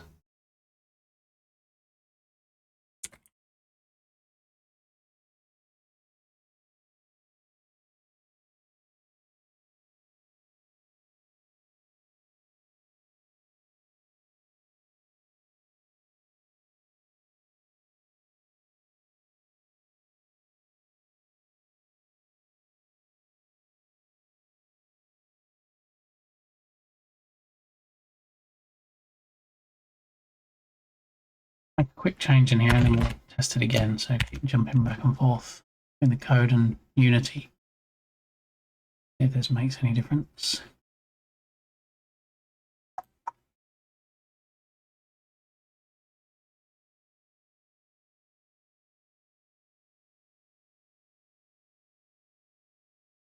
No, no difference.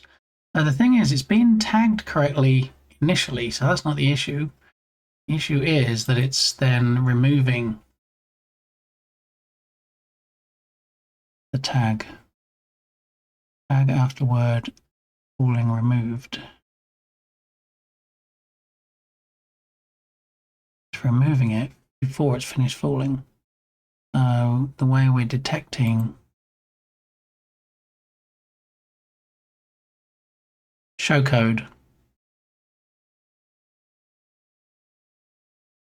Magnitude is less than 0.1, 0.01 F. And trim off the word falling.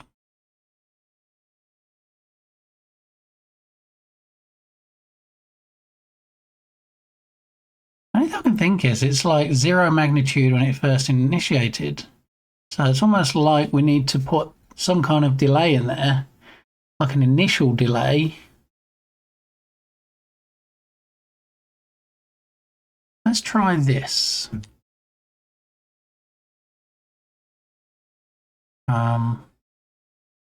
Let's put a variable in called check now. And that's going to be a Boolean. So maybe we need to give the block time to start moving before we check if it's actually moving. If we have a Boolean called check now.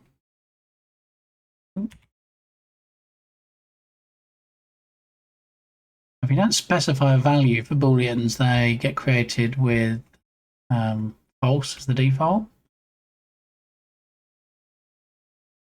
Which is fine, because we actually want it to be false to start with. And then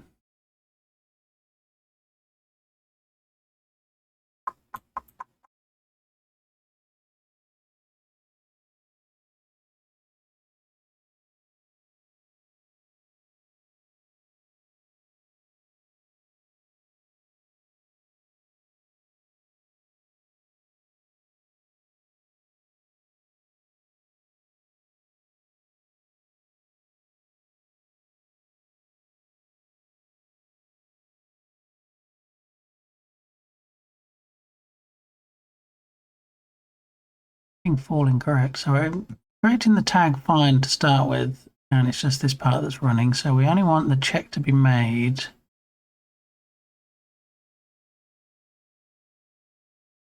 Yeah, okay. I know what I'm going to do to test it. Let's put it back up here. Get the start at the start, and then have the update afterwards. And then down here, we're going to have a private void. We're going to have a method called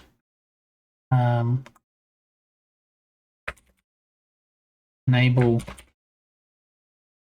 movement check. And the only thing that's going to happen in there is we're going to say check now is true. So then we're going to enable checking by calling enable movement check. And the way we're going to get around it needing to start moving before that is in the start method. We are going to call it using invoke, and it's going to be this particular method in particular. We're going to say that we want to enable that boolean so we can check for movement after 1 second. Gives it a second to start moving, and then it checks it. See if that makes any difference. So the block will get created. Stay a while and listen. Bridge time for me. Have a great rest of stream. I really like their flavoured almonds as a sub for chips. I do like the salt and vinegar ones personally. My favourites. Great rest of stream. Good night, everyone. Good night, Bear. Thanks for stopping by. I hope your work's finished. I hope you can catch some good sleepies. And I'll catch your next stream, which, do you know when that is? Do you know when you'll be streaming next? Can you share that little gem of information with us?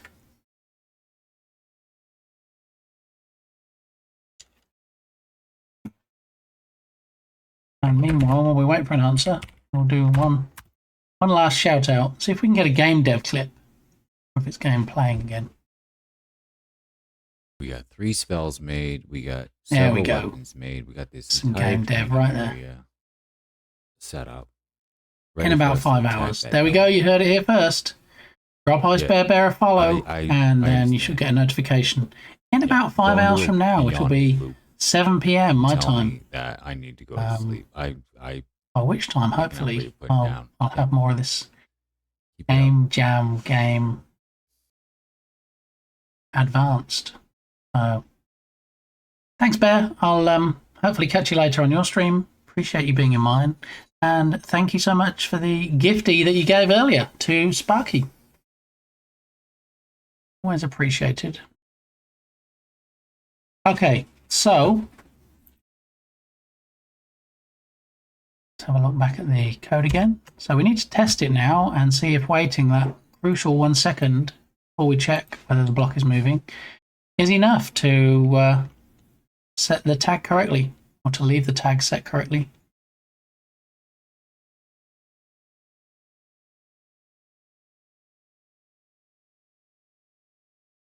Make sure we're setting this in the right place. So we're setting up a reference to rigid body. No, thank you, Bear. Getting a reference for the rigid body. We're saying which column it was generated in. We know that works, so we can comment that out for now. Remove clone from the name, add CX onto it. Okay, it does all that in start. Then after that, it adds the word falling on the end if it detects that it's falling. And it won't check if it's falling until check now is true.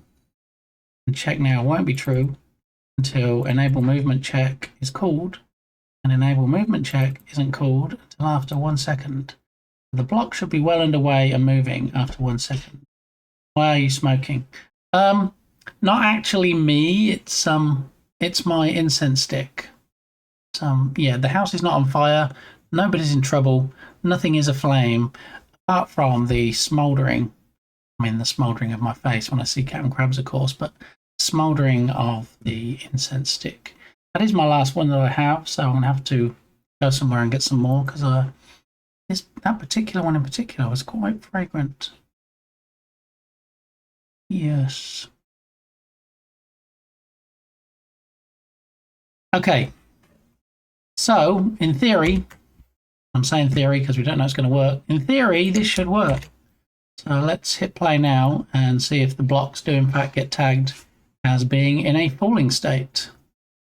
Here we go. Hold on to your hats. We'll let it generate the first one. We'll give it a second. Pause it. And let's have a look. Yes! Look! B2 falling. Show Unity. Probably helps if you can see what I'm doing, right? Possibly. And now, when we click on the butterfly block, the first one here, it does show as falling. The only thing is, it doesn't say the column anymore, so I've got to look at the code. But at least they're being tagged okay. So if we look at the next one, B2 also falling.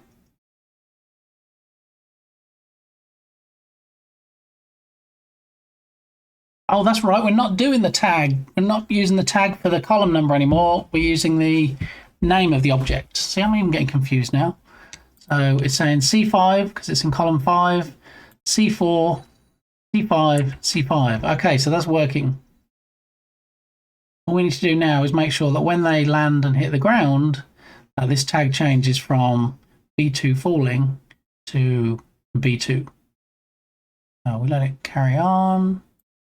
And it's this one in particular that we're watching. So if we watch the tag up here, when it hits base, it should change to B2. Ding! There we go. We have a winner. Winner, winner. In fact, chicken dinner.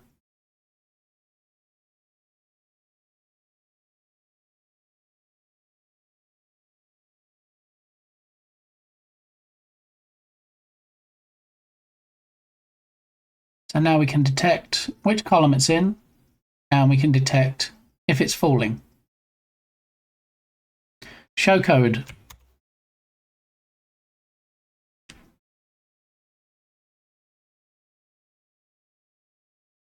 Hey, and I've been feeling well, so been laying down for a bit. Well, you feel better soon, Captain Crabs. As you know, when you're doing your streamy stream, we want you to be in full health. And if you're not in full health, then you shouldn't stream. But do you know when you're streaming next, Captain Crabs? Probably not, if you're not feeling good. I know you don't have a fixed schedule as such.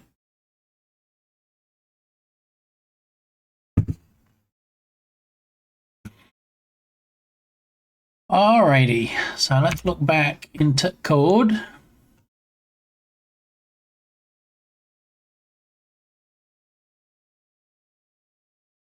Delay, checking of cube movement so it has time to start moving. Okay. So in here, detect collisions with other blocks, raycast in every direction, see if touching similar blocks. Alrighty. Probably tonight if I'm feeling better. Alrighty. Well, if I'm about, if I'm at my desk, if I'm accessible, I'll absolutely be jumping in. Captain Crab streams because he has a lot of fun in his streams. He plays games, does game dev, actually has games on the Steam store, don't you know? Let's get another shouty out. I'm not sure if we're going to see any Mighty Poo this time. Possibly, potentially.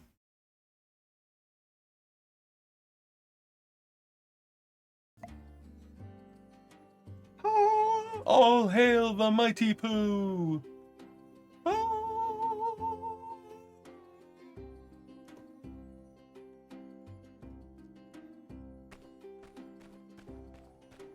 The Pooh seeks its followers. I got All it. You see, hail I the just mighty have to Pooh, mention, the I just have extreme, to the say there's a mighty desire Pooh. to see some mighty poo, and it shall appear. I mean, I don't know what to tell you. There it is. Okie dokie. So, pig and a pokey. Making progress. Yeah.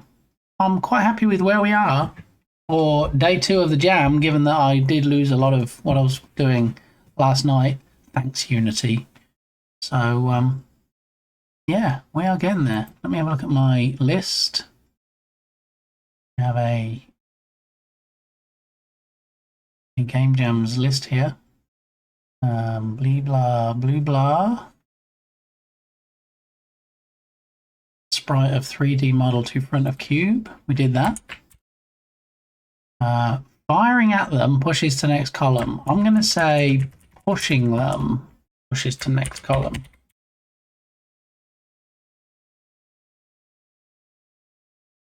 So what we need to do now is we're going to probably need... I want to work on this next. Yeah, okay. So what we need is a block.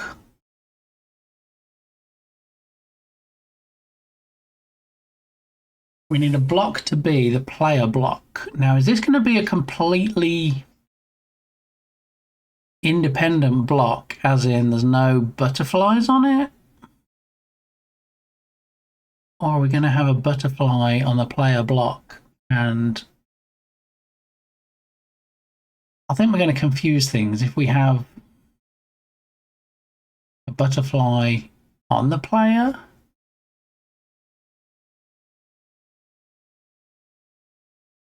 I feel like since it's man versus nature, and the nature part is obviously butterflies, the man part needs to be the player. So really we need kind of a face, if you will, on the player block. There may be some left and right pointing arrows as well, just so you can see that you can move the block left and right as you move down. And then if you move into a column and there's a block at the side of you, you push that block over unless it's as far over as it can be, as in columns 1 or 7.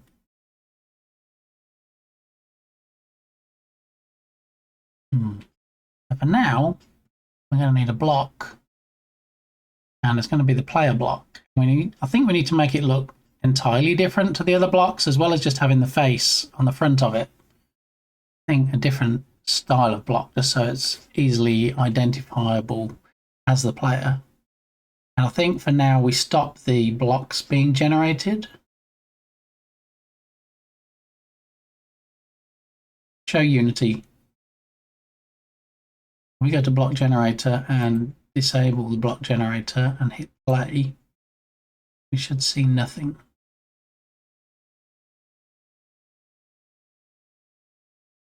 All right, we see nothing, which is good. That means we can just turn the block generator back on when we want it. In fact, we can probably disable object. Should do the same thing.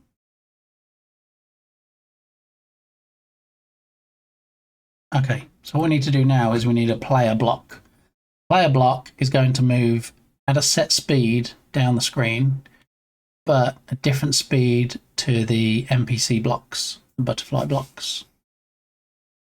Player will move slower, which will give the butterflies time to move past the player, and then if the player wants to move left or right to smoosh them into the next column, they'll have the option to do so. So we've turned off, got the grid still on, we've turned off the block generator so there won't be any blocks generating.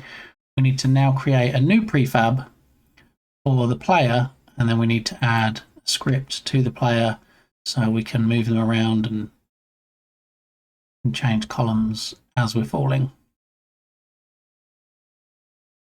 Okay, so we need to go back into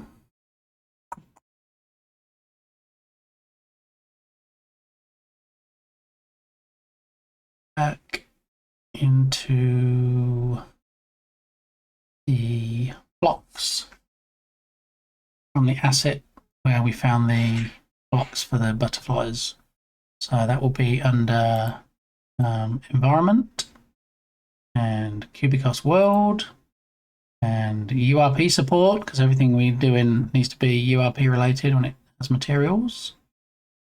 Prefabs, so clouds even. Clouds, crystals, cubes, and it's cubes that we're looking for. So we have the, what's supposed to be glass, but looks like ice. The cubes for the butterflies. Strom coming in. Strong with the hype. How you doing? Good to see you. Thanks for stopping by. I'm doing some game jam stuff today. The Journ Jam has begun. As you can see, when the robots stop dancing, the why does it do that? Why does it always take a while for the... It takes a while for the countdown to come back on and show. There it is. I need to look into that. That's got to be something to do with the hype command not enabling it when it should. Let me just check that out real quick. Doing well. How goes the journ? The journing of the jamming goes quite well at the moment. I've made some progress. I made some progress off stream yesterday, and then Unity decided to trash everything I'd done pretty much, which was nice. So I spent the latter half of yesterday and some of today for the stream recreating it, and yeah, we're making some good progress so far. We have blocks with butterflies, 2 different kinds of butterflies. We have them. We can detect whether the blocks are falling or whether they're stationary. We can detect which column they're in. Now we're going to have the player block that we're about to introduce, where you can move left and right, and you can actually push the other blocks to the side and change the column that they fall down in. So yeah, we're getting there. All right, let's have a look at this hype command and find out why it's being a little bit naughty. Actions. Hype. Here we go. All right, so main display, Journ Jam visible. Starts playing again. It takes the whole group and enables it. That's weird. Why does the whole group show up except for the countdown, and then it's a bit slow getting the countdown up back on? Let's have a look.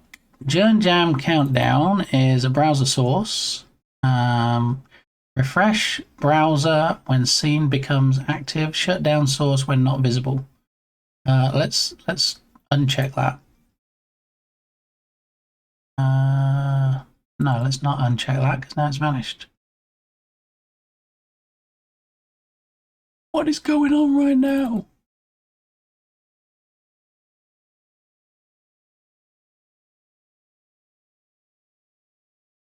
It's so weird that it's acting like that.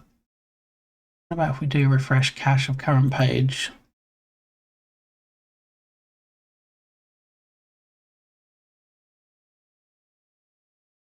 Well, the background panel gets drawn, then the countdown gets drawn, and the logo and the theme. That is so weird. And there it is. Why? Why so slow? If we don't refresh browser when scene becomes active, let's try that as well. So anytime we make a change, and this could be linked with issues that Itch has been having over the past few days, response issues, where things are moving very slowly or it's not even accessible at all. So I'm going to carry on and just pretend like the countdown is there. And I think it might just pop up. There it is. Just appears when it feels like it. All right, so let me try one more hype and see if those changes I made make any difference. And if not, then we'll just keep it as is. And it'll just have to pop up a few seconds after things get re-enabled.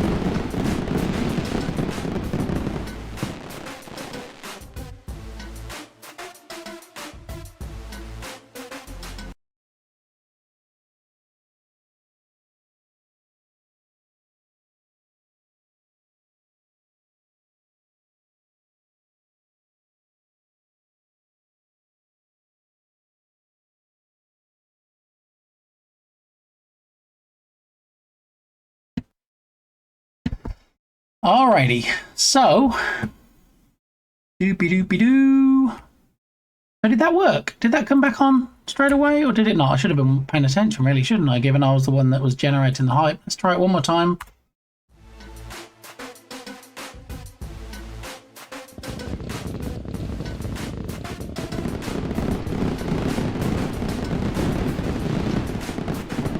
Okay, off you go, robots. I think you've done enough dancing for one day. You can disappear off the screen now. Thanks. Okay, there we go. Issue fixed. Countdown is back. Worry ye not. And as Tilted Ninja decided he wanted this audio clip for the yay command, here we go. And there was much rejoicing.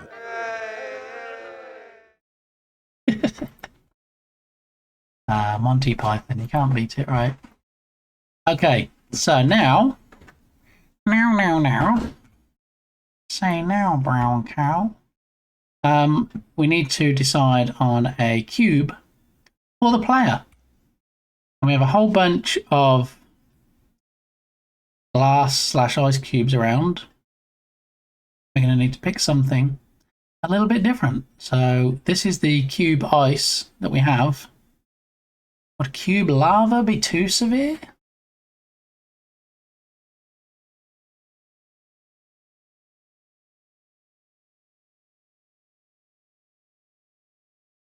Would that be a good offset to the ice cubes?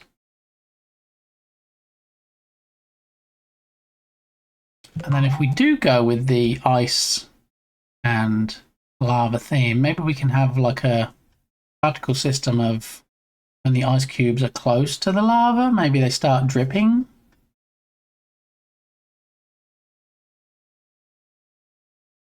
And then when the 3+ join together, they explode. And yeah, possibly. Then we've also got this one.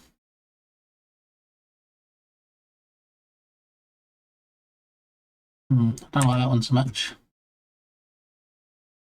We've got a few to choose from, mostly dirt and concrete. I've got rock here. How does the rock one look? It's a bit dark.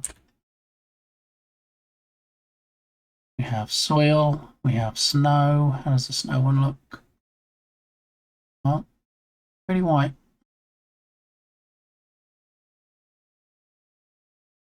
What we can do is let's enable the block generator for now. Let's get some blocks on screen, and then that's going to be the best way to see how it looks, isn't it?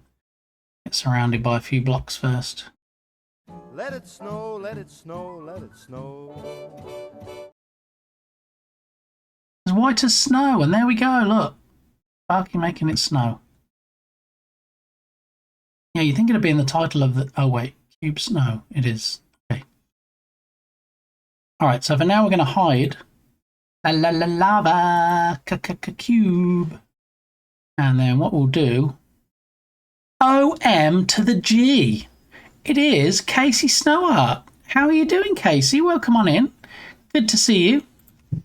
Now let's do a shout out for Casey, because Casey is one of Twitch's newest, favoritist partners on the platform. Yeah. Due to that, you brought everyone to your Discord, so make sure. And Casey has a personal quest to save. My theory here's what the happens. Vaquita. Okay? You just get too afraid to Now stream. you might say hang out in the people's what? chats for months. The Vaquita. Well, I can actually play the drop game and you're afraid to show your with a artwork, Vaquita. and then eventually you start streaming. Because Casey was kind enough to create emotes for the Vaquita and let people use them in their stream. So if you look in my emotes, you will in fact see a Vaquita right there. And the plan was that Casey would make partner and then try and get a front page slot to elevate the plight of the almost endangered Vaquita. And so now what we're doing, we all helped with the partner push, where I have it on good authority that there is an ambassador push soon to be underway. Possibly. So yeah, Casey, fantastic person, human, great artiste, You know, likes doing things for good causes, which, you know, obviously is something after my own heart. So go drop Casey a follow. That is not a good authority, I'm afraid. We do like to wind Casey up, maybe just a tiny teensy little bit. But Casey is going to TwitchCon, if I'm not mistaken. Is that information I have on good authority, Casey? Is that the case? I know you applied to be in the Artist Alley. Is that what it's called? I know some people are going to be on panels and things. TwitchCon is correct. So if you are going to TwitchCon in San Diego in just a matter of weeks now, in October, then you could be lucky enough to bump into Casey. And yeah, she might have things to give out, information to share. Who knows? I'll be on 2 panels at TwitchCon, you know, because just being on 1 panel is just for regular people. Got to be on 2, right? If you're a partner. Didn't make it into Artist Alley, but the panels, yes. Excellent. Yeah, very good. Well, congratulations on your purple badge. Congratulations on getting onto a couple of panels. And I hope you have a fantastic time. I was flattered to be invited. Yeah, I mean, it's always nice, right? I know when Nerdwino got invited, he was on panels, and yeah, it's a nice thing to have. Plus, of course, you get a free ticket to TwitchCon, which is definitely a big saving as well. So if you already had planned on going, and you'd already booked your flight if you needed to, and your accommodation, and all that was left was your ticket, then they'd be like, "Can you be on this panel if you wouldn't mind, and we'll give you free admission." You're like, yeah, okay, go on then. Let it snow, let it snow, let it snow. Ninja Gloppy in the house. How you doing, my Rocket League legend friend? Good to see you. Well, you'll be busy with the panels to do Artist Alley anyway. Exactly. I'm nervous as heck, but I'm sure it'll be okay. Once I get there, hopefully the jitters will be gone. They will. Once you bump into people like the mighty Belint, which is favourite ambassador, and, you know, he gives you a big old friendly hug and tells you everything's going to be fine, all your woes and worries will just melt right away, and you'll be like, I'm good now. I'm around my people. This is fine. This is all good. So, yeah, I'm sure you're going to have a fantastic time. You'll do great. True, but a booth is a nice place to hide when the con gets overwhelming. Yeah, there is that, but if I'm not mistaken, there is also a special area. Maybe, possibly. There's Belint. Belint, tell me this. Is there a special area at TwitchCon for partners, or is it just for ambassadors, or do they do both? Because I seem to have a vague recollection that you were allowed into a certain reserved area for people with purple badges. Partners only. There we go. You see? So if it gets a bit overwhelming, Casey, you just dip into the partners only section, like the VIP lounge at the airport, and you can just like hide away between panels. You know, if you start getting mobbed by people, then that might be an answer. How you doing, Belint? Welcome back. It's only first year ambassadors and mega streamers. Wait, what? Saw a post from Belint earlier, something to do with Bob Ross. Do you want to say anything about the Bob Ross stuff, Belint? Is it today, or is it? I feel like it's not today. I feel like it's a day in the future, the Bob Ross thing. Purple Room is only for mega streamers. Oh, so what were you saying was partners only? Maybe I misunderstood. I was flying back from Denver and our flight was delayed by an hour due to weather. Are you back now, Ninja? Are you fully back on terra firma? Later is on the official Bob Ross channel. Oh, it is today. Tonight, 7 PM Eastern Time. The partner room is for partners only. Okay, so there's... Okay. So... Now, with her new purple badge, Casey will be able to go into the partner room if she needs to escape the paparazzi. Got it. And then there's a separate room. Correct. Well, I'm glad you're back, Ninja. I feel like it's probably time for a ninja shout out. Hoping it's going to be some Rocket League. No, it's not Rocket League. I always get sad when, you know, people have a thing they do mostly, and then you do a clip and you're like, yeah, I'm going to see it, and you're like, that's not, no. It's like we did clips of Ice Bear Bear, who I love watching game dev streams, and then it was a similar clip to this where he was playing a game, and I'm like, no. They just let you have it. Killed it. They got no health. They don't have. And then you got the kill. Oh my god. So that's a game that Ninja Gloppy doesn't play mostly on stream, does actually play mostly Rocket League because he's a Rocket League legend. And he also does astral photography and normal photography. And yeah, lots of fun times to be had. And sometimes somebody called Big Amy swings by. Don't know what that's all about, but yeah. Drop a follow, get yourself over there. You too can see Ninja's VTubing antics. Although we're rapidly approaching Spoopy Month, so is the VTuber model going to change for Spoopy Month, Ninja? Asking for a friend. I did a lot of landscape photography this weekend. Ooh, very nice.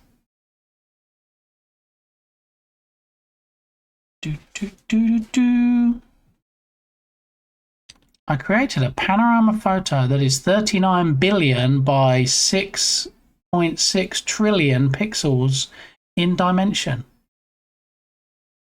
That's a big image. I bought the candy already for the children for Halloween.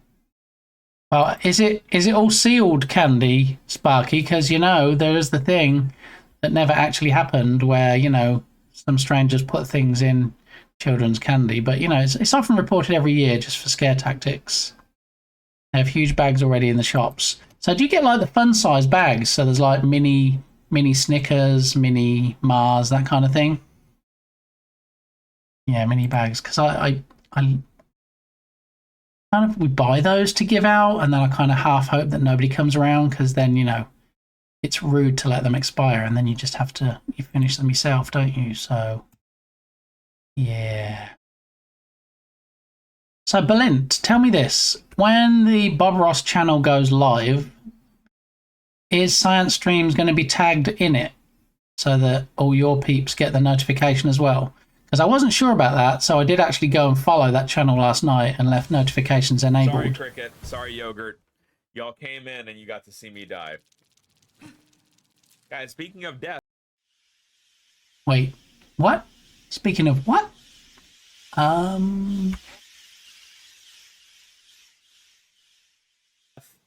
What? Where you will not end up dying is with Big Gaming. There we go. There's the set. Had a lot of segues in the past, mostly from Berlin, and I have to say that is not his crowning moment of glory. And for that reason, that's why we put it into a command. The person that seems to use it the most, because I don't really publicize it, is Belint. So yeah, being here is like death. Yeah. Expire. Yeah, I try not to let candy expire, so if there's any left over from trick-or-treating, it's rude to not eat it, right? And then toys like slinkies and stamps and bracelets and fidget spinners. Ooh, nice, little bit of a selection. In theory, yes, but you never know. Yeah, so your best option is to have notifications enabled for the Science Streams channel, like you don't already. Come on now, who am I talking to? And you might want to follow the Bob Ross channel as well. Do you have a link to the Bob Ross channel there? Or do you want to give him a shout out, Berlin? And then people can drop a follow so they make doubly sure they get the alert. Buying granola then or toothpaste? They're not having my rice. Brats, give them rice. Yeah. There we go. There's the link. You want to drop a follow on there. I would do a shout out, but there's no telling what kind of clip we're going to get. I used to give out toothbrushes and my children said that was weird. I mean, if you're not a dentist, it might seem a little weird. Yeah, possibly. I know, you can go to the dentist sometimes and when you leave, they're like, hi, here's a toothbrush because it looks like you need it. But yeah, I don't think I've ever gotten a toothbrush on Halloween. Give out or received. They don't need a shout out with 2.2 million followers. How do they get 2.2 million followers, Berlin? I mean, obviously it's not the actual Bob Ross, as I feel like that would be against TOS. But do you even know what kind of content they have? Normally, is it just like an art stream from his family members? I don't get it. How do you amass 2.2 million followers? I don't have 2.2 thousand followers. You know what's weirder? Toys. No, it's the replays of Bob Ross. Wait, you kidding me? 2.2 million followers just for replays.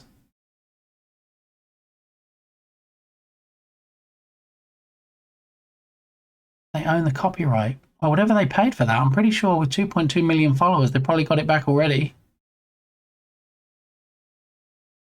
Sometimes watch Bob Ross because his voice is relaxing. Yeah, definitely ASMR voice right there. Bob Ross is an icon. What can you do? I mean, I get that, like, he did art and stuff, and I get that he was a good artist, and I get that he had, like, taglines and stuff, like Happy Accidents, but 2.2 million?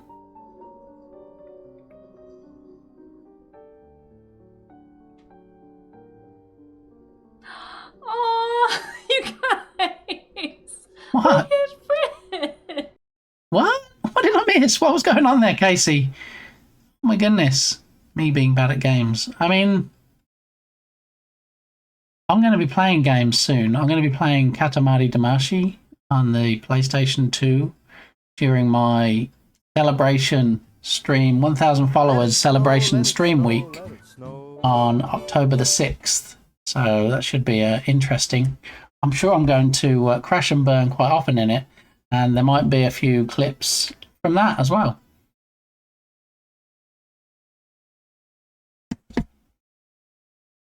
Can't wait to hear Casey announce the poosh at the panel. Oh, the ambassador poosh. Yeah, we talked about that earlier. Apparently, I don't have it on good authority. I don't know why you're suddenly considered not good authority, Berlin, but I said I had it on good authority. There was an ambassador push, but I was course corrected. My journey friend drew a heart in the snow. Oh, okay. Ah, that was definitely an awe moment. Yes, Katamari. Look, Katamari Damacy, the OG game on OG hardware.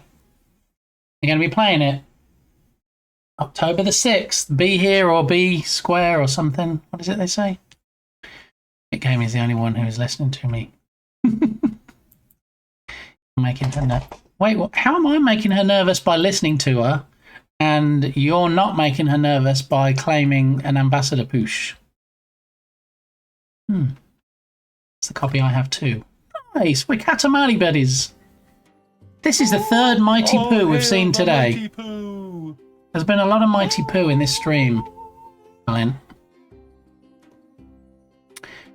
They're asking about her giant goals. I mean, the Pooh seeks its I'm not sure you should talk about anybody's giant goals, to be honest. The Mighty Pooh!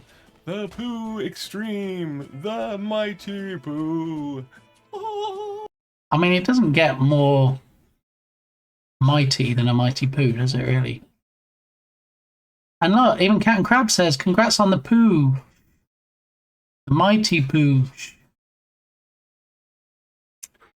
Yeah. Okay, I think Twitch needs a crab ambassador. A crabassador, if you will. Yeah, with a whole bunch of Mighty Poo. I mean, they don't know what they're missing out on, to be fair. Okay, so where do we get to? We're running this. We're going to generate some cubes.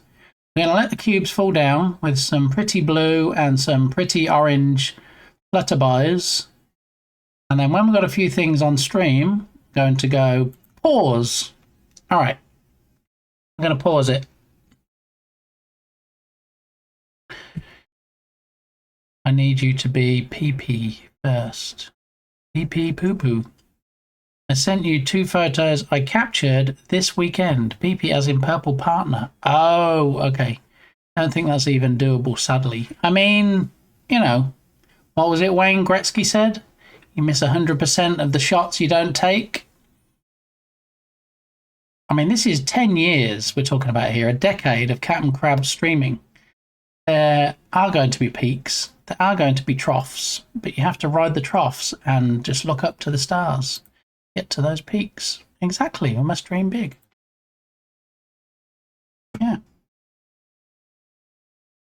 Right, the way I have my setup Ninja, I can't actually show these on stream, but if you have posted them in your Discord server, they're amazing. If you've posted them in your Discord server, then feel free to throw a link to said server into chat so other people can see them.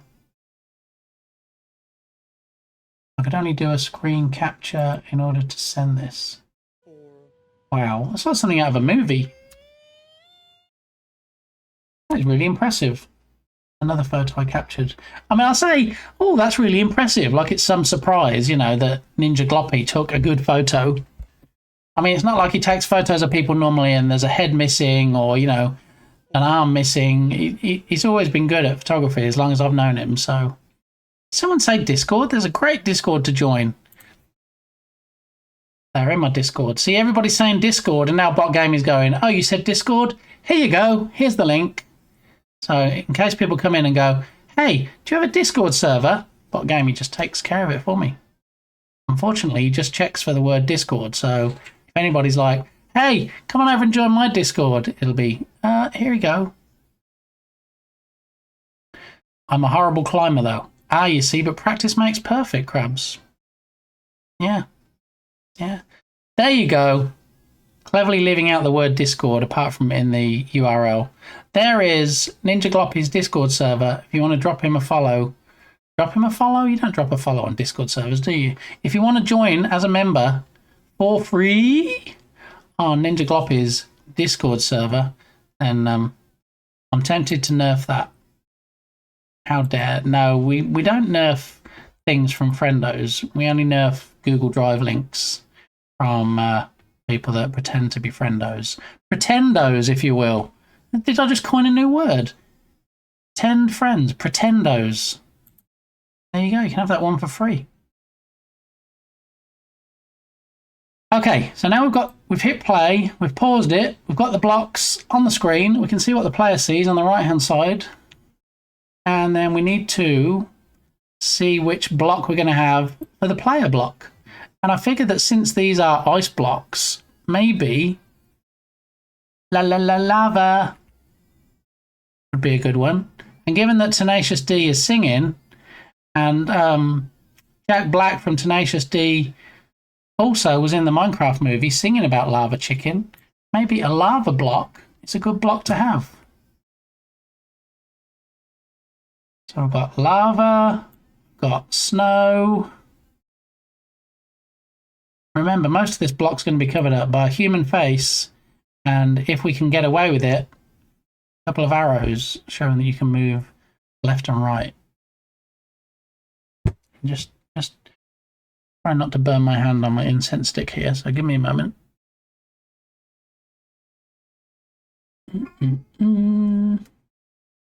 Why is my phone playing up today?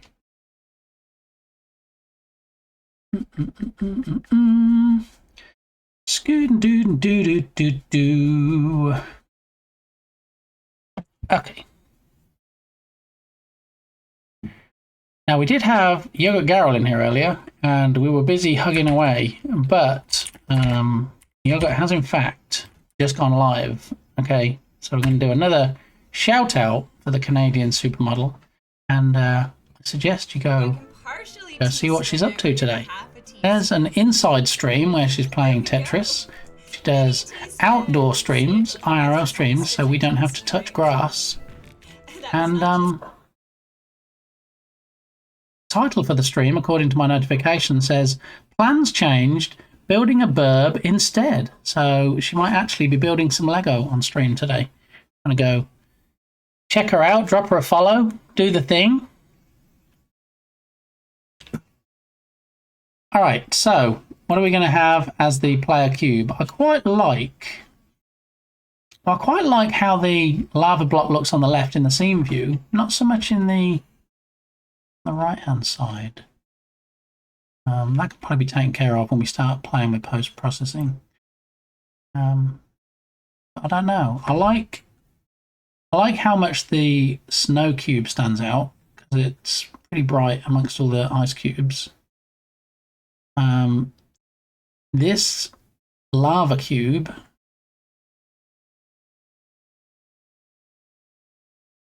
I don't know.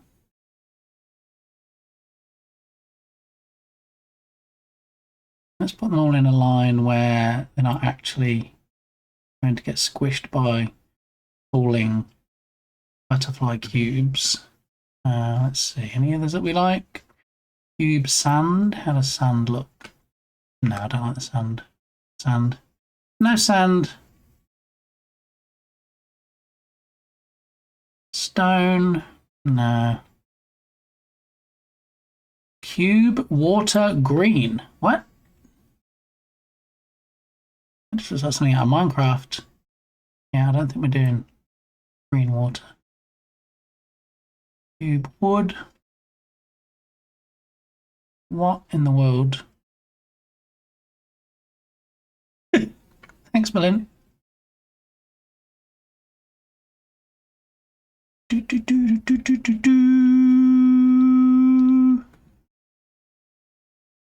La la la lava, cha cha cha chicken.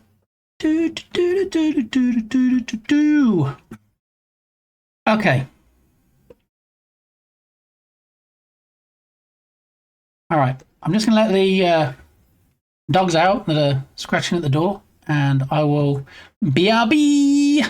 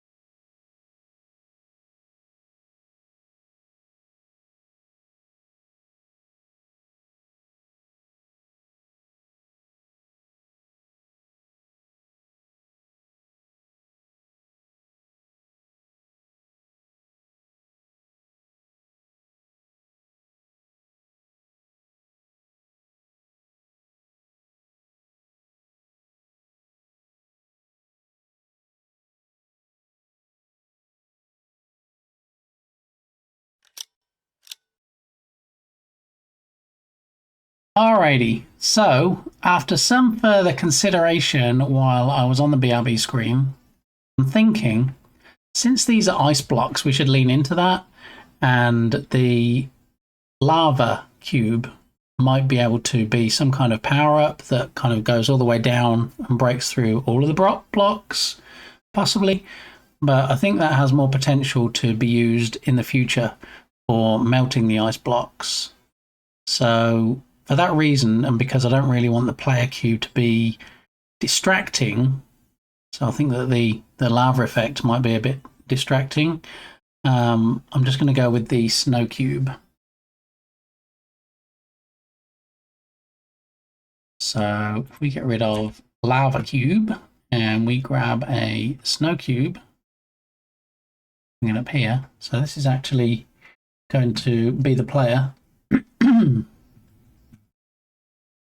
And the thing is, with the player cube, it's going to have to drop down slowly, slower than the butterflies fall. Question is, what do we do about the row or the column that the player is in? Do we say, okay, the player is in a column, then we don't drop any butterflies down that column? Like, for example, they're in column 3 at the moment. And if we don't drop them with the column that the player's in, when we change columns, potentially we could move underneath them. So I don't think we block the column where the player is. But then the question is, if a butterfly is falling down, do we need to get out of the way? Or what happens in that instance? Is that one of the game over scenarios? If butterfly hits us?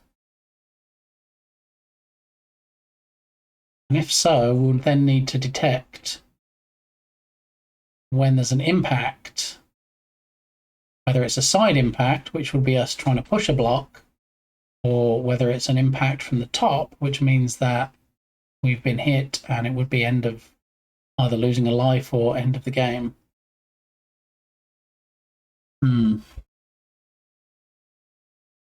Okay, so my immediate thoughts are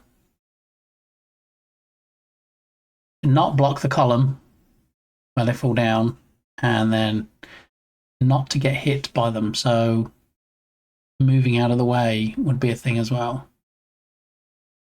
That would need to be made clear in the instructions. Don't get hit by falling blocks. Blocks can be pushed sideways within the boundaries of the play space. Then what happens when the player gets to the bottom? Do they just disappear and then reappear at the top and start going down slowly again? Give that some consideration. So we have cube snow. What do we have? Block underscore butterfly. So we have block underscore player, the same nomenclature as they say. And then we will change the tag to B player. And then the player needs to start off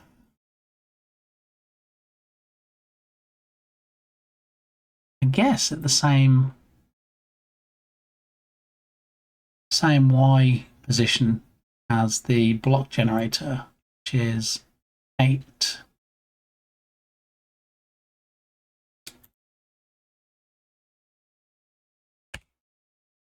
That would mean we would start up here and drop downwards. If we grab one of the prefabs that we already have, nope, not there, one of the prefabs. So we look at the block butterfly one and we pretty much copy the rigid body component.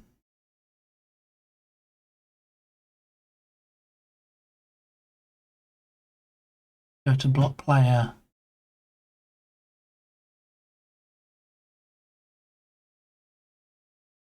And then paste component as new. So we now have a rigid body.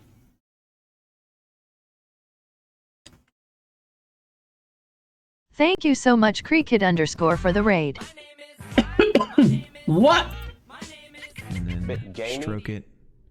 We're just gonna stroke it all over, baby. Stroke it. Let's put a stroke here. Just stroke it. Stroke it all over, baby. How you doing, my baby cricket? Welcome on in. Thanks for the raid. Good to see you. What were you working on today? Fiera, how you doing? I'm going to guess you were probably doing some game dev today. I'm going out on a limb here. I'm taking a wild guess. Tell me what you're up to. Thank you for the raid again. Really appreciated that you trusted me enough to not be ridiculous enough to bring your community over. So thank you very much. Yep, got to raid and run. Son needs me. All right, well, family absolutely always positively comes first, Cricket. So thanks again for the raid. Always good to see you. I'll hopefully catch you on your next stream soon, and I hope everything goes okay with the fam. Alrighty, so as Eminem said when you raided in, my name is BitGamey. Some people call me Lee. Often work in the Unity game engine, coding in C#. My main project is Rescue Ball, which is currently on hiatus while we work on the game jam. And as you can see at the bottom of the screen, it is Journ Jam. We have a couple of weeks to create a game. The theme is man versus nature, and we're dealing with butterflies. Yeah, going to be a block falling game that kind of adds in a couple of elements of Tetris, a couple of elements of Candy Crush, and hopefully it's going to be fantastically fun to play. So we're going to find out. So we've got the blocks falling. We've got it choosing them randomly from a pool of blocks. We have it where they stop when they get to the bottom. We have it where we can determine which column they're falling down in.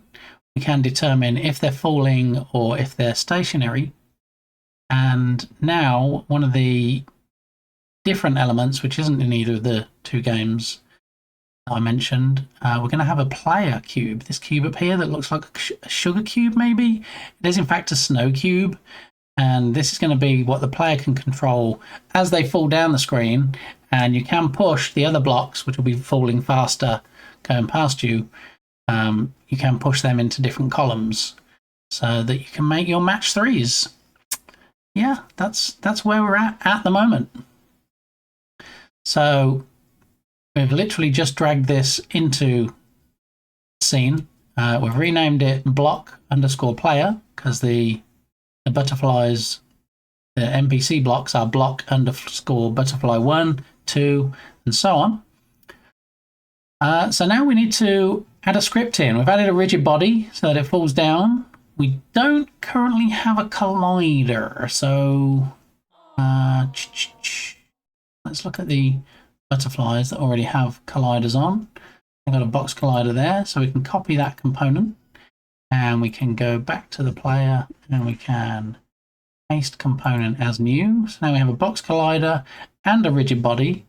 And if we disable the block generator for now, because we don't want a lot of blocks coming around us while we're trying to get the player block working, let's see if this falls down at the same speed.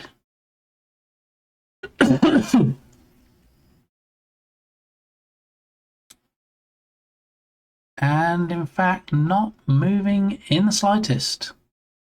So what is different about the block player compared to, say, the butterfly? Mesh renderer, obviously. I've got a rigid body and a box collider. And we're telling it to use gravity. The question is, why is it not falling? It's not set to be kinematic. Very interesting. Have a look. There's nothing else it's touching that would stop it from falling. Block generator is 0. Player.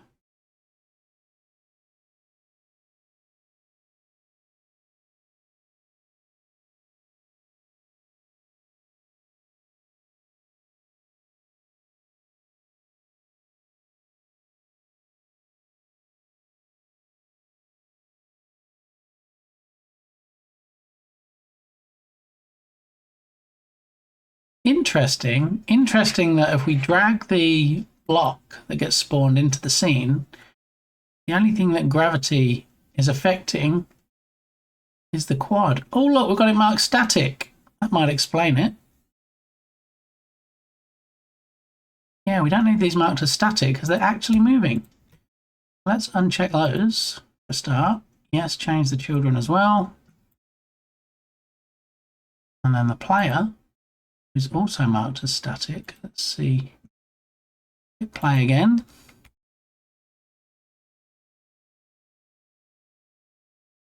All right, now we're moving. Let's see if they both... One should stop when it hits the wood, the butterfly, and then the player should stop when it hits the butterfly block. Excellent. Okay, so currently the block is falling at the same speed as the butterfly. We don't want that. We want it to fall... We want it to fall slower. If we have the butterfly up here, for example,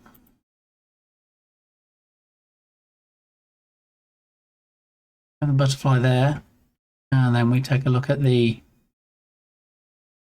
settings for the rigid body. We have a drag of 5. We change that to be a drag. So we want more of a drag because we want it to go slower. If we say 7.5, see if the butterfly does in fact come past the cube.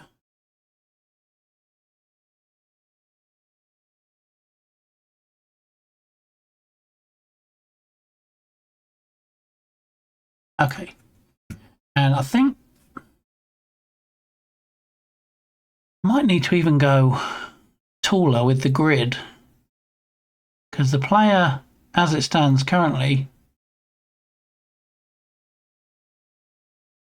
we have the player generate at, say, 6. And then when the generator is enabled, it puts the NPC block starting at 8. We hit play and then watch in the right-hand window.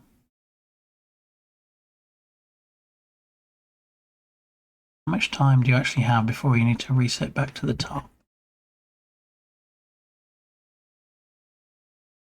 Yeah, I think we need to go at least twice as tall, and then maybe we need to change the orientation of the screen. I don't know. Let's see how it looks with the camera. So we currently have it as landscape. We might need to go portrait on it. I'm not really sure how portrait games look on PCs, because it's different if it's on a mobile device. You can just turn your phone around for different portrait or different orientations of games. Alright, so let's stop playing. And let's add, we've already got 2 wooden posts on the side. Let's make 3 and see how that looks, and then we might need to even go to 4. So if we go to this one here,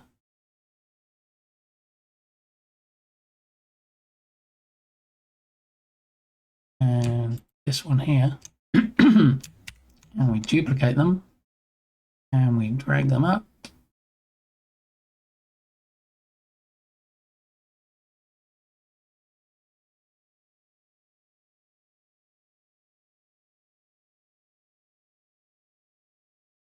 Okay, let's see. That was at 2.5 on the Y. Not on the Y, the X looking at me. 4.5, 2.5.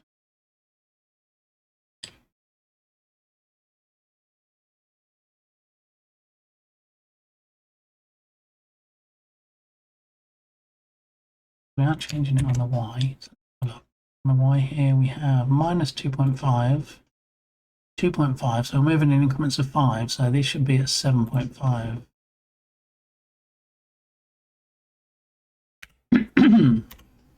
Alright, so that's them positioned correctly. Now we have the back panel. Need to make larger.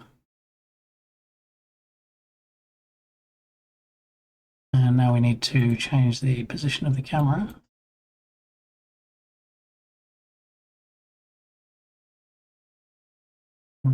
Zoom out with the camera.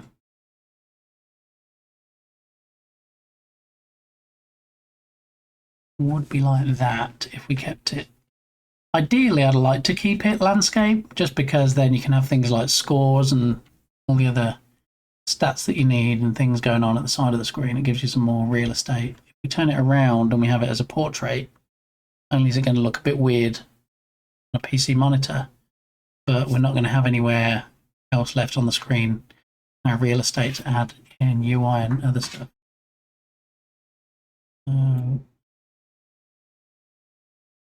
Try that, see how much longer that gives us.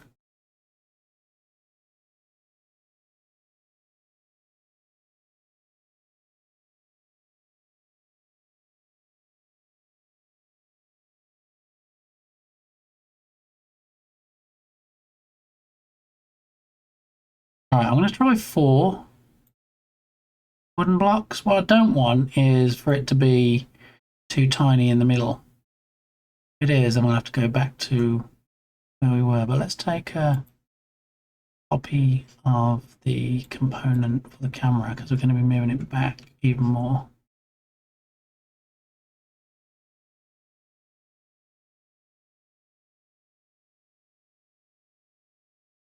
All right, so we take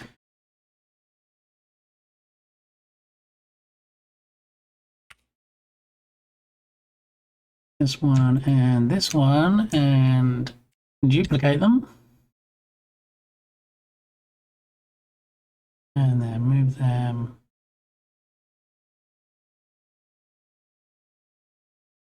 to what I'm guessing is 12.5. There we go.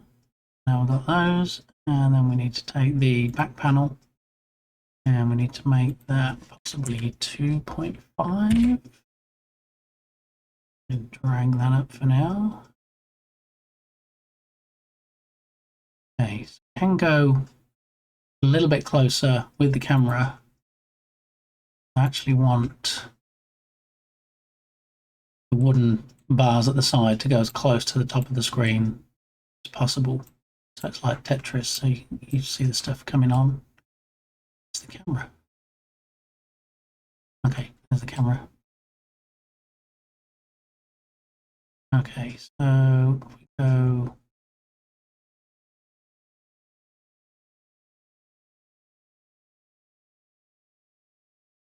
like that, and then we need to take the player and the NPC blocks and move them up so we can see just how long we get screen time while we're dropping.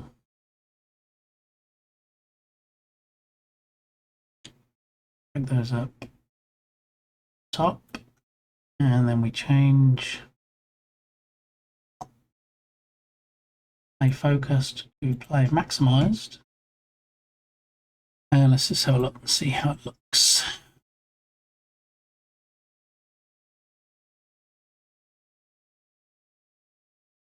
think that's good.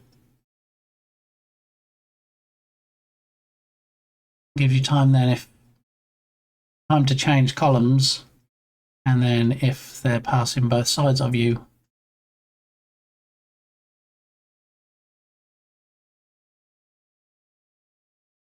Yeah. Okay. That also means, now where is the butterfly positioned? 18. So let's say 19.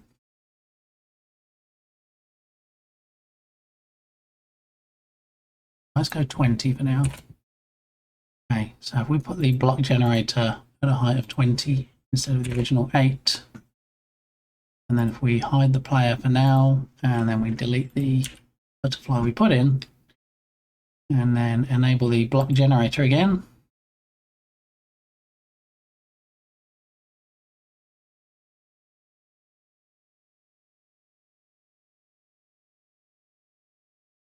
And then hit play again, we'll see how the blocks look coming down.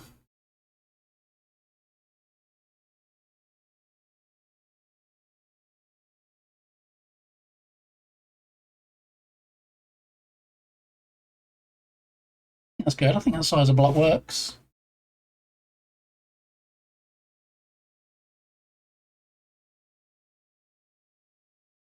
And then the player will be coming down slower than those butterfly blocks and have to keep out of the way of any falling blocks, at the same time as pushing blocks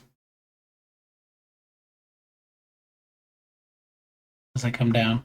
We can work on we can tweak the speeds later, especially now there's a longer amount of play space. Maybe the butterflies can fall a bit faster.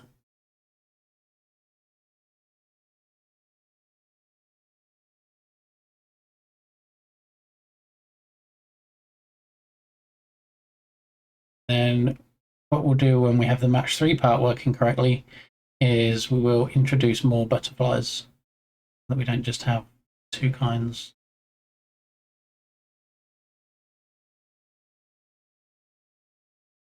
Goodness, 1, 2, 3, 4, 5. Look at that, 6 all coming down in the same column.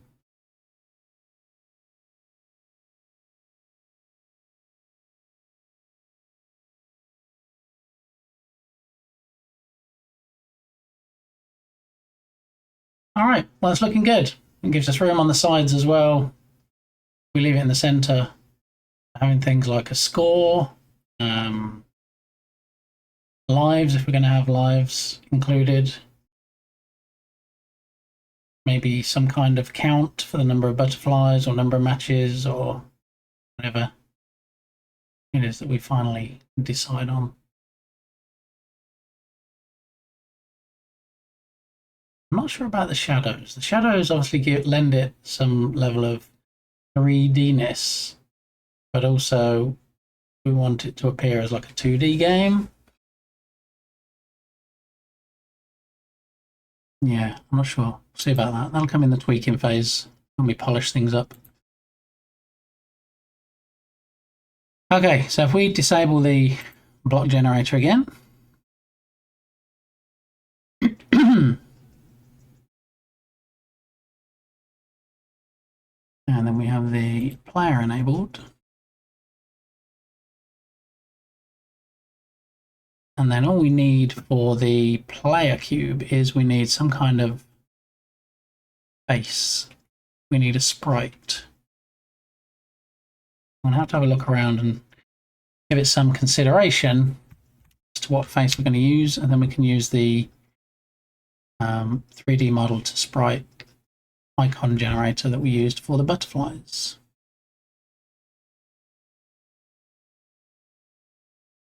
Okay, so on the player, we have a player controller script.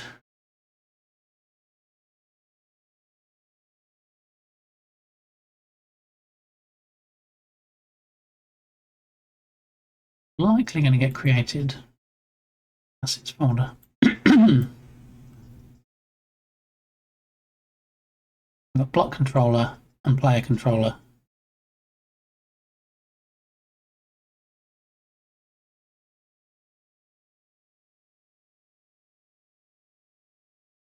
And at some point, Unity might actually, there it is, added it on.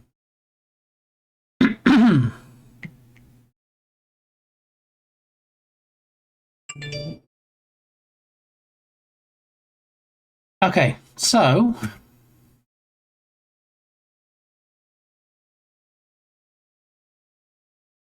things to do. Let's open up the player controller script and then I can use it as a to-do list for the player. Show code. Alright, so we get rid of the usual template comments and need to create human sprite face for cube.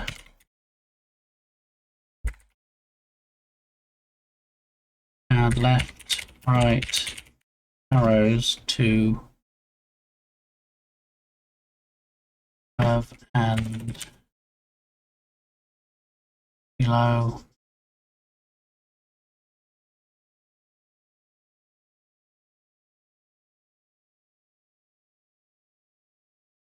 Add human face sprite. Add left right arrows to above and below face sprite. Add code for moving player left and right into exact column.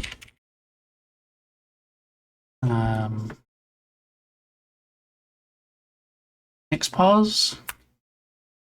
We also need to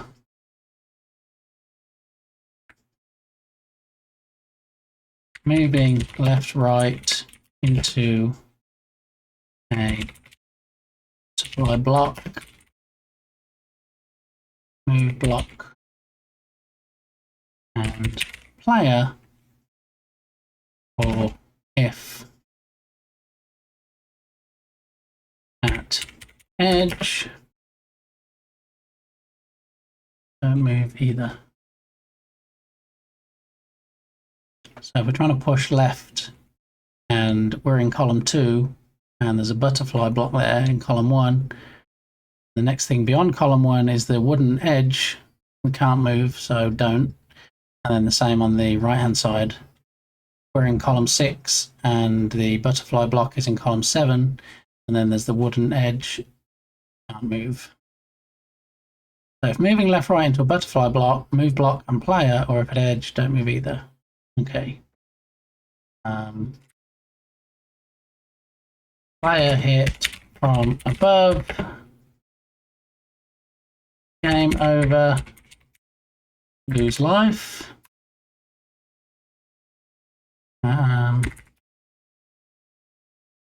Player reaches bottom or stationary butterfly. We need to decide what to do.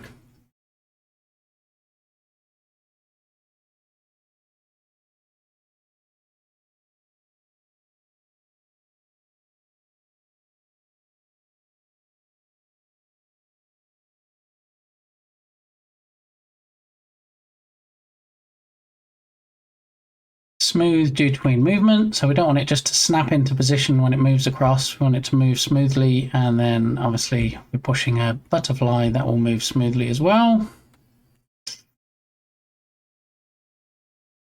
Anything else we need to think of for the player cube?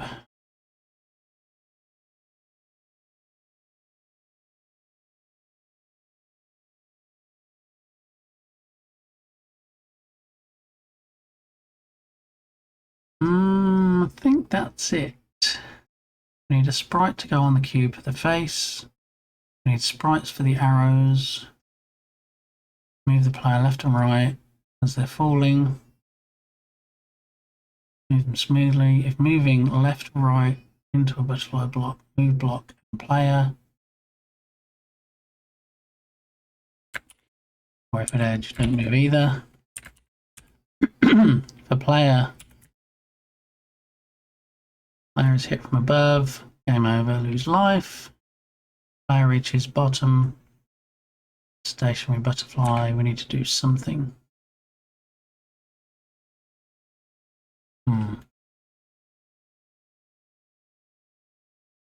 Do do do do do. I'm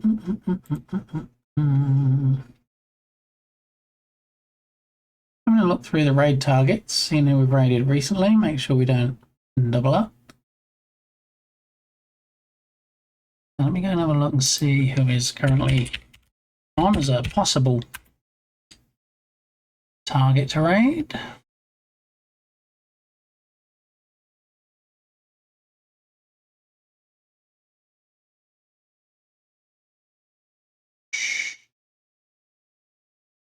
So we know Yogurt went live, but we raided Yogurt a few weeks ago.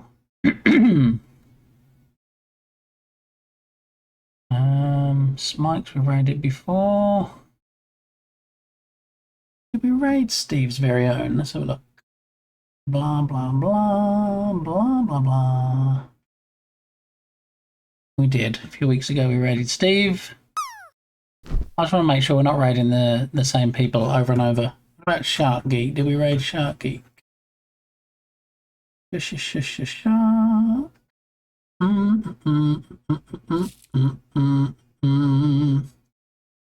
Oh, there we are. Shark was in July 25th.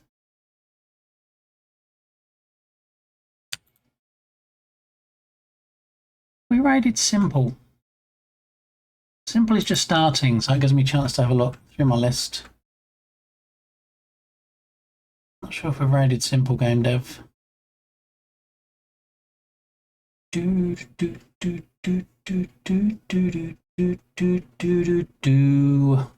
I don't think we've ever actually raided Simple. Now let's do that today. He's been on for 10 minutes and he's still at the starting soon screen.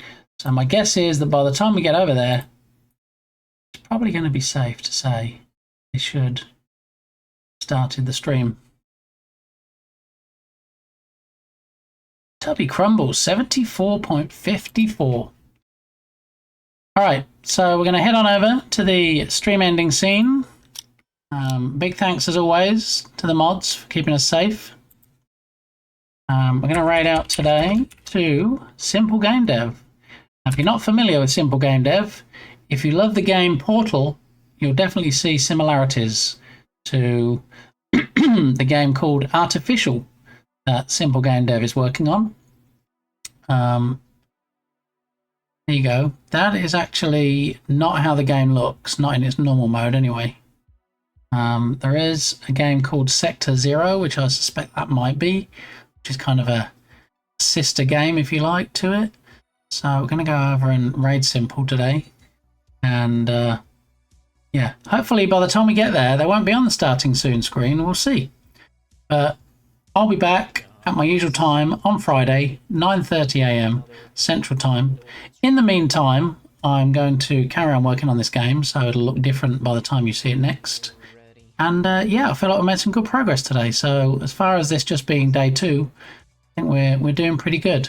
So thank you, Sparky. Always a pleasure, never a chore. Casey, unexpected pleasure seeing you here today. Congrats on your unauthorized, we're not supposed to talk about, and you keep denying push. And I'll hopefully catch you all in your next streams or in other people's. So there's the delightful Simple Game Dev we're going to head on over to. You got your raid messages in chat. So first one is for subscribers, second one for non-subscribers. And I'll hopefully see you all back here on Friday.